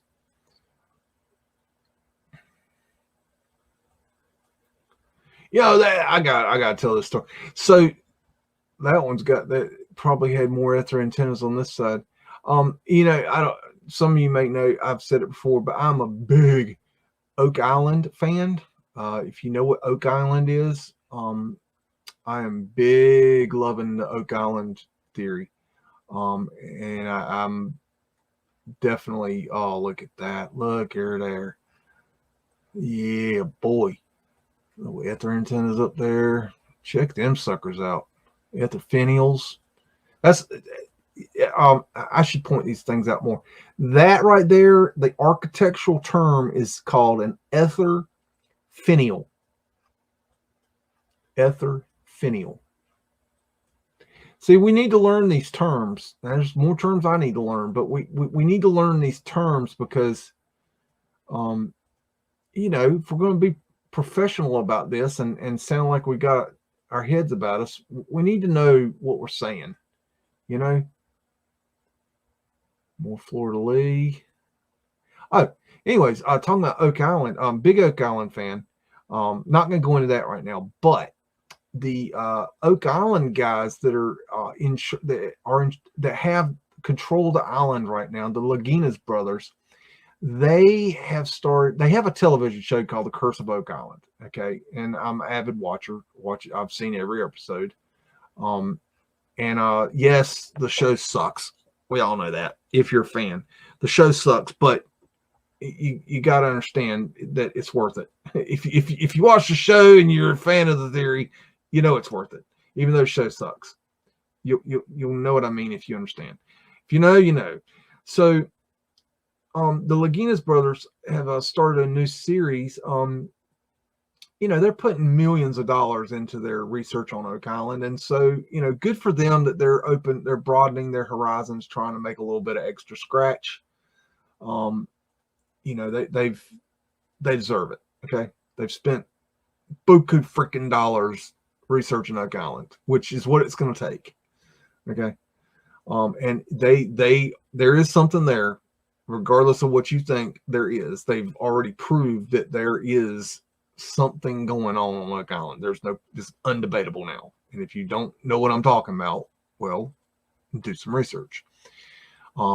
So they have started a new show, and it's where they go and they help other people that are on other treasure hunts. You got other finials here and other fencing here. The fencing's running across the top and it looks like a fence. And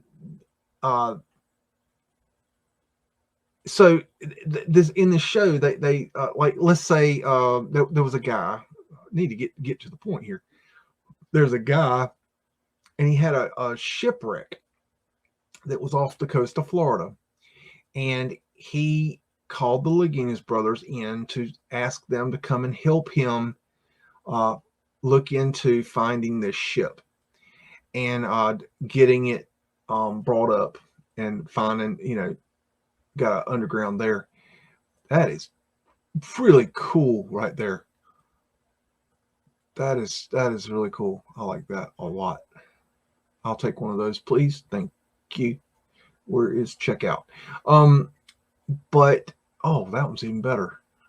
Oh, I'll take two. So they go down to Florida and they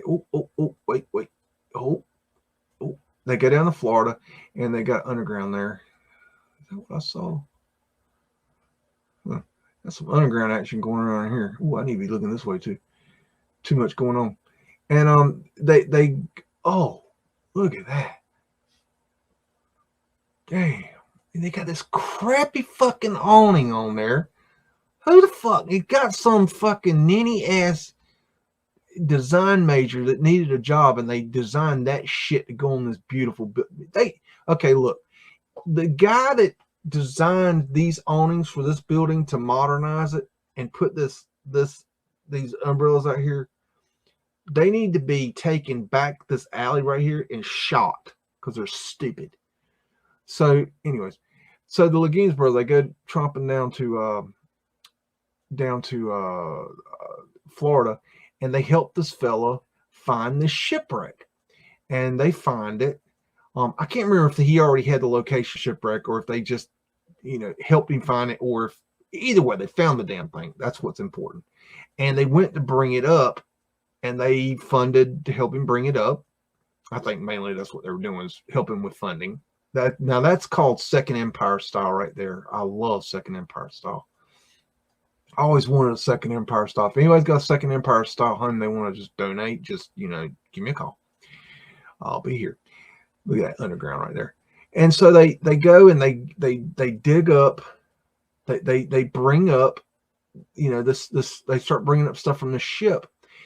And when they were down there, they got video, or I don't remember if they got anything up, but they got video images of cannons that were on this ship. And this ship was full of silver and gold and shit. Okay, it was loaded. You know, it was a treasure ship. Okay, and they, on these cannons, and I think I've got video of it somewhere. I gotta find it. On these cannons, they had they were copper style cannons, and on the cannons, on the side of the cannons, they had clear as day a fleur-de-lis. And we all know that the French claim the fleur-de-lis, that's the symbol of the French crown, blah, blah, blah, blah. But we also know that's horseshit, okay? If you've done this research long enough, that the fleur-de-lis is actually a symbol of the flat earth. It's an old world symbol. and it's all over the world. Okay. You can be found everywhere. Okay. It doesn't just, it's not just found on French shit. Okay. It's found everywhere. And so the French government, I shit you not, claimed the wreck after these guys spent hundreds of thousands, if not a million, I don't even know, a lot of freaking money on doing this research, going out there and getting this thing. And they claimed it and took it from them. And they took them to court, and the courts found in favor of the French government. They lost it. And the guy lost his ass. The Laganas brothers, you know, they're fine. I mean, they're millionaires, but the guy, it ruined the guy, the treasure hunter. But here's my point. The point is that the fleur-de-lis is not a fucking French symbol. It's an old world symbol.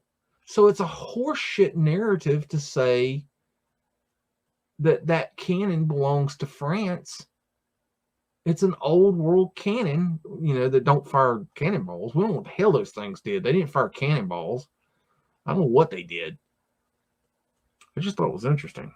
And I'm rambling again. That's what I do. Don't feel bad, guys. I do this to all the channel guys behind the scenes talking on the phone. I'll ramble, and they just let me go. It's like I'm like a wind-up toy. I get lost in my thoughts, and I just go. I'm back. It's the finished plant with the flower people call the bud. It's the finished plant with the flower people. Okay.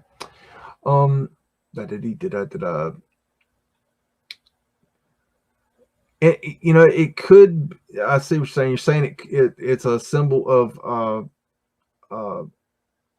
cannabis. You know what? That's very possible. Because symbol. See, here's the thing. When I say the word dog, right? I'm not talking about you, baby. That my Chihuahua just looked at me. When I say the word dog, okay, we go, okay, well, you're talking about a dog, okay? But see, when they had a symbol of a fleur-de-lis, that damn thing might have meant 15 different things to them.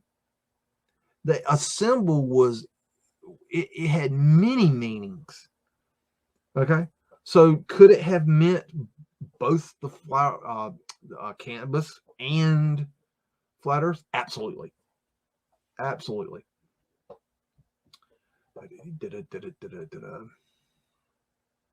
And, you know, while I'm on the subject, I used to enjoy my drink.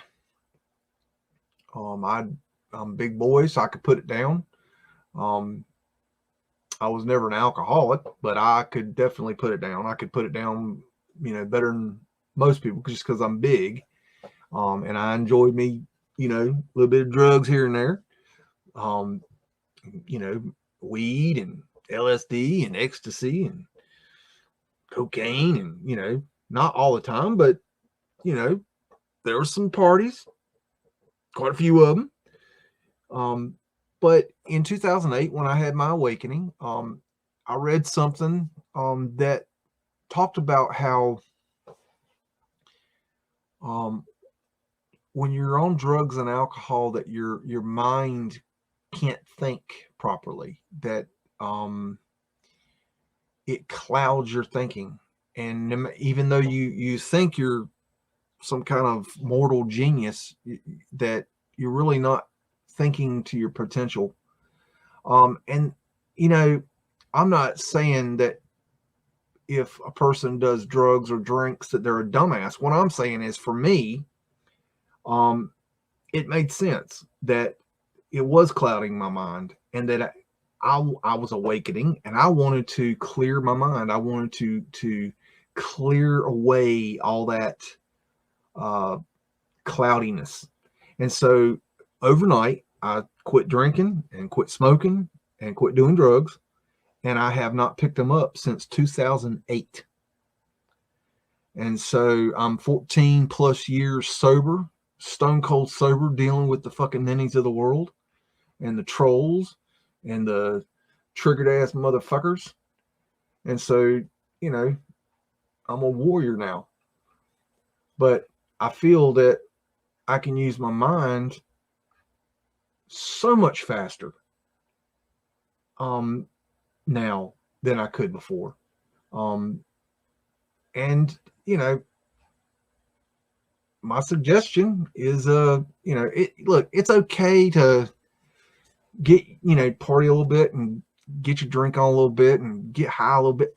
But, you know, a lot of you, and you know who you are, you smoke weed all the fucking time, man. Okay. And it's not helping you. You know, you drink all the time. And and you think you're dealing with the same mind that a person that isn't drinking is, and it's just not so. Look, drugs expanded my mind. Okay, I've been deep down the rabbit hole. Okay, doing drugs. Okay, I know what you're talking about. Okay, I get it. I've dropped down the damn K-hole. Okay, I've been there. Okay. I've tripped my fucking ass off. Okay. I've expanded my mind. I've blown my damn, you know, third eye up, done all that shit. But the thing is that you can only expand your consciousness so far with drugs. Yeah, you can go a little bit further with some higher end, you know, South American kind of shit, but that's not, I ain't there. Okay. Ain't, you know, maybe some peyote kind of stuff, but that's not what I'm talking about. But there's only a certain amount of expansion you're going to do with, you know, the drugs I've done. And I've done that expansion. Once you've blown your, you know, your consciousness up to a certain level, you don't need it anymore. Then what you need is clarity. Ooh, St. Petersburg. How do you know I was there? Now this is like straight up getting in like Tartaria kind of area. I mean, these fellows, like, they knew the Tartarians. You know, they were like buddies. Like, they're like next door neighbors and shit. You know, Russia's so cool. It's so stupid that they actually had us all, you know, fighting and fearing each other for so long. Just fucking stupid. I talked to old people that, you know, that they still remember those days of the fear campaigns that they did on the people, and they still worry about the Russian threat and the, you know, the nuclear war and all this core shit that they sold us. You know, when I was growing up, ain't nobody ever once fucking tell me that Russia was a beautiful place. Not once. Never. I never heard that. I never knew Russia. Now, I heard that Russia was a beautiful place from some friends that went and did some work there in early 2000. And they went and stayed for, I think it was 3 months in Russia, in Moscow, doing work for AT&T, building a network operations center, and they were, I guess, contracted out by the government or under the control of the government. Somehow the government was the ones that were, you know, taking, you know, that they were taking care of them. I don't really understand how it worked, but that they, you know, it was Russia. I mean, at the time as U.S., you know, they were pretty locked down, you know, not way locked down like it used to be, but I mean, they were still pretty tight-assed about that stuff. But, and they went in the 90s. I heard about in the early 2000s. They went in the 90s. I don't remember. But they told me how beautiful it was. And they had been there. And that was the first time I ever heard that Russia was a beautiful place. I always thought, look at that. Damn. I always thought, and this is my ignorance, I'm, you know, share my ignorance with you. I always thought that Russia was a cold, brutalist styled all the buildings were flat and boring and gray and dark colored, and everybody wore the same clothes, and they ate potatoes and vodka or some shit. I was totally fucking ignorant of Russia. And, we all know that's not the truth now. I know that's not the truth now, but I mean, it's just amazing to me that we weren't taught about this. I mean, look at this shit, man. Fucking incredible. I mean, I would expect this in Europe. Okay, yeah. But not here, Tartarian lions. Not here in Russia. Hell no. I thought they were, like, I didn't think they had shit. Look at that. Jeez. So anyways, I'm glad we moved past that in our thinking. Now if we could just get Putin to fuck off, we'd probably be a little better, but I don't know. We all know Putin's a dictator. I mean, I don't think that comes as any surprise to anyone. I mean, you got to be pretty much waking up. You got to be, your birthday was today to think that he, was elected, or, come on.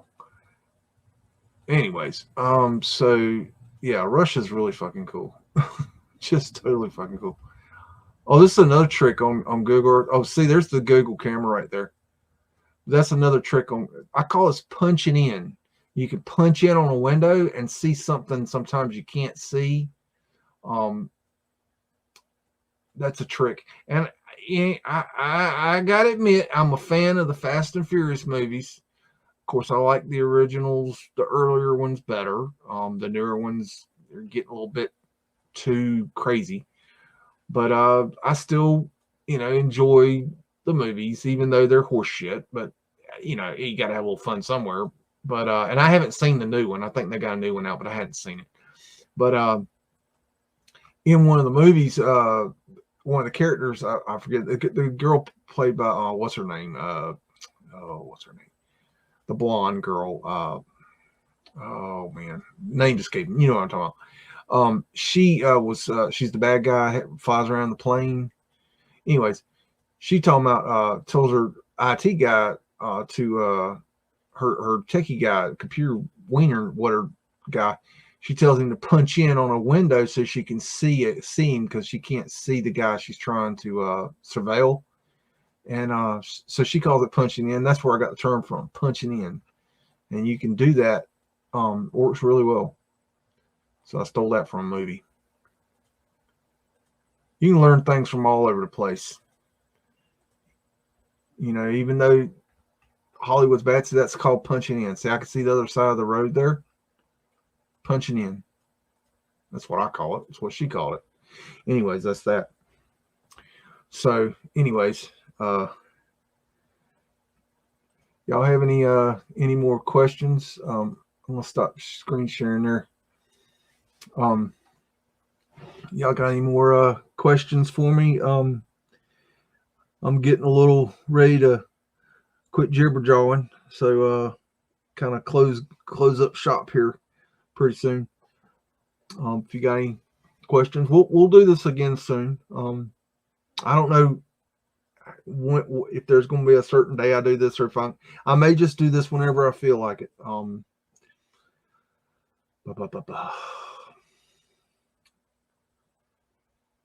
Google camera looks like the original Janice face. Yeah. Yep. That's a question for Black Sheep. he's all about him some Janice now.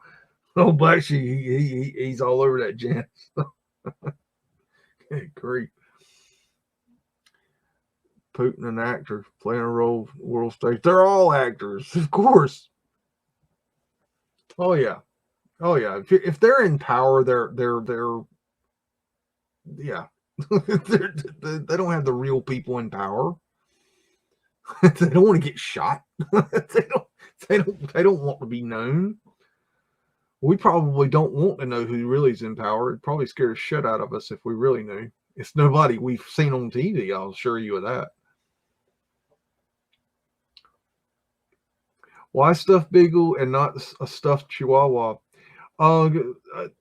Well, when I started this channel, I had a beagle. His name was Orwell, named after George Orwell, book 1984. I know, Eric Blair. But he was named, 1984 is my favorite book.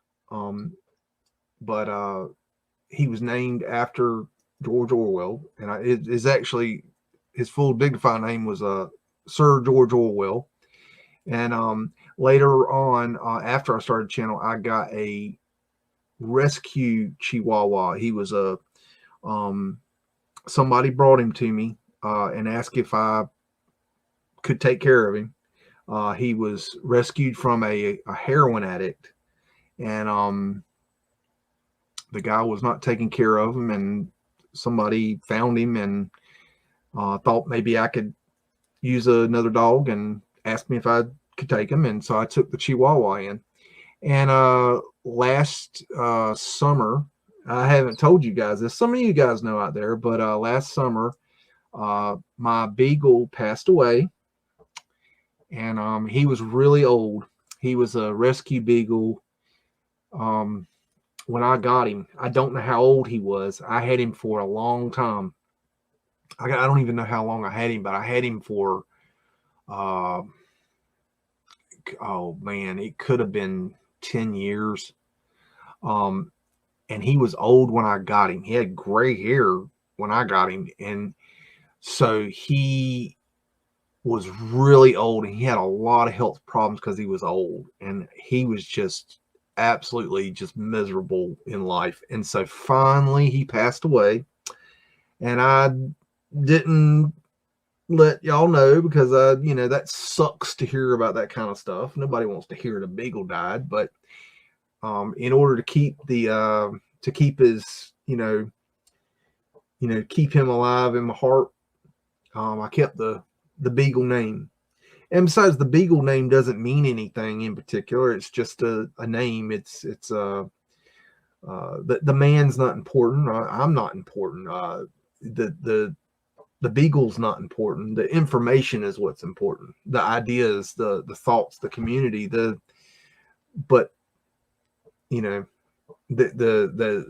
stuffed beagle, it means nothing. I mean, if you haven't figured that out, then I don't know what to tell you.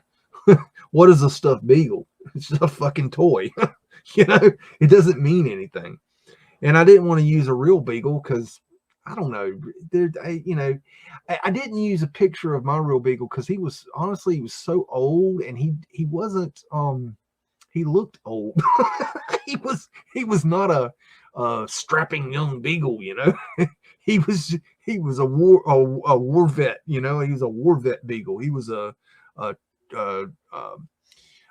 true diehard guard dog. He'd been through thick and thin. He had I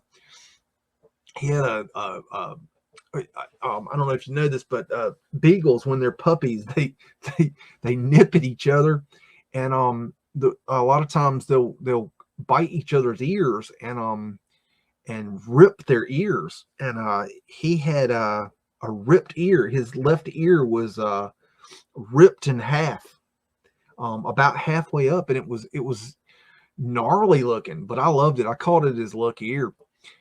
And he had his tail. When I first got him, he within the first day or two. Yeah, I think within the first day or two. See, I was outside one day. Oh, okay. Well, backing up, we were riding down the road. I was riding down the road one week with drink. We were riding down the road about a mile away from my house, and this beagle was in the middle of the road, and I said, man, that dog gonna get run over. And I said, he's a cute fella. And we went on. Excuse me. And about a week later, I'm sitting out on my back steps, and the same dog comes walking out of the road and walks right up to me and looked hungry as shit and tired and looked like he needed a home. And I took him in, and he lived with me the rest of his life. And but the first week I had him, I let him outside to go to the bathroom, and I didn't know. He was I figured he was a little dog. He wouldn't go too far. And I let him out, and I was gone maybe 5 minutes. I walked back inside and did something. I was real quick, and I came back out to get him, and that son bitch had run straight for the road and got hit by a car. Within the first couple days I had him, and it cut off the tip of his tail, so he had part of a missing tail, and he kind of walked a little bit crooked because of when he got hit by the car. But anyways, he was an old Charger. he was a battle hound, but he passed away, and he's got a little grave site right outside the window here, and that's the reason. I don't know if that answered the question, but that's that. But Beagle's gone, but Beagle survives in this channel. So that's why in the old MUDDIN videos why I'd say Beagle rolled in credits. That's my plug to him. So but that's the way it goes. And now I got the Chihuahua, and the Chihuahua's in control, and he's the master of the domain here. And he's a badass Chihuahua. He'll tear your ass up. He got little sharp teeth. He'll start at your ankles and cut you down. So that's about the gist of that. And I sure appreciate you guys. And thanks for hanging out with me tonight. We'll see you again soon. Bigs out.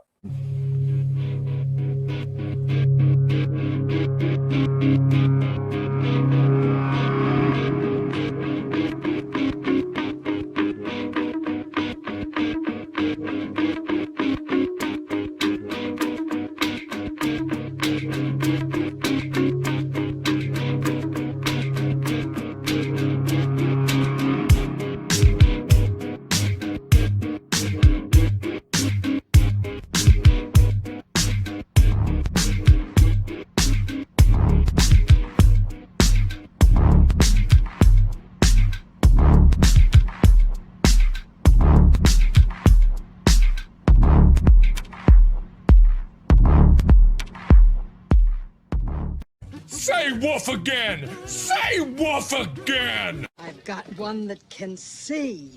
This is my kung fu, and it is strong. See you later.